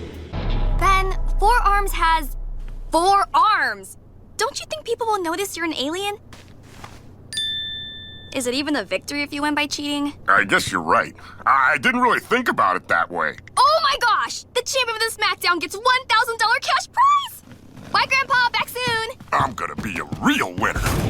She even acts pretty crazy, too. I'm just like, what happened? Why? What was wrong with her being a good contrast to Ben? Now she's basically on the same level as him. I really don't see the point of having them together. It's not interesting to watch. Grandpa Max, they surprisingly did nothing new to him. He's just about the same. It's nothing different, nothing new. I'm kind of fine with that. But just, why did they have to change Ben and Gwen so much? It just doesn't work. It's very sad. Watch your back, kid. This burg is full of shady customers. What are you doing? I'm your corner person. This is how a corner person talks. Like old men? In the movies, yeah. The humor of the show is a little off. It's more goofball comedy type stuff. And for the most part, you're just feeling like, why you're telling these jokes? And I feel like I should laugh, but I just can't because I remember the old show. Because the old show freaking ended literally 2 years ago. So there's really no point to it. You just feel like, do we need this? And then to go with this new comedy format, they now, instead of having 22-minute episodes, they're now 11-minute episodes. And I just feel like they don't really work because now you're kind of rushing through the plot to get it by. And you have a lot of one-off jokes to try to help buy the time. And it's just like, come on. It just kind of feels a bit lazy and a bit rushed.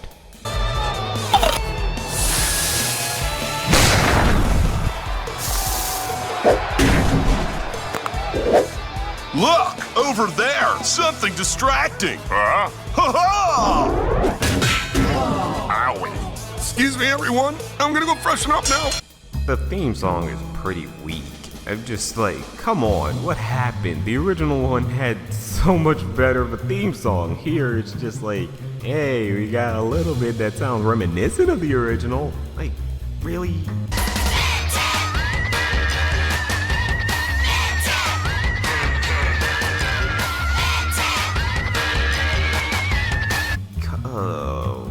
That's kind of why these reboots need to stop. I feel like Cartoon Network is just losing it. You rebooted Powerpuff Girls and lots of people really don't like it. Now this, like, come on, why not bring back all their shows that really could use it? Kids Next Door, bring back your Action Block, bring back Young Justice, Thundercats. Why not those shows? Those definitely should come back. Not Ben 10. It's way too early.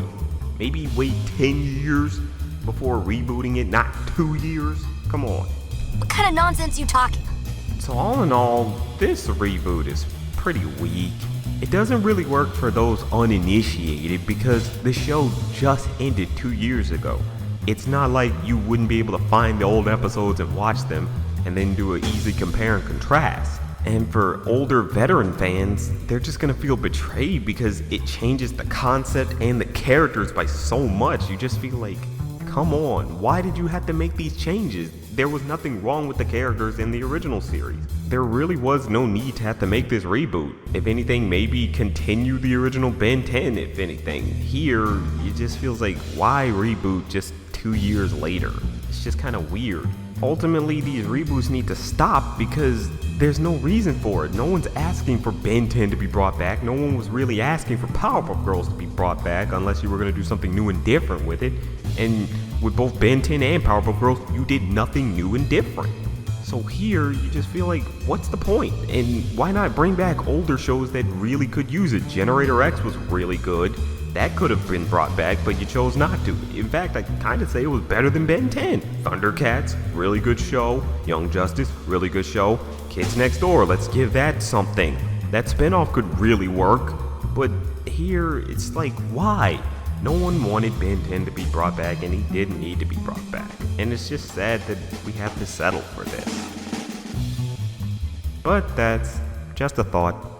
And now, a thought from Mann. It's amazing how amazing the world of Gumball is.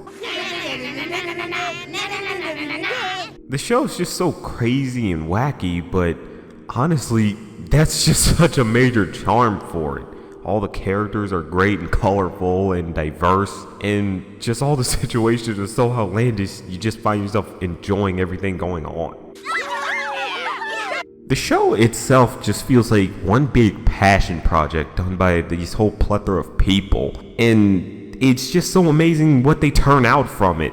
Every time, just about every episode tries to push the boundaries of animation and television.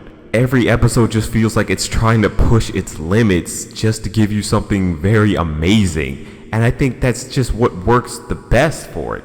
Every episode just feels like we put our heart and soul into this, and you just gotta appreciate them for that. You have certain episodes like The Money, which really try to push boundaries with the whole concept of Amazing World of Gumball. The whole episode is basically about the Watersons running out of money, and they need to get money, otherwise they can't afford a lot of things they enjoy. Here's the one twist though, that money that they enjoy is also for their own animation budget. So the less money they start running out of, the more the animation starts looking cheaper and cheaper. And you actually see it progress. Like first you'll start out with the normal animation, then you start with the more unrendered CGI cuts and whatnot, then you go to storyboards, then you go to footnotes. It's so amazing how they showcase all the different steps to animating with just this one joke. Just that alone should give this show some credit, because this whole show is just basically visual pornography. Well, except for actual pornography, but this show is just so visually amazing. It's just pure eye candy, and I just love it for that. It's so amazing how many animation styles this show can represent. a lot of characters look nothing like each other. They're animated in different forms. Like you have some characters in claymation, some characters in CG, some characters in normal 2D. And yet they all still blend very well in this world. It's so amazing. And it's amazing how many visual styles they can copy. Like there's literally an episode where they have a whole anime fight scene. And it looks like a legitimate anime. Like you watching it, you would think, holy crap, is this an anime? What is this? But they went all out with it, and that's just amazing how they can do that.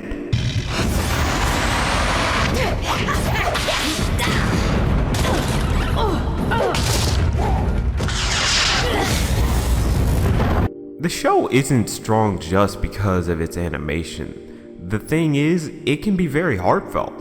The episode The Choices is just so amazing, where Nicole literally is just pushed to her limits. She's just so tired of having to deal with this crazy family, and she's just rethinking her whole life. And she comes to the realization she wouldn't trade it in for the world. And the flashbacks that she has of her life to where she is now, it's just so amazing. There's no dialogue. It's all done through just visuals, and it works very well. It just clicks. And that's just something I didn't think Amazing World of Gumball would be able to do. It's a very good show, but to be this heartfelt, you really have me. You do. Amazing World of Gumball honestly might be the most ambitious of the animated TV shows. It just tries to push as many boundaries as it can and still try to be heartfelt, and it works so well. It's just so amazing how well this show is. It's definitely one of the funniest animated TV shows on right now. Just everything about this show just is damn near perfect. I can't really find a real problem with it. Everything is just enjoyable. The characters are all funny and enjoyable. The animation is just pure eye candy. You just can't look away for a second. And that's just what makes this such a great series. And they really went all out with it. It's just a pure passion project that's been brought to life, and it's just an amazing one at that. But that's just a thought. And now, a thought from Mann. I really like these pilots Cartoon Network's put out recently. Infinity Train is just so mysterious in how it does everything. It just leaves you asking questions and wanting those answers. And that's just great. That's a good way to start. Yay! Yay us! And Victor and Valentino has such an interesting world. You just find yourself wanting to stay and find out any more you can about this world. This just keeps getting better. And they're both just so fascinating that I just automatically say greenlight them. Just do it right now. Of course. Infinity Train is a very intriguing pilot. It's created by this man named Owen Dennis, who worked on a regular show. And it mainly takes place on this thing called the Infinity Train, which is basically a train that keeps going on and on with multiple cars and all that. Each car has something special about it on the inside. There's one car that's literally just farts. Okay, that's kind of stupid. You're right. I don't have a nose. Oh, that was gross! Why does that exist? But then there's also another car that has a whole world in it. That's a world of corgis. So that's happening, and you're just thinking, what is this? What is up with this entire train? All these cars have different things going on in it, and one of them has an actual world in it. How is that possible? And you gotta give it to them. If it's got me asking that many questions and wanting the answers to it, I give them props for that. Excellent. The pilot focuses around this girl named Tulip, who has a mysterious glowing number on her hand, and she wants to figure out what's going on with that number. And she believes if she goes through this train, she'll find the answers she's looking for. She's very intelligent, but she can be impatient when things just aren't going her way. Like if she really wants to find the answer she's looking for, the second she finds out she was being led astray, she can be kind of annoyed by it. And you kind of sympathize with her because she's stuck on this infinite looping train that seems like it never ends.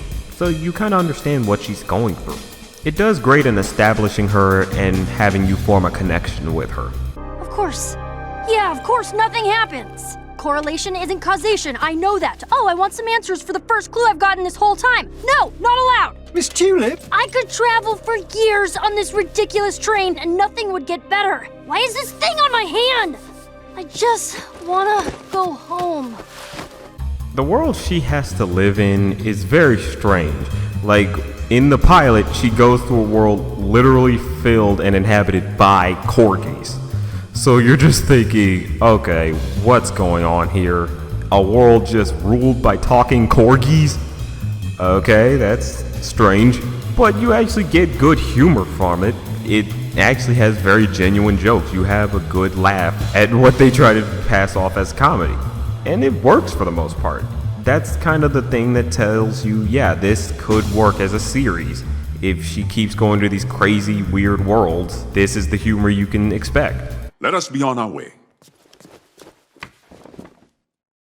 Didn't you want to go outside? Yes. Outside? No. Outside? Well, Outside? maybe. Come on. Well, Wanna go outside right now? No. You wanna do it? You wanna go outside? Yes, I want to go outside. Victor and Valentino is definitely a unique one. I'll honestly admit I'm just a sucker for things that take place in Hispanic worlds or places that take inspiration from Mexico. That's why I like El Tigre and Book of Life, which were created by the same person, Jorge Gutierrez. So anything with like Mexican culture or Hispanic culture in it, I'm just kind of a sucker for it because I always like what they do with it. And this is really no exception. What they do with it is very unique and it does well and to enthrall you in this world. Now this is going to really help us, man. It's created by Diego Milano, who worked on the Powerpuff Girls reboot, but he also worked on Black Dynamite, so he's got a good record, somewhat. The pilot focuses on these two half-brothers named Victor and Valentino, who are visiting their grandmother for summer vacation in this place called El Monte Cabre, and they somehow end up finding themselves being led to the spirit world and finding out there's more to this town than what they thought. It does great in getting you to want to find out more about what's going on with this town, what is the history, why is it that the spirit world is just so easy to access. And I really give them props for that. Yes, yes, yes! Victor is definitely the troublemaker of the two. He's a fun-loving guy, but often he wants to have too much fun, and that could result in him and his brother getting in a lot of trouble. And Valentino is more the timid one. He likes to play things safe, and he often would just not want to go out and do any type of crazy adventuring or whatnot. He'd rather just sit at home and make tacos or run his grandma's taco stand. They definitely both work as a good foil for each other, getting each other to do new things and whatnot or look at things from a different perspective. So it works in establishing how their dynamic is going to play out. Now, I'll be back later to check on you two niños. But in the meantime, clean this mess up! Okay? I love you, bye! Why do you always have to start stuff? Now, with this kind of having to do with the dead and whatnot, it can get a little dark. It actually has a scene where a character is going through the process of dying, and it's kind of gruesome in that they show his skin rot, teeth fall out, pigment go away. Now, he doesn't actually die, but it's still kind of fucked up because it's like, they were showing the process of him dying. They didn't commit to the whole thing, but still, it's like, Jesus. And honestly, I feel like that kind of works to its advantage. It says, yeah, we can go a little dark here and there, and we're going to embrace this idea of death. We're not gonna pretend like it's the absolute worst. It's just, hey, this exists in this world. And I like that. I really give them kudos for that. Yes! So all in all, these are good pilots. They definitely deserve to be greenlit. Both are just so original and so unique and creative with their concepts. I just have to say, give it a green light. Seriously, Cartoon Network, do it. You're about to lose regular show and people are not liking Ben 10 or frickin' Powerpuff Girls reboots. So, for fuck's sake, give these a show. Definitely. This is original, it's creative, and I guarantee you people will flock to it. Be sure to advertise it and let people know it exists, and I guarantee you, you will have a good, strong fan base. It might be starting to build a fan base right now because you released these pilots. So honestly, give it a green light. These definitely deserve to be shows. But that's just a thought. And now, a thought from Mann. You know, I honestly gotta say, Skylanders Academy is actually kinda nice. Didn't see that coming, did you? I really wasn't expecting it to be a nice series. I thought, oh god, it's gonna be another lazy adaptation of a game series, and it's not even a really great series either. But actually, it's kinda nice. The animation's good, the characters are enjoyable, and the humor's pretty good. It's just kinda surprising. You're welcome. Out of all the Spyro series to get a TV show, I really didn't want it to be this one. Like, come on, Legends of Spyro was just sitting there. It almost had a fucking movie! But honestly, I'm not too discouraged by this series. I'm not gonna hold that against it. It actually works as a series. And it's great that you don't have to actually play the games to be able to watch the series. It works as its own thing. I really gotta give them kudos for that. The main characters work well off of each other. They're supposed to be a team of heroes known as Skylanders who protect the Skylands from evil and whatnot, and they honestly play off of each other very well. Spyro's more kind of a cocky, kind of full of himself type of character. His friends ultimately just get annoyed by his attitude sometimes, but they don't get to the point of hating him or anything like that. He mainly changes big time after the first episode, where he was really cocky but learns his lesson after he realizes he can't keep doing that. Great, good. Stealth Elf works definitely like the well-rounded type. She helps keep the team focused, and honestly, she does pretty well at her job, but they know not to make her stick in the mud. They know she's gotta have fun, but they know not to make her unlikable. You will enjoy her as a character. Thank you for your time. Eruptor's supposed to be the strongman of the team as well as the hothead for obvious reasons. And honestly, they play him up pretty well. He's kind of there, honestly. He doesn't have the biggest impression, but you kind of enjoy him. You know he's there to be the strong guy, and he can crack a few good jokes here and there.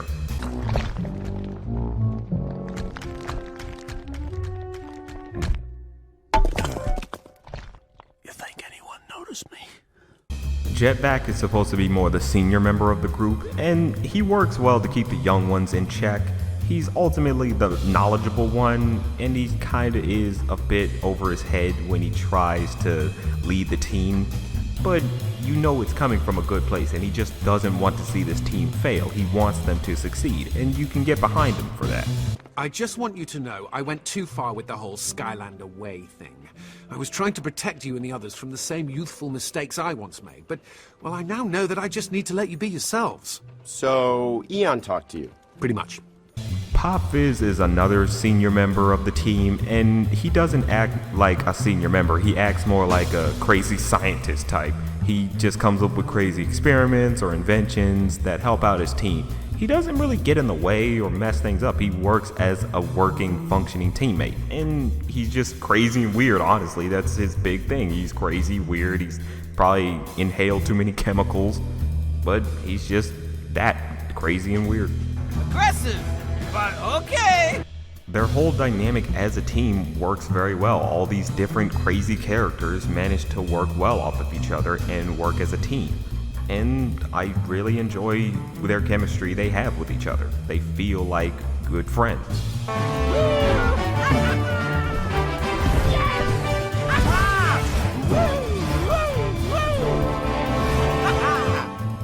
The series has Spyro the Dragon in it, but honestly, it doesn't focus on him a lot. The first episode definitely focuses on him, and he gets the most screen time and the big lesson he's supposed to learn, but honestly, he takes a back seat throughout the rest of the series. Or he's just not played up to be the focus. And honestly, I gotta give it to him. It's living up to the name Skylanders Academy, where it focuses on the other Skylanders like Stealth Elf, Eruptor, Jetpack, and Pop Fizz. And I really gotta give it to them. They could have gone on just, hey, we got Spyro, that's something. But no, they actually know to focus on the other characters, and they make the characters interesting and enjoyable. I'm glad they chose not to go off with just nostalgia and have all the characters just play second fiddle to the more familiar face. They knew we need to put effort into these extra characters. I gotta give that to them, I really have to. Chaos works as a good comedy villain of the show. He's bald, he's short, he lives at home with his mom, and he wants to be this great villain, but ultimately just keeps failing over and over again. And ultimately, you just get good laughs from him. Just the way he wants to be this great villain and he always falls short, just gets a genuine laugh. And the way he treats his servant Glumshanks is how you get a good laugh out of him, because he's so pathetic and he treats people like shit. So when something bad happens to him, you're just laughing.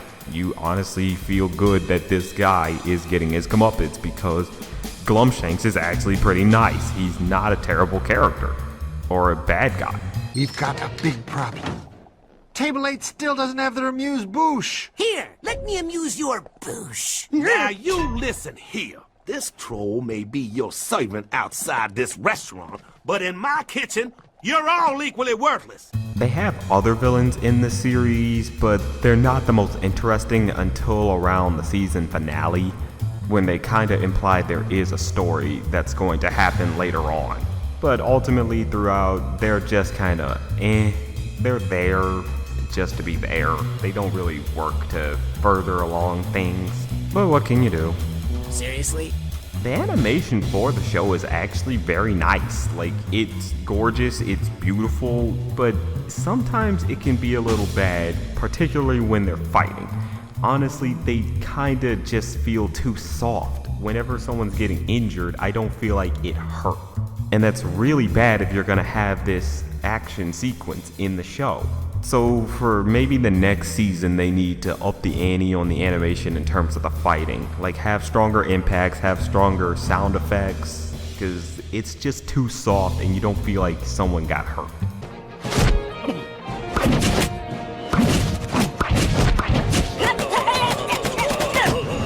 But all around, the animation is very nice, and it's kind of surprising that they got Blizzard to do it. I mean, Blizzard, they know how to animate. Their Overwatch cinematics are awesome, like just absolutely gorgeous.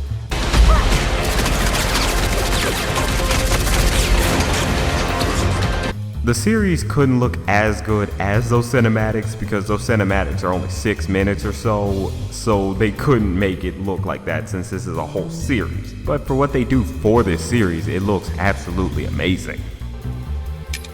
So all in all, this is actually a pretty good series. It's very nice, the characters are enjoyable, and it's not an insult to old fans of Spyro. It pretty much knows we're not gonna insult you. We know we can't do that. And it does very well in just being its own thing. And it focuses on the other Skylanders like the name implies. And all the characters are very nice, and the humor is really good. It's actually enjoyable. You will sit down and just think, that was actually pretty funny, especially some of the adult jokes. Word of advice, don't drop the soap. Why? Because prison soap is expensive? It's just an all-around nice show with nice animation and good characters and humor. And it's created by the same guy named Eric Rogers who worked on Futurama, Wander Over Yonder, and Brickleberry. And just as well as a complete earworm of a catchy-ass theme song. I mean, it's just very catchy. Hey, yeah, we should come together. Let's be heroes in the night. And it's made by Timbaland of all people. Like, that kind of surprised me. I was like, Timbaland made this song? Wow, who knew? But that just says even more so, this is a good series, and it's worth the time. But that's just a thought. And now, a thought from Mann. I feel like kids get a bad rap when it comes to media made for them. I mean, sure, they have educational stuff like your Sesame Streets and Barney and whatnot, but a lot of the times they get a lot of garbage for when they get a little older, like 8 to 12. I just feel like that creators shouldn't forlorn effort just because it's made for kids. You're still making something that can have an impact on somebody, so why not put the best effort in that you can? You shouldn't go in with the mindset that, well, it's for kids, so why should we put all this effort into it? Because really, when you do that, you're leaving a bad impression on the child. They're just gonna think, well, being lazy is good and it manages to get by, so why don't I be lazy? And at that point, you're just allowing mediocrity to reign. And that just shouldn't be the case, because then you're just saying never put effort into what you do, even if you love doing it. What's bad is a lot of the time you get studios that just say, we don't need to put much effort into it, so just put any random crap out there. And big name studios like Disney even fall for this. I mean, Pickle and Peanut. Looking at this and watching it, you realize there was no effort into that. There was clearly no semblance of effort. They just thought, kids are dumb, they don't think that well, so we don't need to put a lot of effort into it. They're simple-minded, they'll laugh at any garbage we'll put up. And you shouldn't do that. The product you're making can have a lasting impact and leave a big impression on them, so why not leave a good impression? Or leave a good impact? So when you decide, just be lazy, it doesn't need to have that much effort into it, it doesn't need to be that creative or anything. You're just telling kids, hey, you don't need to put effort into anything you do. You can get by with the smallest amount of trying as you can and you'll still succeed. And that's not a good message. That's just saying, hey, be lazy. That's perfectly fine. And that's just not good. What the fart? A lot of the time, media talks down to kids by having pop culture references, and it just feels like, why do that? You're just saying, hey, we don't take you seriously at all. And even though you're our audience, we still think you only care about pop culture like Britney Spears or Drake or Future, rap, hip-hop, stuff like that. And that's awful, because sometimes kids can be going through real shit, and honestly, having something that speaks to them on that level can be good for them. That's why you can appreciate shows like Steven Universe, because it tries to speak to kids on an intelligent level, like they're actual human beings that care about other things rather than what's popular at the time. Steven himself embodies the idea of being uncertain about yourself or the choices you make, and a lot of kids can easily identify with that. You should be able to talk about stuff that involves the human condition, because kids are human. They can understand what it's like to go through life or have emotional turmoil. Kids have to go through life just like everybody else, so they can identify what it's like to go through certain issues that people are going through. I didn't want to hurt anyone! I'm sorry! None of them would let me help them. I had no choice. It's okay. No, it's not. But it's okay to think about it. Media for kids is honestly more important than it is for adults, because kids, they're so young and impressionable that they're going to be the next ones leading. So you honestly want to say, hey, I'm the one that taught them that. Hey, they learned that from me. So when you decide to just put no effort into what you're doing, you're not inspiring them to do any great for later on. You're just telling them, hey, be lazy, it works, and then you get crap later on.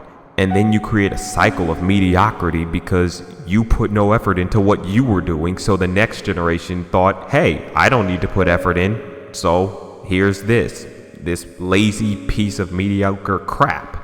And then you might find yourself complaining, hey, why are we just getting total crap now? Because you didn't want to inspire the youth. And that's why you should. You should put effort into what you're doing, even if it is for a kid's show, because you're going to inspire someone to do great things because of it. And I think you can get better results from that rather than just being lazy because, well, kids are dumb. Don't treat kids like they're stupid. They're developing, and you should be the ones to help mold them. But that's just a thought. And now, a thought from Mann. You know, Disney's had a lot of great shows over the past few years. Whether it's the more recent stuff like Gravity Falls, Star vs. the Forces of Evil, or more the early 2000s stuff like Kim Possible, Proud Family, and whatnot. But there are definitely a lot of hidden gems that just got overlooked or just didn't vibe that well, or didn't have very strong ad campaigns. And I just feel like that's such a shame, because there are definitely a lot of shows that people should know about that were really good. And you know what? I'm just gonna do that. I'm gonna count down the top 5 underrated Disney TV shows. Number 5. Super Robot Monkey Team Hyperforce Go. Now, this is a show that had 4 seasons, but sadly, it really didn't catch on. It had somewhat of a toy line, but not many people really were buying them. but it was a pretty good action show. It worked as a Saturday morning TV show, and that's basically what it was, just a good Saturday morning TV show when we originally had them. And it was very decent. The characters were good, the animation was nice. It was actually a pretty interesting thing. It was an American product, but it was animated by a Japanese company. That's why you see this sort of anime style, and it actually works for it pretty well. The main concept is about this kid who finds an abandoned giant fighting robot, and he goes inside and he finds this team of robot monkeys, and he becomes their leader, and they go around fighting evil and whatnot. And it sort of seems a bit Power Ranger-ish, considering the characters are colorful monkeys and whatnot, but it's actually pretty good. The action was decent, the storylines held up pretty well. You felt what the characters would go through whenever some hardship hit them. You guys were there for me. If it wasn't for you, I really let you down. Aw, just because a friend makes a mistake doesn't mean you give up on them. We got your back. Bet on it. The show was just pretty well done. It wasn't spectacular, but it was definitely well made. Sadly, the show had 4 seasons, but it never got a proper ending. The last episode is literally where they're about to go to a war, and that's it. You just know they're about to go to war, and end of series. It never got a proper ending, and it's sad too, because you actually get involved with these characters and you want to see how everything's going to turn out, but sadly you can't. But still, this is a great series and something that shouldn't be overlooked. Number 4. Tron Uprising. Now this was a spin-off of the original Tron movie, but this time it focused more on an AI called Beck, and it more or less built on the world of Tron. It actually worked pretty well. The aesthetic took away from the new Tron Legacy movie, obviously, instead of the original Tron movie, but that worked to its advantage. The main concept focused on this AI named Beck who wanted to rebel against Clue and his forces from taking over the grid, and he mainly remembered the hero Tron, but sadly Tron was considered a legacy that died. But he later finds out Tron is actually still alive, and Tron trains him to replace him. And the show actually kind of works to answer some questions here and there. It was basically like a Tron version of Star Wars, The Clone Wars, or Star Wars Rebels and whatnot. And that was actually pretty good for it. You get more lore, you enjoy these new characters, and the action was pretty good. But sadly, when it ended on another cliffhanger, where Clue is about to come in and try to fight off these rebels and whatnot. And I just feel sad because this was actually a very good show. You actually got involved in it. You actually really were trying to find out what was going to happen next. It kept you on your toes, but sadly, Disney just didn't promote it well. They kept moving it around the schedule, and at one point, the last season had to finish off at 12 at midnight. So you really had to stay up to pay attention. And it's sad because this was a great show, but sadly it's just another hidden gem. Number 3. Motor City. Now this was a show that honestly was completely under the radar. Not many people knew what to think of this. This was a show about guys or people who want to drive cars, and that's basically it. But when you see it, it's like, holy crap, this whole thing is just so awesome. This dystopian future, these cars, these characters, the action, the animation, all of it is just really good. And the thing is, it sets a new standard. This is all animated in Flash, but you get such scenes like this.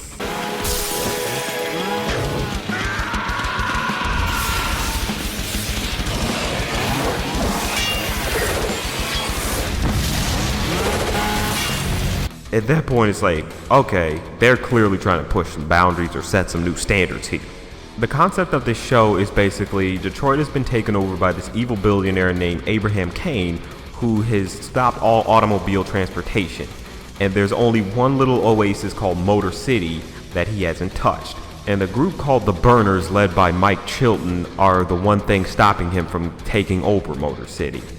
Now, this show is just fantastic in what it does. It has great artwork, the action is really good, and the characters are just all enjoyable. The situations really get your heart pumping, and it's just fun action, and you really get involved in it. It really gets your heart racing. It does what it's supposed to do. It's really good. But sadly, the show was moved around the schedule a lot, and it ended up meeting the same fate as Tron Uprising, where it aired way too early in the morning for people to be able to watch it. So the ratings were pretty bad for it. Sadly, we lost this one, and it was a shame. It's an absolute shame. Number 2. Randy Cunningham, 9th Grade Ninja. Now, just the title alone would probably get you to say, hell no. But it's actually pretty good. It is a very funny show. It works on all its levels. The concept is every 4 years, this ninja mask picks a freshman to protect the school and the city from evildoers. And the new guy has to learn lessons from the previous generations and even maybe come up with his own lessons. Let the warrior who holds the weapon fight the battle. The show itself just kind of captures the idea of being in high school, wanting to be popular, wanting to keep with the latest trends, and all that. They have sort of pop culture references, but they're mainly parodies. They're there to mock pop culture. They don't actually just say, hey, buy the new iPhone. It just works because it's like, yeah, you're trying to insult what we would do back in high school, trying to keep with trends or trying to be popular and whatnot. And it's just funny. These characters are all great. You really enjoy Randy Cunningham. You enjoy Howard Wienerman. All these characters are just funny. In all the situations, you're just having a good laugh at. And the number 1 underrated Disney show is Pen Zero Part-Time Hero. Now, I went into more detail in my review of this show and in my top 5 best animated shows of 2015 list. I put it in my number 1 even. So I won't go into too much, but honestly, this is just the best show. Honestly, I think it's better than Star vs. the Forces of Evil. That's why it's number 1 on that list. This is just such a clever show. These characters are just great and memorable. You won't forget them. You will remember Penn, you will remember Sashi, you will remember Boone, you will remember Larry. You will never forget Larry, I guarantee you that. And you can remember Rippin too. He is such a great villain. Today, Mega Supertropolis. Tomorrow, the world. The entire world by tomorrow? I'd give myself at least a week. It took that long just to remodel my kitchen, Larry, and I was working on that thing 24/7. Larry, everyone was like, where'd you find the appliances? And I said, aisle 7, and they said, put them back and stop pretending you live here. You're scaring the customers. I can read your mind. I'm getting all this twice. Honestly, it's just sad because this show, it doesn't get much advertising from Disney. They barely promote it. It has a 2nd season on the way, but they've yet to give an air date, and yet they have episodes ready to go. And it's sad. It really is, because it's like, this is one of your best shows, but you won't give it the time of day. It's a crying shame when shows that really are original just don't get much advertising. They'll either reboot a show that everyone's already seen and kind of know about and don't really want again, or they'll advertise absolutely terrible shows. And it's just awful that that's what has to happen.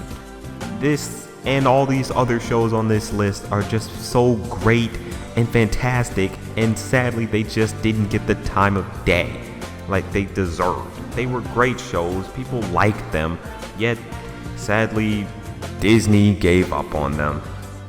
But that's just a thought.